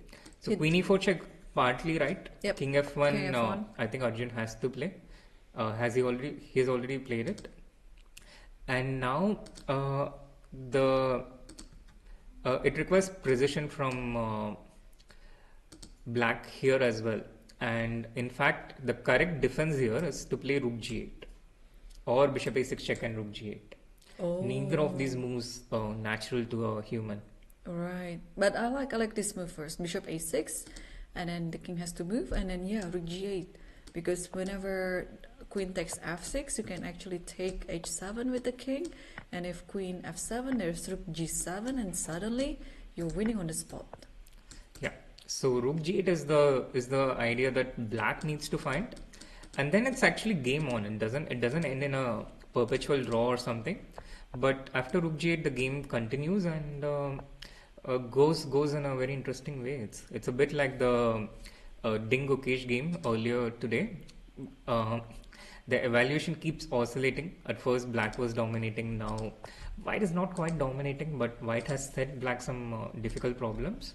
And it's an exchange up position with complex play. So these are the similarities between Ding Gukesh and this one. Crazy. I see Nihal Sarin having a look at Arjun's game. actually. Nihal and Arjun are very good friends for many, many years, and they're literally in each other's vicinity. So Nihal takes a quick look at Arjun's game and then he goes back to his game immediately, where he's been thinking for the last 25 minutes. That's Wow. typical Nihal, you know. Back in the times when I was working for Nihal, that's actually he used to be such a compulsive time trouble. He used to get into time trouble in almost every game and spend so much time for some of his initial moves that I could literally watch entire episodes of TV series for the one move that he makes. So that's actually when I started binge watching things, because that stress would be too much and I couldn't just keep waiting. Yeah, the tension builds up, and then eventually Yeah. you just have to look away, right? Yeah, so Netflix was my savior. Right, and we actually have another result in the top 10 boards. It's surprising. Fokidov drew against Gautam Krishna. We thought the game was kind of easy for him because he just won a pawn straight from the opening, and apparently towards the end of the game, it was Black who has a pawn up. It's crazy, Irene. A massive result and fantastic resourcefulness from Gautam. I guess the game turned around at exactly this point from what I can see. Yes. After knight e5, white played the rook to d5. And here black got the rook to d3. I was actually looking at this position and I was already thinking, how does white survive? Because the rook Yeah. on d5 has no square. It has to take on d3 sooner or later. And when that happened, the c5 pawn falls. And this is how the game ended in a draw. And instead of this move, rook d5, the correct move for white was king to c2, which guarded this d3 point. And then the c pawn, it goes all the way to c8. There's no way to stop it. Because the knight on e5 it protects the c6 point, but the rook on b6 is supporting it. c7 there's no way to protect it, and c8 is being protected by the d6 knight. So Wokido just had to spend a little bit of time here and find this right move, and it was probably close to game over. But instead he played rook d5. The amount of time he took for rook d5 was hardly 22 seconds. But this turned to be his undoing, because after rook d3, which was also almost instantly played by Gautam, white now took time. He took 5 minutes now, but you have to think first and then move, not the other way around. Exactly. Yeah, that move cost him a lot, because before rook d5 he was in a +2 position on this one, but then after rook d5, yeah, the evaluation just dropped to 0-0-0. And by the way, let's come back to the first board, because Murtaaz played the best moves. That's what happens when you think. He That's what thought, happened when he you think, calculated, and he made those best moves. Wow. Can we just Yeah. see what happens then? Bishop a6, king g8, and then just put rook g8 on the board. It looks very beautiful there. Absolutely. Let's just go through where we left. It was at this point, king f1, bishop a6 check, king g1, and here Murtaaz indeed found this very important defense, rook g8, Yes. which I saw with the help of Stockfish. Stockfish told me, and I couldn't find the mental strength to calculate as black in this position. So queen into f6 check, king into h7, and now Arjun plays the best move g3, and it's very much game on, Irene. Despite being an exchange down, the white king, it has run away from c1 to g1. It has some pawn cover now, but it's still not entirely safe. Black king also a bit exposed, but after queen into f7 there is always rook g7. So the black king almost as safe as the white king. And for the white king, the problem is there is all these weak light squares. Black has a light square bishop, so it's still game on. But the good thing for Arjun, the worst is past. He's no longer losing. He survived, and Yep. the game is he's fighting. He's in with a fighting chance, and also he has only 3 more moves to complete. Yeah. So Meanwhile, we have a result in one of the games. Yeah, oh yeah, that's true. Your brother. my namesake. I don't want to make such a joke, but okay. For another Narayanan, also with S and Yep. L. I think the L part makes it different, yeah? Yeah. Okay, Narayanan, I think it's Sunil Lina? Yeah, Sunil Dutt Narayanan. Srinath Narayanan. Anish has an easy way to remember. He just calls him the stronger Narayanan. And Wow, that's very very cruel. Oh no! All right, Yeah. so I think we kind of predicted, did we, of this game, or maybe where we left it off, it was pretty much complicated and equal. yeah, it was complex, but we liked White's position at the beginning. Right, yes. And Oh yeah, SL, all this attack with the G4, H4, yeah, with the 4 pawns on the fourth rank. no, that's Kartikeyan's Oh, that's game. Kartikeyan's. But this also had G4, G5. Yeah, The yeah, close yeah. Sicilian, the G4, G5, and we were around this point. So it was around even for a long time. But I think around this point, with this move C4, nice strategic move, which opens the B2 bishop as well as captures the D5 square strategically. SL had his nose a bit ahead, and then he put this knight on D5, queen on F3, preparing knight F6 check, Yep. and then he slowly started bringing all his other pieces. Oh, that's A beautiful, pretty that's finish. beautiful. Yes, Yep. that's beautiful. Knight C7 check, and SL I think stakes his claim for one of the move of the day. No, Knight C7 is the prettiest move. Yeah, Yeah, Knight C7. I think we can note to our team there. Take a look at this. That's gonna be move of the day, I think. Well, let's stick to this position first, because both of them are coming to mutual time scramble. Actually, Murta still has 6 minutes on the clock, but Arjun here has about only 30 seconds left.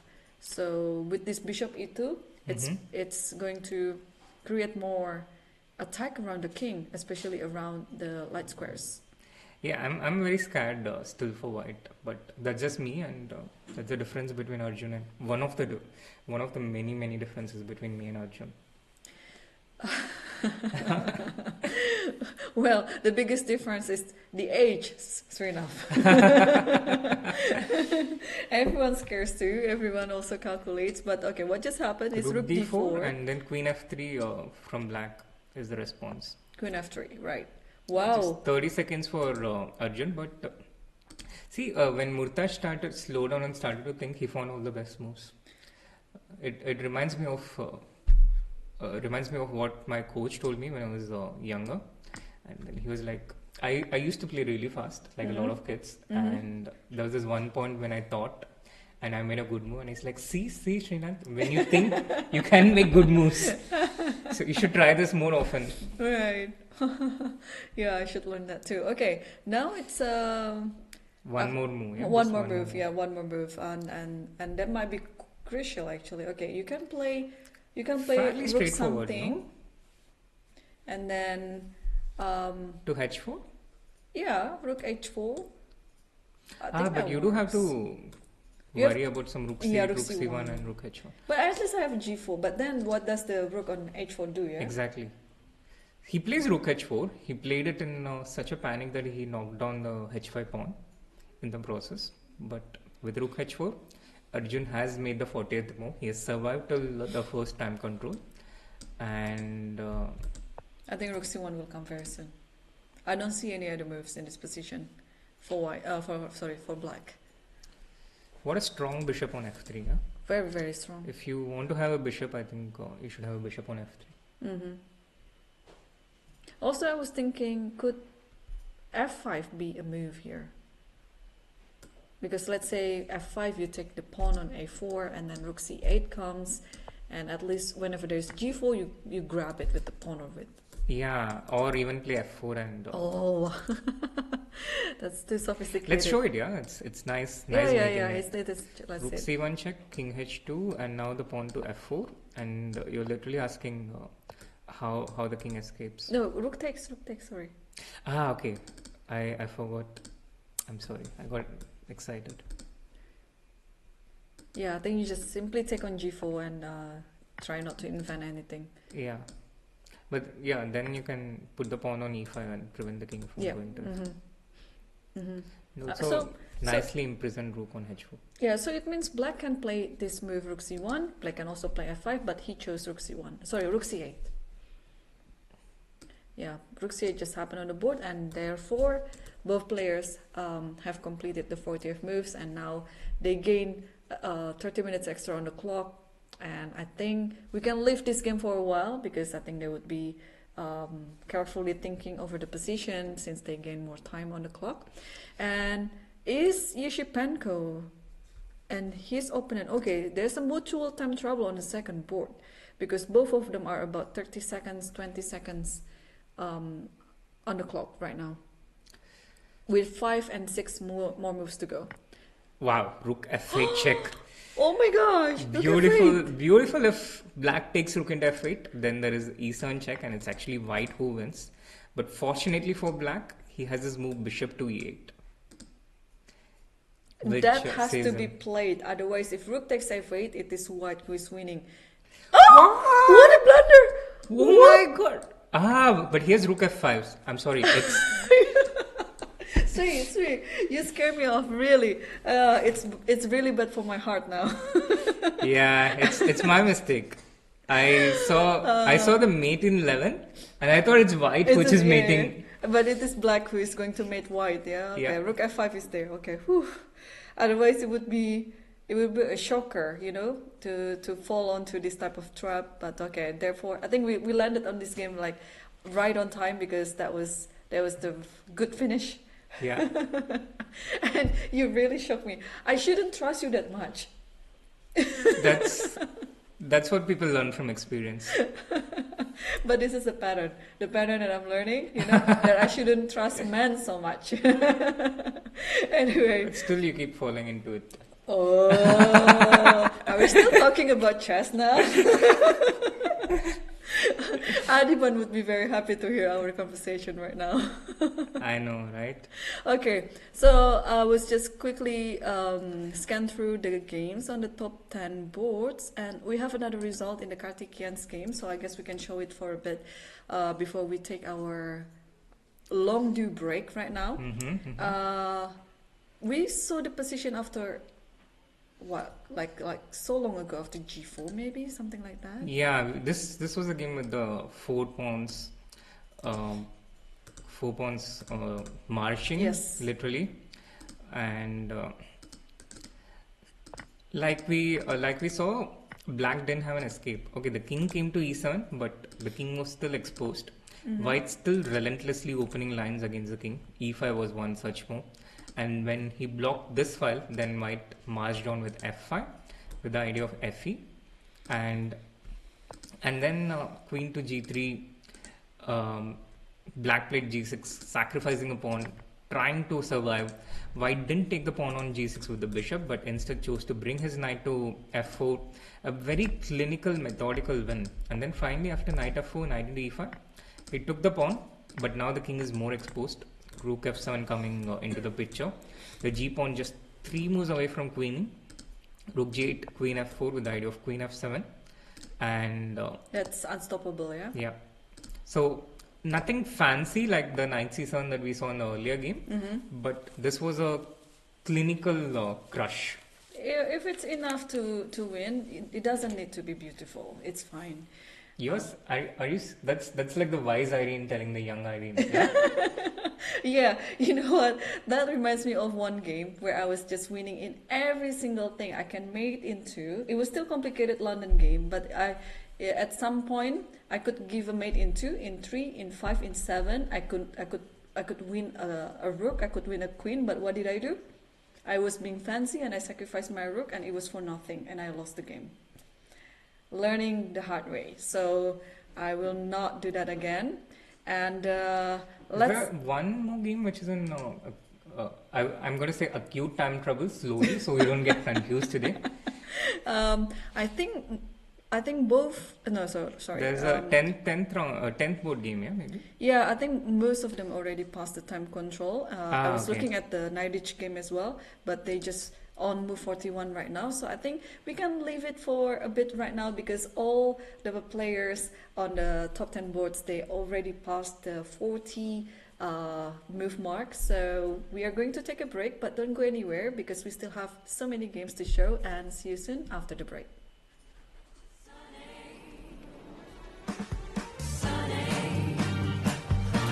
Thank you for that smile on your face. Sunny.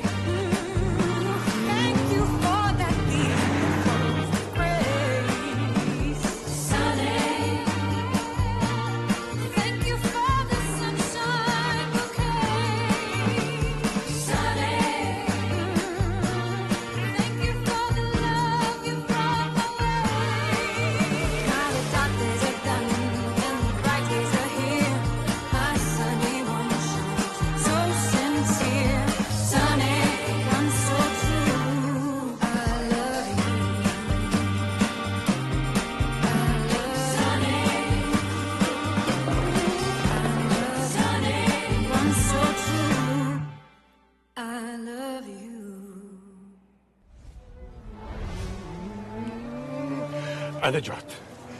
ايش تاكل؟ على هواك. يا ليت العيال كانوا معانا. تم. يلا على قطر.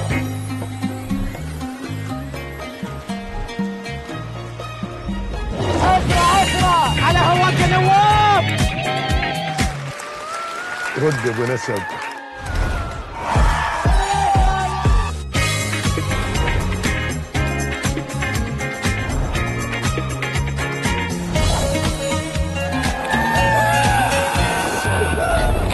كيف صوت العيال؟ معانا هنا.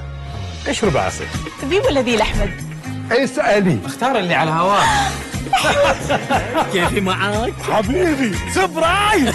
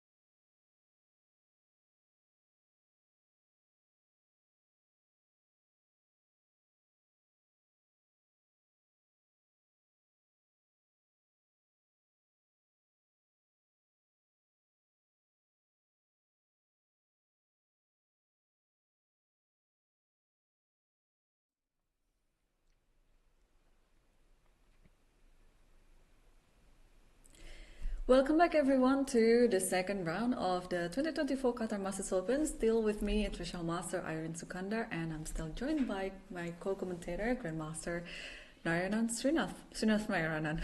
It's thanks to that game that we just saw. I kept, in my brain, calling you with your last name first and then your... Irene, it's absolutely okay as long as you congratulate me for my win today. Yeah, correct. Such a beautiful game, Narayanan. Thank you. Knight C7. Knight C7 was my Queen favorite D5 move in is my coming. today's game. Wow, that was move of the day. But anyway, let's go back to the real chess right now. On Real the first people board. and real chess. Real people, real chess. Yeah. On the first board, we have our first seeded playing Arjun against Murtash Kazhgaleyev. And this has been such a topsy-turvy game. Initially, Murtash was completely better.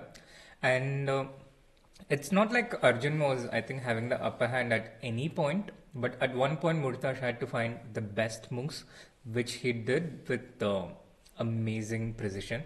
And this was the position we have after the 40th move. Black played rook c8, threatening rook c1 check and rook h1 checkmate.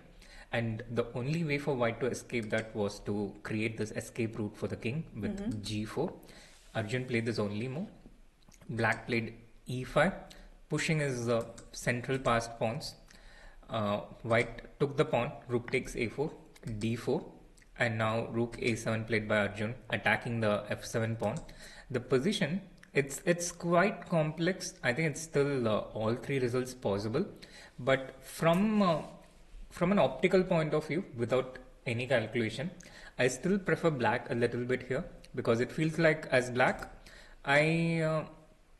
I have this bishop on f3, I have the rook active on c8, I have a dangerous passed pawn, just 3 moves away from queening. White, on the other hand, the biggest problem is this rook on h4, which is blocked by its own pawns, and any attempt for the rook to try and break out of this prison is blocked by this bishop on f3. But Sri, if the position is that great for black, why does the e-file bar says that, what does it say, like just 0-0, it's equal? I mean, the position is objectively probably equal, and also white is indeed an exchange up, so white has more material. It's not totally one-sided, but I'm just saying from the point of view of my preference, as well as how the pieces are looking right now. The bishop is well placed in terms of material. Although black has less, I just value this piece activity more than the material, and I think a lot of humans might do the same as well. Bishop d5 is on the board, by the way. Yeah, so he keeps this mighty bishop protecting the f7 pawn. Now maybe there's an avenue for the rook to get into the game with rook h3. Yeah? So this is a potential way for white to get back get the rook back into the game. Doesn't transform anything as such, but this is easily the biggest problem for white in this position. Having said that, all three results are still possible, and the game is definitely interesting. So before bishop d5, can I sacrifice my pawn on f7 and then let me try just keep pushing the pawns by playing e4? Yeah, this was certainly tempting. e4, rook into f7 check. The king moves. Here, if it's possible to make a draw with rook into f3, or even not make a draw, but to defend with this and then play g5, I would certainly consider this as white. There is still rook d8 in order to try and promote this pawn, but in this case my king is fast enough to reach the d1 square before the black pawn can get there. And on the other hand, if you don't move the rook, then you can't defend the d4 pawn, so d3 would be protected by rook d4. So this was white's defense, rook f7 and rook into f3. This is also probably why Murtash wanted to play bishop d5 to safeguard the bishop, so that white cannot easily bail out with a defense here. Right. Yeah. Well, this is still totally a true result position. And what could be like a one result position is board 9, Srinath. So let's jump to that. We might be seeing the end of it, and actually we are, because the players just signed the score sheets. Yep.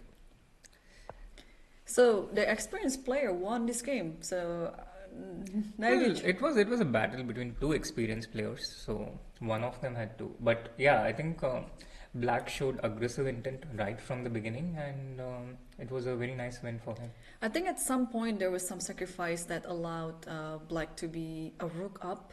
I couldn't find which one was that, but there was some moment where White was actually attacking, but then the attack went backfired. Let's just back off a bit and maybe this point, yeah, after bishop d1 here, Yeah. the rook was attacked, and instead of moving the rook away to a defensive square, Black took rook into c3. Rook into c3, knight e4, and then open the h file with h4. Whoa. This is probably the turning point of the game. Black didn't even bother to take the rook on c3 and then just continue attacking the king. h4 is there. Wow, this is nice. Yeah. And then he put this pawn on g3, which shuts escape options for the white king. Brought the queen to g5. And now white tried to desperately create some counter chances against the black's king, which black easily defended with the other minor piece, bishop e7, protecting the king. And then black started collecting all the different pieces. Right. First the rook on c3, and then another rook on c3, and Yeah. this is how black ended up a rook up. And then there's no chance of getting perpetual or anything, eh? Queen c6 exactly ensured that. So after queen e5 check, there was queen f6, and then queen g3 check, king h6. There's no more checks. White tried to push his passed pawn, his only remaining asset in the game, but with an extra rook, black was able to handle it too easily. He tried to trade the queen first and foremost, and once that was done, the bishop and the rook easily took care of the only remaining danger in the position. Right. So after this game, Naidich is 2 out of 2, joining Shipenko in the leaderboard, and then probably also a bunch of others outside the top 10 boards. So let's quickly also update ourselves on this game, Sargsyan versus Mamedov, because we see a pair of rooks versus a pair of bishops. Are you initially a bit surprised that the game is still going on? I know, right? Yeah, I felt like this should have ended like a while ago, but it's still actually going on. Yeah, and although the evaluation still remains a constant, it's actually +4. But amazing fighting spirit by black. He is trying to prolong, and he might have some counter chances with the pawn on b3, some bishop e5 coming up next, and attack the f6 pawn and keep an eye on the b2 pawn and basically ask white to show how he wins. Right, but I'm not too worried for both players here because they have enough time on the clock, and especially White, who should be just winning the position. He's gonna take some time, but what could be the winning plan in this position? So probably putting the king to c3. Oh no, that would be quite a disastrous. Actually, bishop c4 just happened. Pushing the king to the f2 maybe. Yeah. Then maybe he wants to play the bishop to d3, get that bishop out from b1 and take on b2. This is, but the flaw in this plan is this also leaves the f7 pawn unprotected. So if you play the bishop to d3, I will bring my rook to e1 and take it to e7. This can't work. He plays king f2.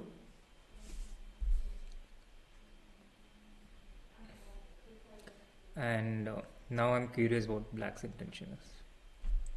Yeah, king f2. I'll probably bring the king over to Personally, I d7. would be pretty annoyed if I was white in this situation. because I would be looking forward to finish the game early and get some rest. Yeah. And the game keeps going on, and it's not like black has any real counter chances.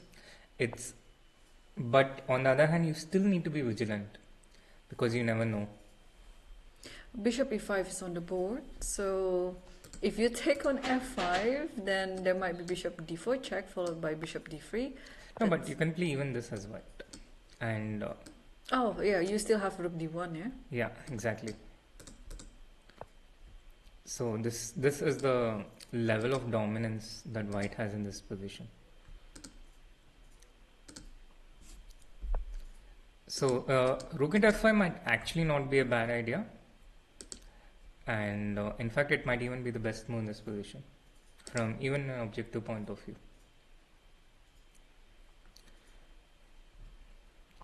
So let's see if he goes for rook into f5 or not here. Apart from rook into f5, are there any other moves for white here? Maybe king e3 is a simpler move, taking the d4 square under control, and also the d3 square under control, and bringing the king to a good square. Yeah. So this also works, but personally I like rook into f5 more, and it's pretty easy to calculate as well. So rook into f5 is definitely He and he took it. He took the pawn on f5, so he calculated everything that none of this double attack would work. Bishop d4 happens, and where does the king go now? g3, I guess. King g3, bishop d3, rook d1, and then I think black should resign at some point. I mean, it's in general, it feels better to advance the king higher than lower. So rather than king g2, I would just put the king on g3 just to be safe. Yeah, I think Sargsyan here just taking his time because both Making players, making sure everything is according to what he wished for. What do you think if I switch us back to Nihal's game? Yeah, it's been a while since we had a look at this game, and it seems like Nihal has made considerable progress since where we left. Yeah, we were talking in this position around this point when white put the pawn on b3, putting them on the light squares, putting them beyond the reach of the dark square bishop. Nihal played the king to g7. He took a really okay. So this one he played quickly, but after queen g4 check, king f8, queen e4, rook c5, taking control of the 5th rank. White kept giving these checks and maintaining his queen at a certain place. So queen g4 check, rook g5, queen e4, rook to c3, and at the 40 move mark the position kind of remains status quo. Now white, with an additional 30 minutes, he played the rook to h1, rook c5 by black, queen g4 check, king f8, queen b4, and then finally black figured out a way to put both his rooks on open files, and after queen e4 he got one of the rooks to white's 2nd rank. Queen a8 check. He doesn't mind losing this a7 pawn because if these rooks get active on the F2. 2nd rank, it's basically potentially game over. Okay, so first of all, how are you going to respond to this check? Definitely not king g7. Okay, I see why. King g7 loses after queen h8 check. Yes. I initially didn't say it, and I was actually going to ask you why not. You get the bishop, yeah, right away. Not just the bishop, but potentially the king as well. Yeah. Looks like it's mate coming up Yep. soon. So, if you move the king to g7, there's queen h8. If you move the king to e7, queen to a7 comes with a check, and the b6 pawn also falls. So by the process of elimination, you need to interpose. You cannot move the king. You need to block the check. Now there are 3 ways to do this. The rook can do it, but the rook is well placed. So we want to do it either with the bishop or the knight, And between these two options, my initial leaning is towards the knight, because after queen into a7, eventually when I attack the f2 pawn, I need my bishop on d4 to be able to support this attack. So I can do this either directly with bishop d4, this is one way. I can start with rook f5, or I can start with rook c2. There are three different ways of doing it. And yeah, so this is black's idea in general. Right, yes. And Nihal is still thinking, so I'm just wondering what else is there in this position.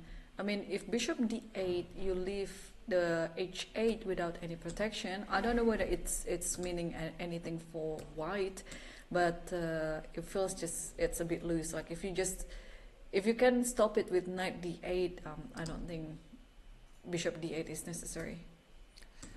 True. True, but also Nihal needs to calculate, yeah, after knight d8, queen into a7, it's not entirely clear. You give up one of the pawns, and the b6 pawn is also attacked. Now, he has these choices with rook c2 and rook f5. So, it's not necessarily that he's taking the decision on what to make after queen a8 check, after queen a8 check right now, but it could also be that he's thinking about what to do somewhere later in the position as well. Yes. Thinking ahead, because for white, his response is mostly straightforward. Yeah. All right. So there is this one. Nihal is still thinking, and then we haven't really touched this one for quite some time. Board number 10. Yep.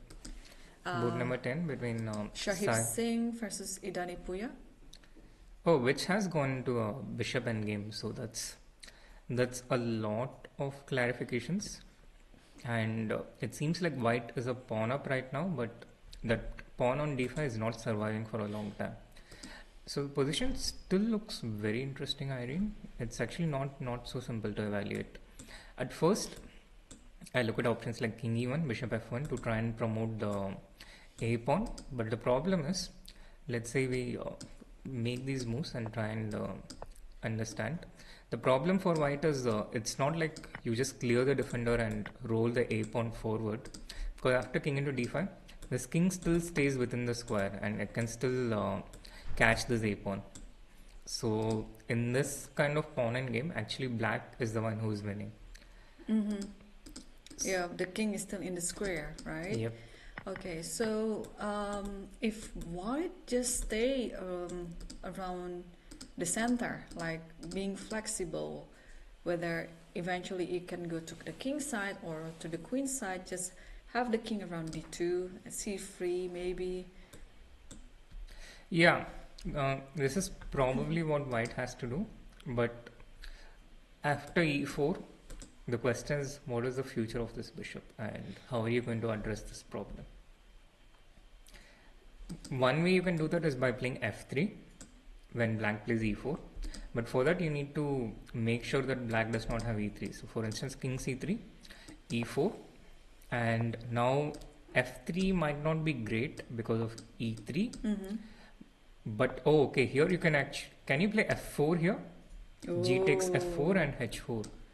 That's nice. Bishop f3 first, yeah? Bishop f3, Yeah. yeah. Otherwise e2. Otherwise, yeah. If you start with h4, the problem was, I think, bishop e2 here. And this pawn queens by force. So you start with bishop f3, and the bishop effectively holds these two pawns. The e3 pawn is protected by the king. The bishop also not just holds these pawns, but also defends the d5 pawn. And white has three passed pawns here: the a5 pawn, the d5 pawn, and the h pawn. So this would be a devastating position for black. So for this reason, king c3 actually makes a lot of sense here. King c3 is one of the moves that makes a lot of sense. With the, I think for black, after king c3, e4 is pretty much the move which suggests itself. Yeah. How else do you make progress? Yeah, I think the whole idea of g5, the last move, is, to come up with e4. It's like a waiting move before e4, because if we just take back one more move, before g5. If you play e4 immediately, then the king might be coming to e3, I guess. Yeah. And then you can go to f4 and so on. Yeah. So that's why g5 was like the prevention for this. And then whenever the king moves away from the center, from d2, then you can play e4 right away. True. But this idea is actually beautiful, yeah. Like king c3, e4, f3, e3. Normally in my calculation, I might even stop here thinking this is bad. But this move f4 is, I think it's actually quite beautiful, and completely changes the evaluation from something good for black to something good for white. Yeah. Anyway, we have another result on board 7. Sargsyan finally won his game. It's a bit long overdue, but he finally managed it. So what happened was, after bishop d4, the king went to g3, and then bishop e6, and you just simply saying, yeah, you can capture my rook. I just play king f4. It shows the superiority of the other rook as well, because then if you take, just king takes, and then there's nothing much. You can even give up the pawn on b2, because eventually you can come back with rook b1 and then capture b3. Absolutely. Yeah, so that's why after king f4, bishop went back to d5, and rook e5. Yeah, you can afford losing one of the rooks like that in order to simplify the position. And after rook e5, Edgar Mamedov resigned. And well, so now we have another update on the game between Erigaisi versus Kazhgaleyev, because I think now the situation has changed, and now Arjun is better. Wow.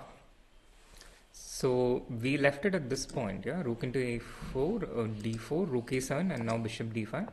Arjun played the pawn to f3, a very sensible move, seeing that black cannot take the pawn on f3 because of rook into f7 check, winning the bishop.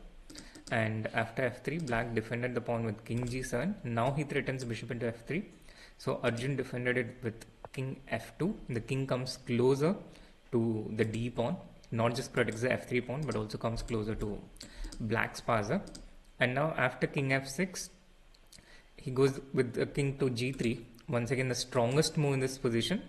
He intends to meet black's rook c2 with rook to, I'm not sure though, because then the f3 pawn hangs. After rook c2 is rook h2 okay here? Maybe not, yeah. This is not the optimal way to respond, because you don't have a lot of pawns to begin with. But bishop into f3 is also, it's also not great, yeah. But G5. why? No.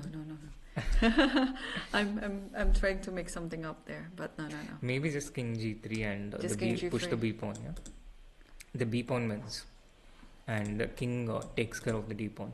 And then the pawns on d4 and e5, they kind of stopped. Yeah. Can we make something out of it? They look very dangerous, connected to pass pawns. Which is exactly why, instead of taking the f3 pawn, it's probably better to start with d3, I think. So you don't even want to allow the king to come nearby. So we have to use the rook now. Yeah, rook a3, I guess. Rook a3, yeah. And you win the pawn. Unless you play e4. Because after d2, rook d3, you cannot take f3. You have to give up the pawn. Yeah. e4 also apparently is not working according to the computer, which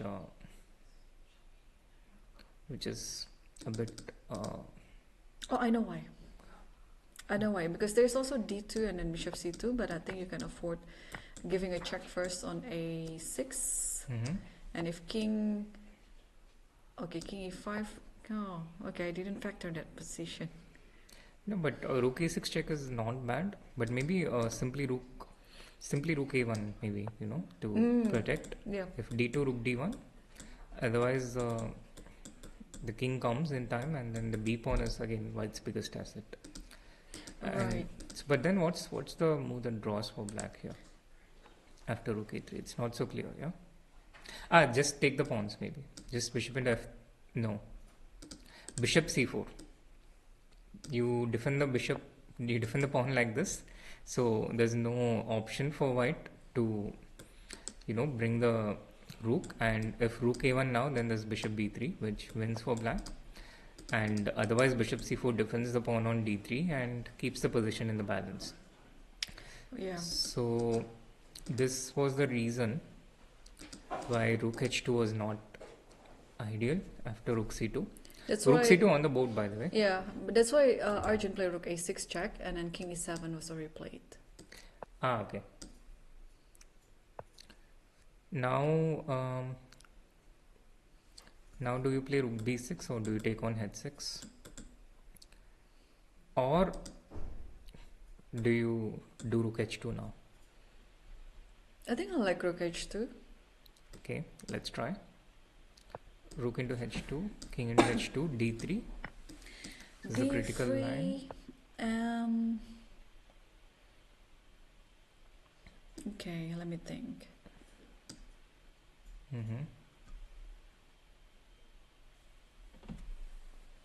Yeah, there's rook a3, there is rook a1 immediately, but okay, rook a1, bishop f3, yeah, you cannot.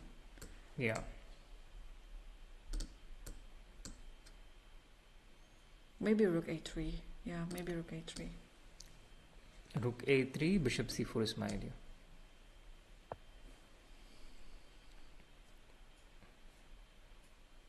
And now there are a lot of tricks, yeah.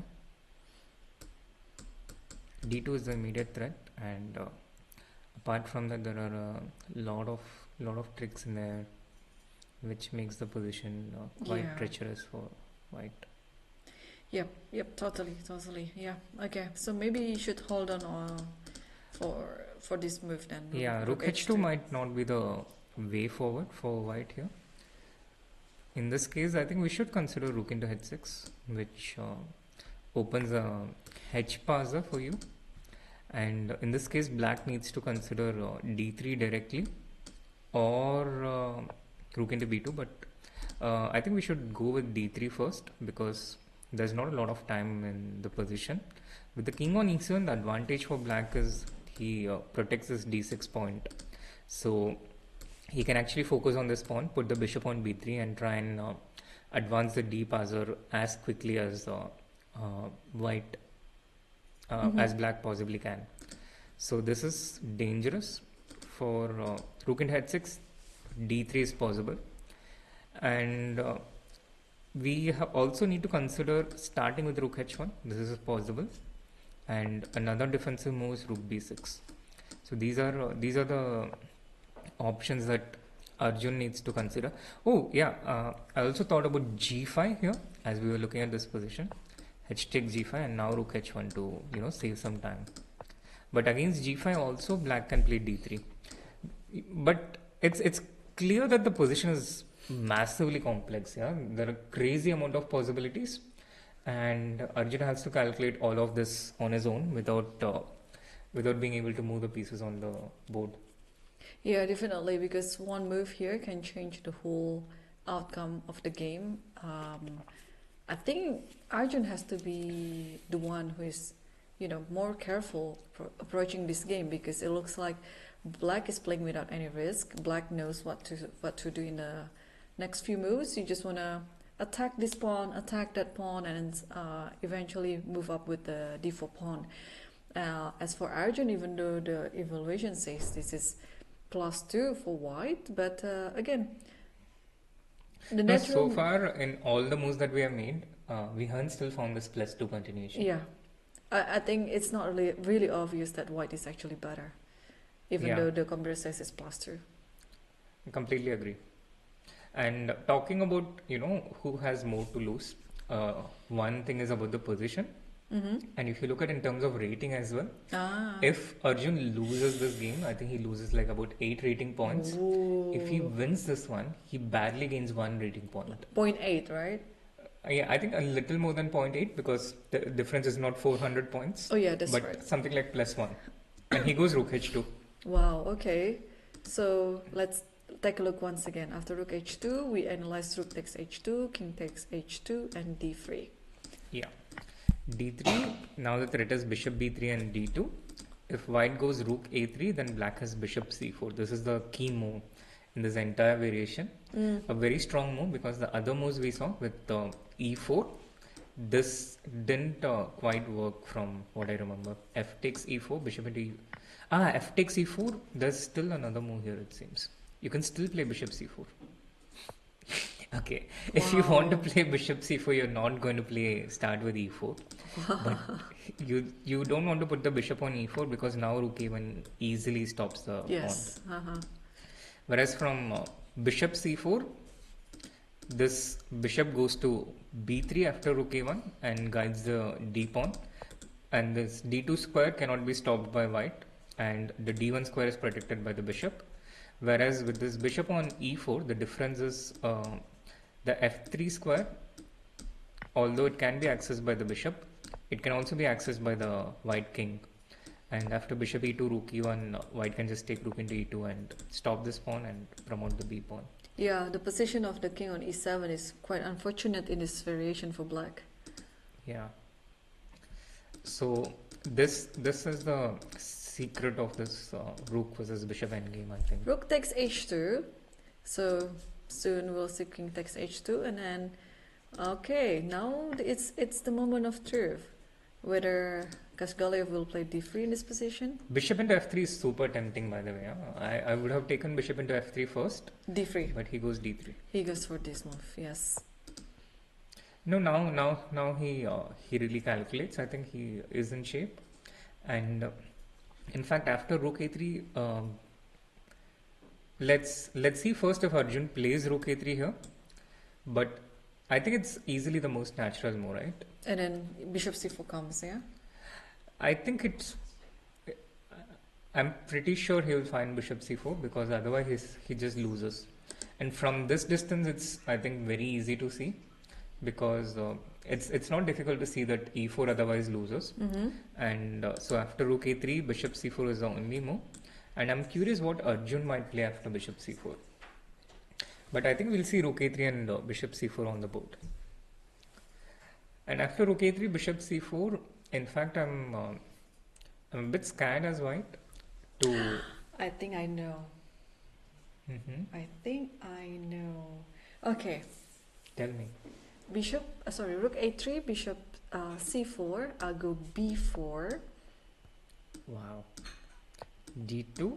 d2, rook a1. Okay, oh my gosh, I'm so ashamed right now. The evaluation word drops. Oh my god. Okay, this is actually not what I planned. Stockfish is very heartless, I must say. Yeah, totally. Oh no, that was totally wrong. Yeah, I didn't see bishop e2. I don't think bishop b3 makes any difference as well. But okay, let me find a move again because it looks like it's very dangerous for white right now. If white couldn't find a solution, then somehow the game goes for black. Yeah, but to be fair, it has been dangerous for white all through the game till now. And if I was Arjun, I would have accepted the repetition much earlier. And for black, I think losing this game wouldn't actually be a deserved conclusion with the way he's played. So, are you saying, I was just taking a pic on your screen, that before the move rook h2, Arjun was plus 2.2, and then suddenly now it's dropped to 0-0 again? Yes, that's absolutely right. At this point, apparently white had a good continuation, and rook h1 apparently seems to be one of it, but rook h2 I can totally understand because at this point, this d pawn is just rushing through. You cannot protect it with rook d6, and black has bishop b3, rook c1 ideas. So I can understand that he went rook h2 here, and this happened, king into h2 d3. This was the position. This is the current position that we have on the board right now in the game. And here we are thinking about rook a3, bishop c4, after which we haven't found a way for white. And in fact, we are actually looking to first see if white can save the game. If we find a way for white to save the game, then we can think of, being more ambitious. Right. Well, let the players think for a bit. Well, also, I have one interview ready, and it's the interview with your fellow Indian Narayanan SL. Yes, and see, yeah. Let's please enjoy the interview with Narayanan SL after his win on the second round. I'm right now with Grandmaster Narayanan after his second victory at Qatar Masters. Congratulations. Thank you. How does it feel to win 2 games in a row at the start? I don't know. Yesterday game was not so impressive. Like my opponent played well. Also, I misplayed a lot, and yeah, in the time scramble, I kind of tricked her. I kept on pushing, and today also it was kind of similar. Like I played some complicated line. Now let's tune into this game. What was the key moment maybe of the So game? opening I surprised him, but I knew the position is like objectively fine, but practically some difficulties. But there were many directions for black to be fine. But at least when I was trying to make the moves with black, it wasn't easy. So it was decided in the time scramble basically. Yeah, then it was like, I don't think, I mean, I thought maybe even I was a bit slightly worse, but it was difficult to evaluate. Like he played this G6, Knight G7 already. When he played F5, I wasn't feeling so comfortable. And because, I mean, then this Knight B8 I didn't like when he played in the game. So Rook H7 or something I was calculating, but yeah, in time scramble exactly in this position, he blundered. I mean, it was nice to checkmate the king on E6 with the queen D5. Okay, let's try to play it how what happened in the game in this position. I took on E6, very forcing, and after king E6, Knight C7 check, and yeah, he resigned like queen C7, queen D5 checkmate. Yeah, Oh, not very often. I mean, very nice checkmate. yeah, exactly. Congratulations one more time and thank you for showing Yeah, the game. thank you.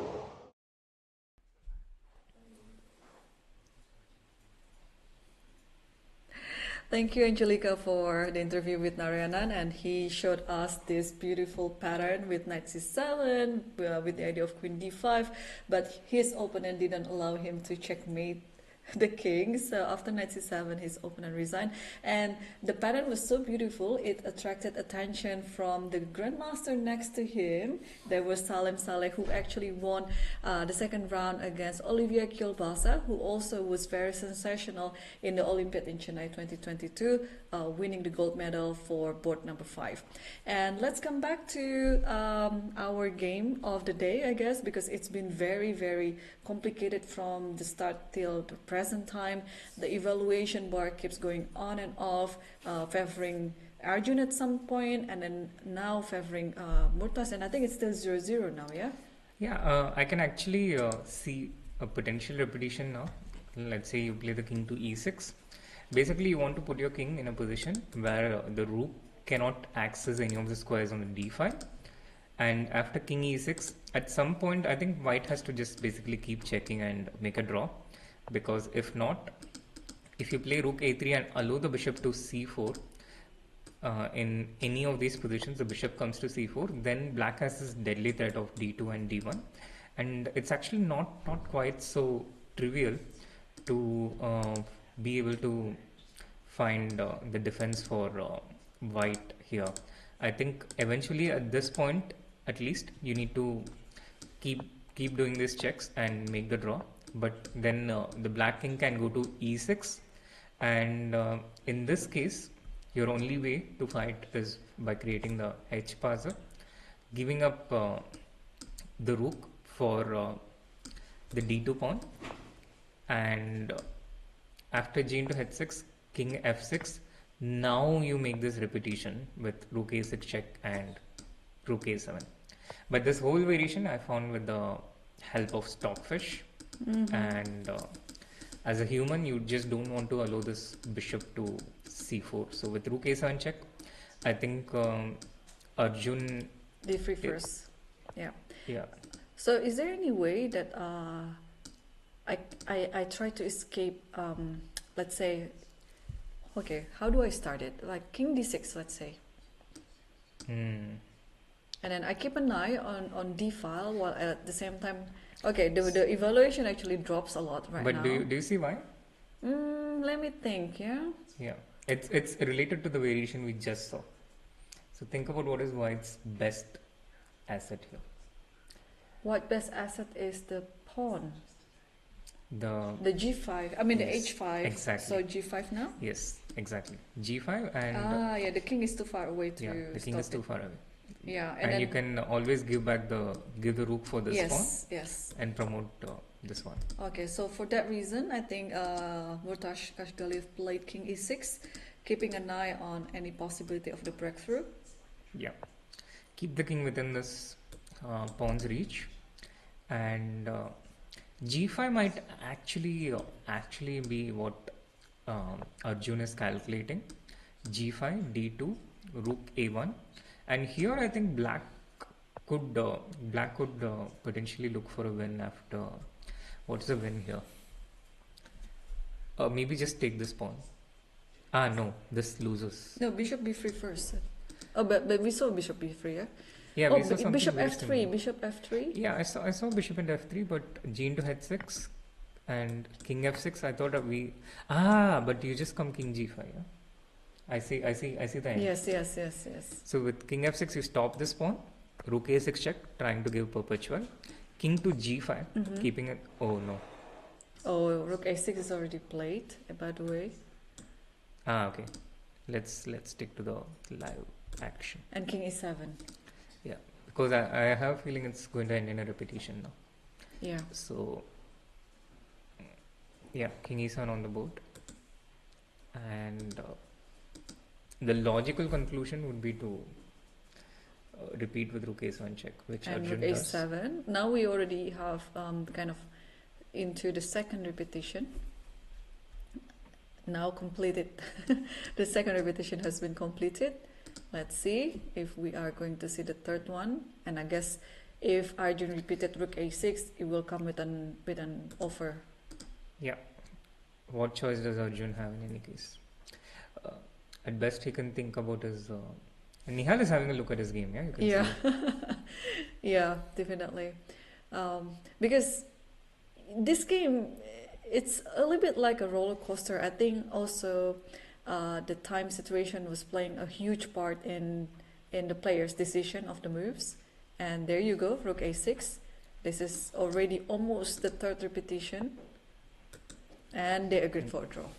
Oh, wow. What a game between Arjun Erigaisi and Murtash Kazhgaleyev. It was really very exciting. Like starting from the opening and then the choice that Arjun made. Okay, objectively, what Arjun did was a bit dubious, right? Yeah. And allowing all this attack, but unfortunately, Murtash wasn't able to convert it. And at some point, Arjun was actually on the +2 situation, and then it's like, mistakes comes in a pair for both of them, and then draw. I think is a very fair result in this game.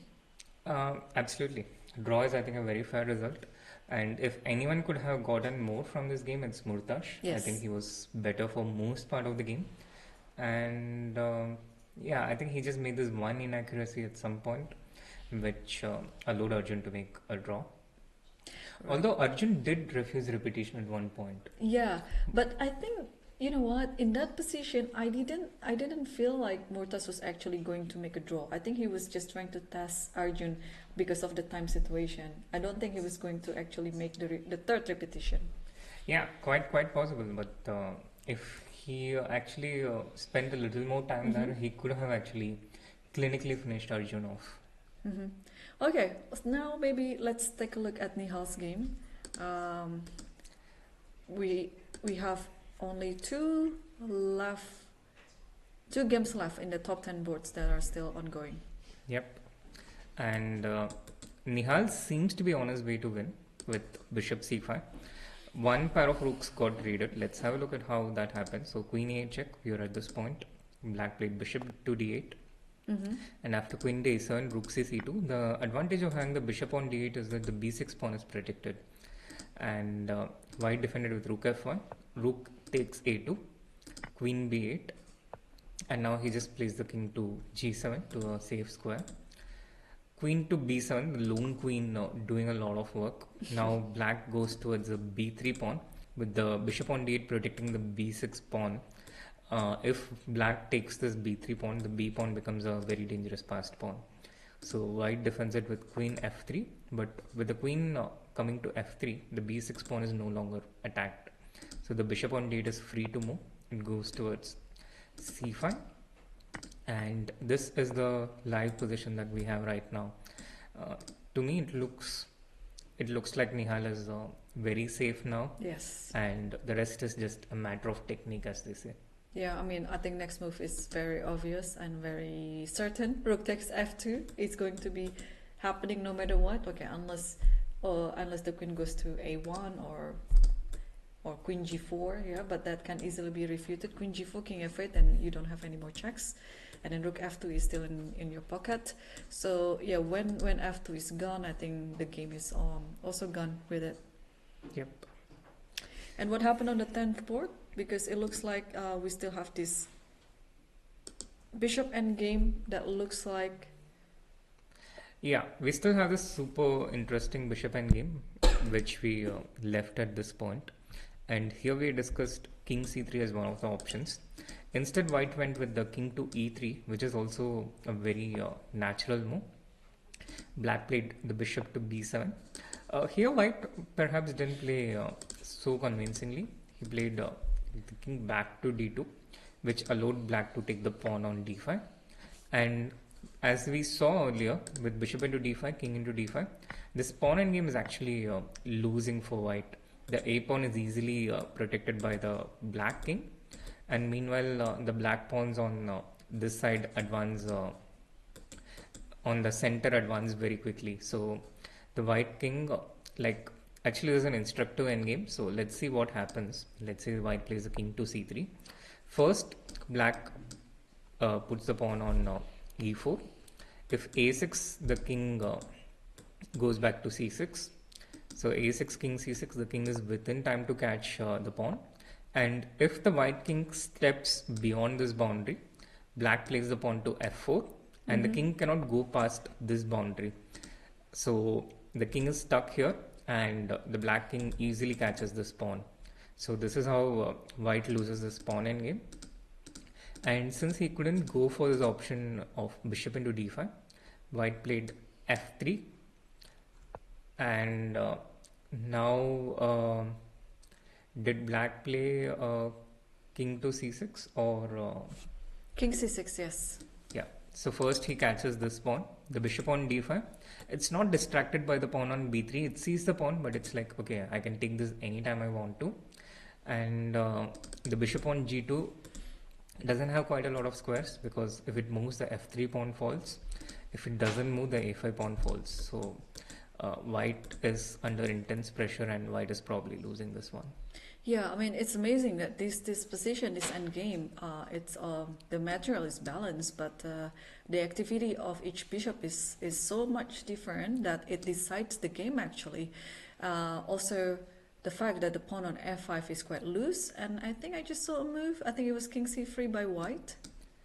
Yeah, but now after king d5, I think it's pretty straightforward. Black will win at least one pawn, the a5 pawn. The bishop is out of the game, so white will definitely lose another pawn, and it's going to be over soon. White might play some bishop f1, king into a5, bishop e2 here, but one of these two pawns should fall at any point. Right. Yeah, so I mean, after one pawn is gone, that pawn on f5 is actually a very annoying pawn for black, right? So once that one is gone, then black can come up with any other ways, any other plans to continue the game. One way is actually go the other side of the board and then catch the h3 pawn, like what you mentioned. One way could be... Sorry. Yeah. Yeah. Just, have a very long journey to the h4, but that still be winning. Another way is, okay, at some point you have to be ready of any of the pawn push anyway. Yeah. There are many ways to win. I think the simplest is play the pawn to e4. This is one potential way to win. And I guess this is exactly what Puya is calculating right now. figuring things out. We still probably need to solve this problem a bit, but I think e4 should win. Like for instance, e4, f takes e4, you play the bishop to e4. Now my idea is to play bishop g2, f4, and firstly just take this pawn. If you protect it with bishop f1, then I just advance my pawn. Oh no, h4. No, h into g4. Yeah, this can be a draw. So still you need to be a bit careful here as black, but just play the bishop to d5 and take your pawn to f2, and then bishop c6, bishop b5 should win. So the simplest way. Yeah, I think it would be the dream also for black if somehow the bishop gets traded off, because the pawn endgame would be easier to win this. Yeah, true. And yeah, let's see what Puya plays. This is the current position we have after king c3, the live position. Yeah. Some move just happened. What was that? Oh, king b5 actually. King b5 was already played. Yeah. Okay. So 33 seconds for white. Yeah, I think he has to make a move. Oh yeah, pretty soon. 33 seconds. I just realized that the clock is ticking. a6. A6. Then you have to capture it. And then b4 he wants. But then b4 I can even do c4. Can I also do... Maybe not. Like after king into a6, he plays b4. Yes, he did that. And you can, in theory, take c takes b4, king into b4, king b6. This should also win. But you don't want to play something like g4 here. This offers drawing chances after... You can just simply actually take the pawn with bishop f1 check and f into g4. So g4 would be a blender. But after b4... I think there are multiple options. Can you play c4? Yeah, exactly. C4 is my first. c4, bishop f1, and then king b5 even? Or I mean, can even can even calculate bishop f3, but king b5, I think it's just easier. Yeah, king b5, bishop e2, and here I think you can probably find. Oh, sorry, Sri. Please hop back to Nihal because we might be seeing the end of it.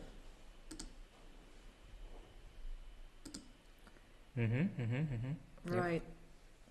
And I think Srihari after bishop g1, Srihari resigned, because if the king goes to g2 or h3, there is knight f4 with a fork, and if king h2 back, I think you can play what, bishop d4 check, bishop d4, and then bishop e5. Yeah, checking from that direction, and still guaranteeing that knight f4 will come at some point. Yeah. All right. Well done, Nihal. It was I think it was a very good game. Like, he was never worse. Yeah, he was never worse. He played confidently. He played quickly, and he's just carrying on from where he left in the President's Cup. C4 played by Puya, by the way. Yeah, c4 is played. Yes, and trying to, white is trying to somehow exchange as many pawns as possible. Yeah, but imagine if 3 pawns were traded, right? The bishop still on the board, then I think it's, in any scenario, it's just going to be draw. Right. Absolutely.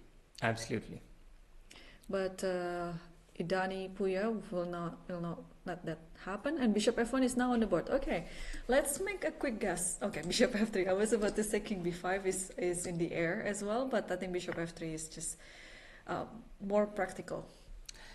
Yeah, he creates 2 passed pawns with this move, bishop into f3, and he might also win the 3rd pawn. So it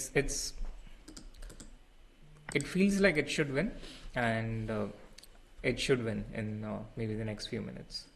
Yeah, I think you have to take the pawn on c4, right?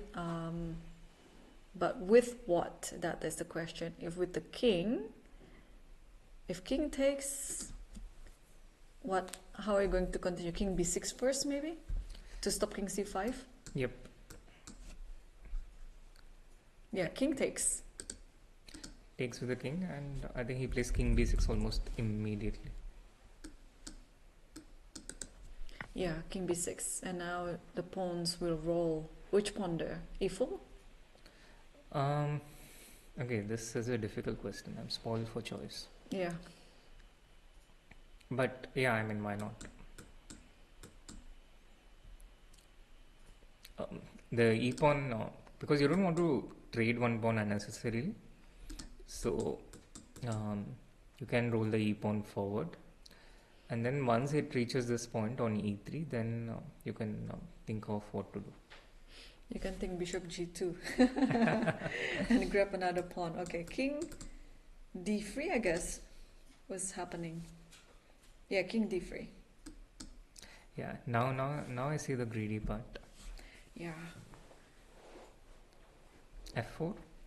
f4, yeah? Uh-huh. So that you can play king b5 next, maybe. Yeah. But even after f4, king b5, king c3 is there. Okay, any pawn moves as long as it's not g4. Yeah. All right, f4 is there. Yeah, f4 on the board. You do need to be careful not to play king b5 though. Yep, because of king e3. Yeah, that would actually be an instructive moment for others, but you don't want to be part of this instructive moment as black. Mm-hmm. Wow, the bishop on f1 is so paralyzed. King d2. Okay, now it's time to roll the other pawn. The e pawn, yeah? Yes. There was actually the perfect timing for the pawn to move, yeah? Because if you, one step back, if you move the e4 pawn, the king will go to d4. It'd still be winning for black, but it's make things harder. Absolutely. It's part of this general principle also, yeah? When you have a light square bishop, put the pawns on the dark squares, and they control more squares and by complementing each other rather than doing the same work. Exactly, yes. Bishop c6 and bishop c4.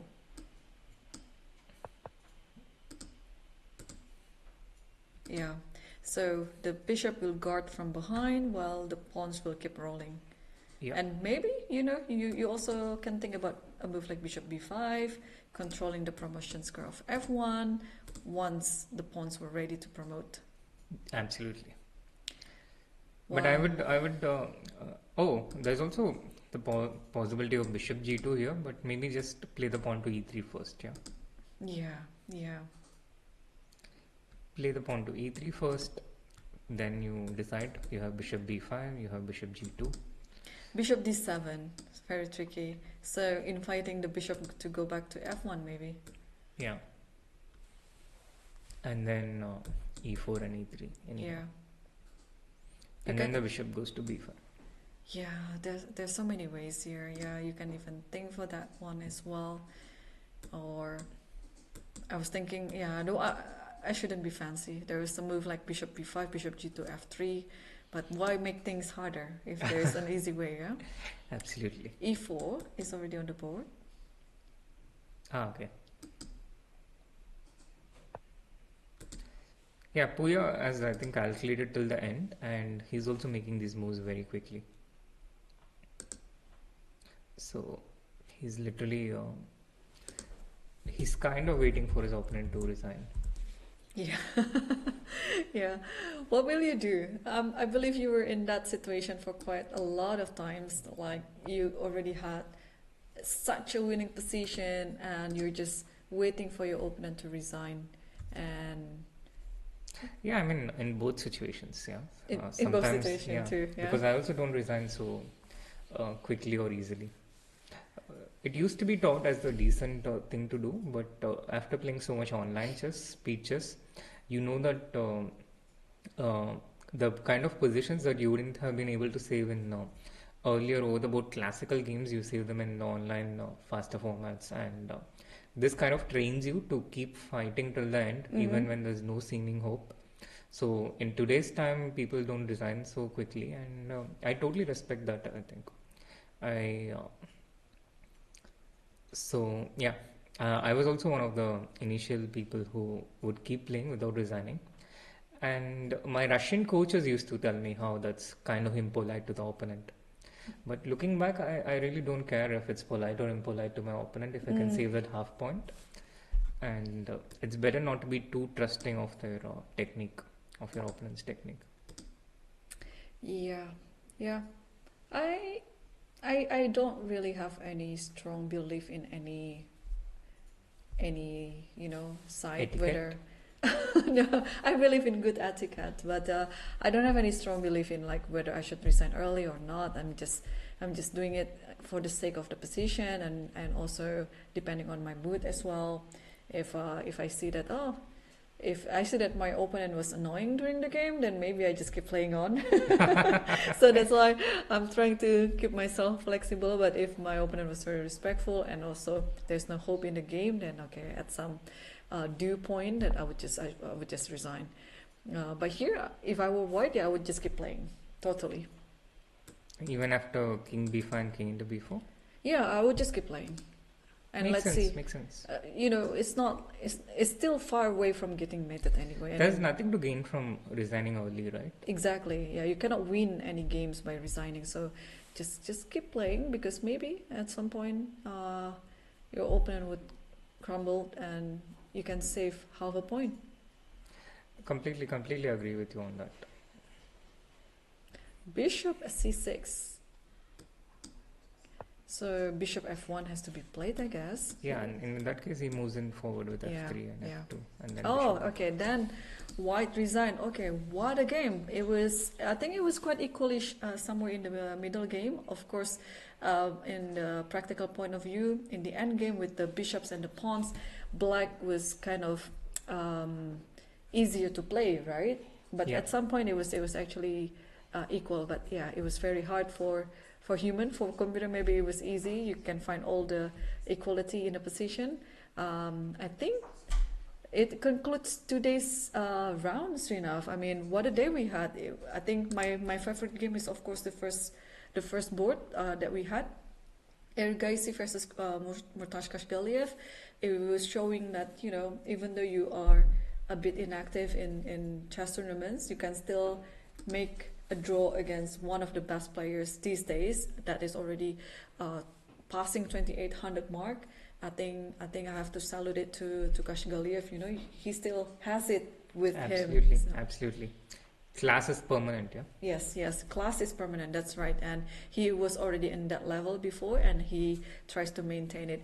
And then I think the game of Narayanan, I think I like it. It was such Thank a good you. finish. Yes, very, very cute.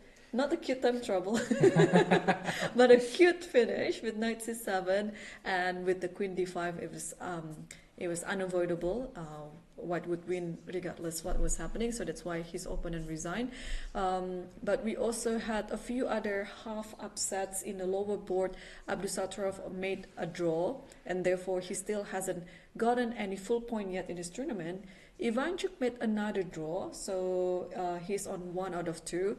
So tomorrow there will be less and less people with perfect score, but it doesn't mean that it's getting less exciting. On the other hand, it would be even more exciting. And well, before I say goodbye to everyone, please remember, tomorrow, round 3, we will come back at the same time and same place. Irene and Srinath will come back for you again. And before we end the broadcast, please enjoy the highlight of today. And thank you everyone for watching. Thank you for the production team and Katisa Salashvili and Angelika Volkova, a part of our media team too. And have a good evening, everyone. Bye.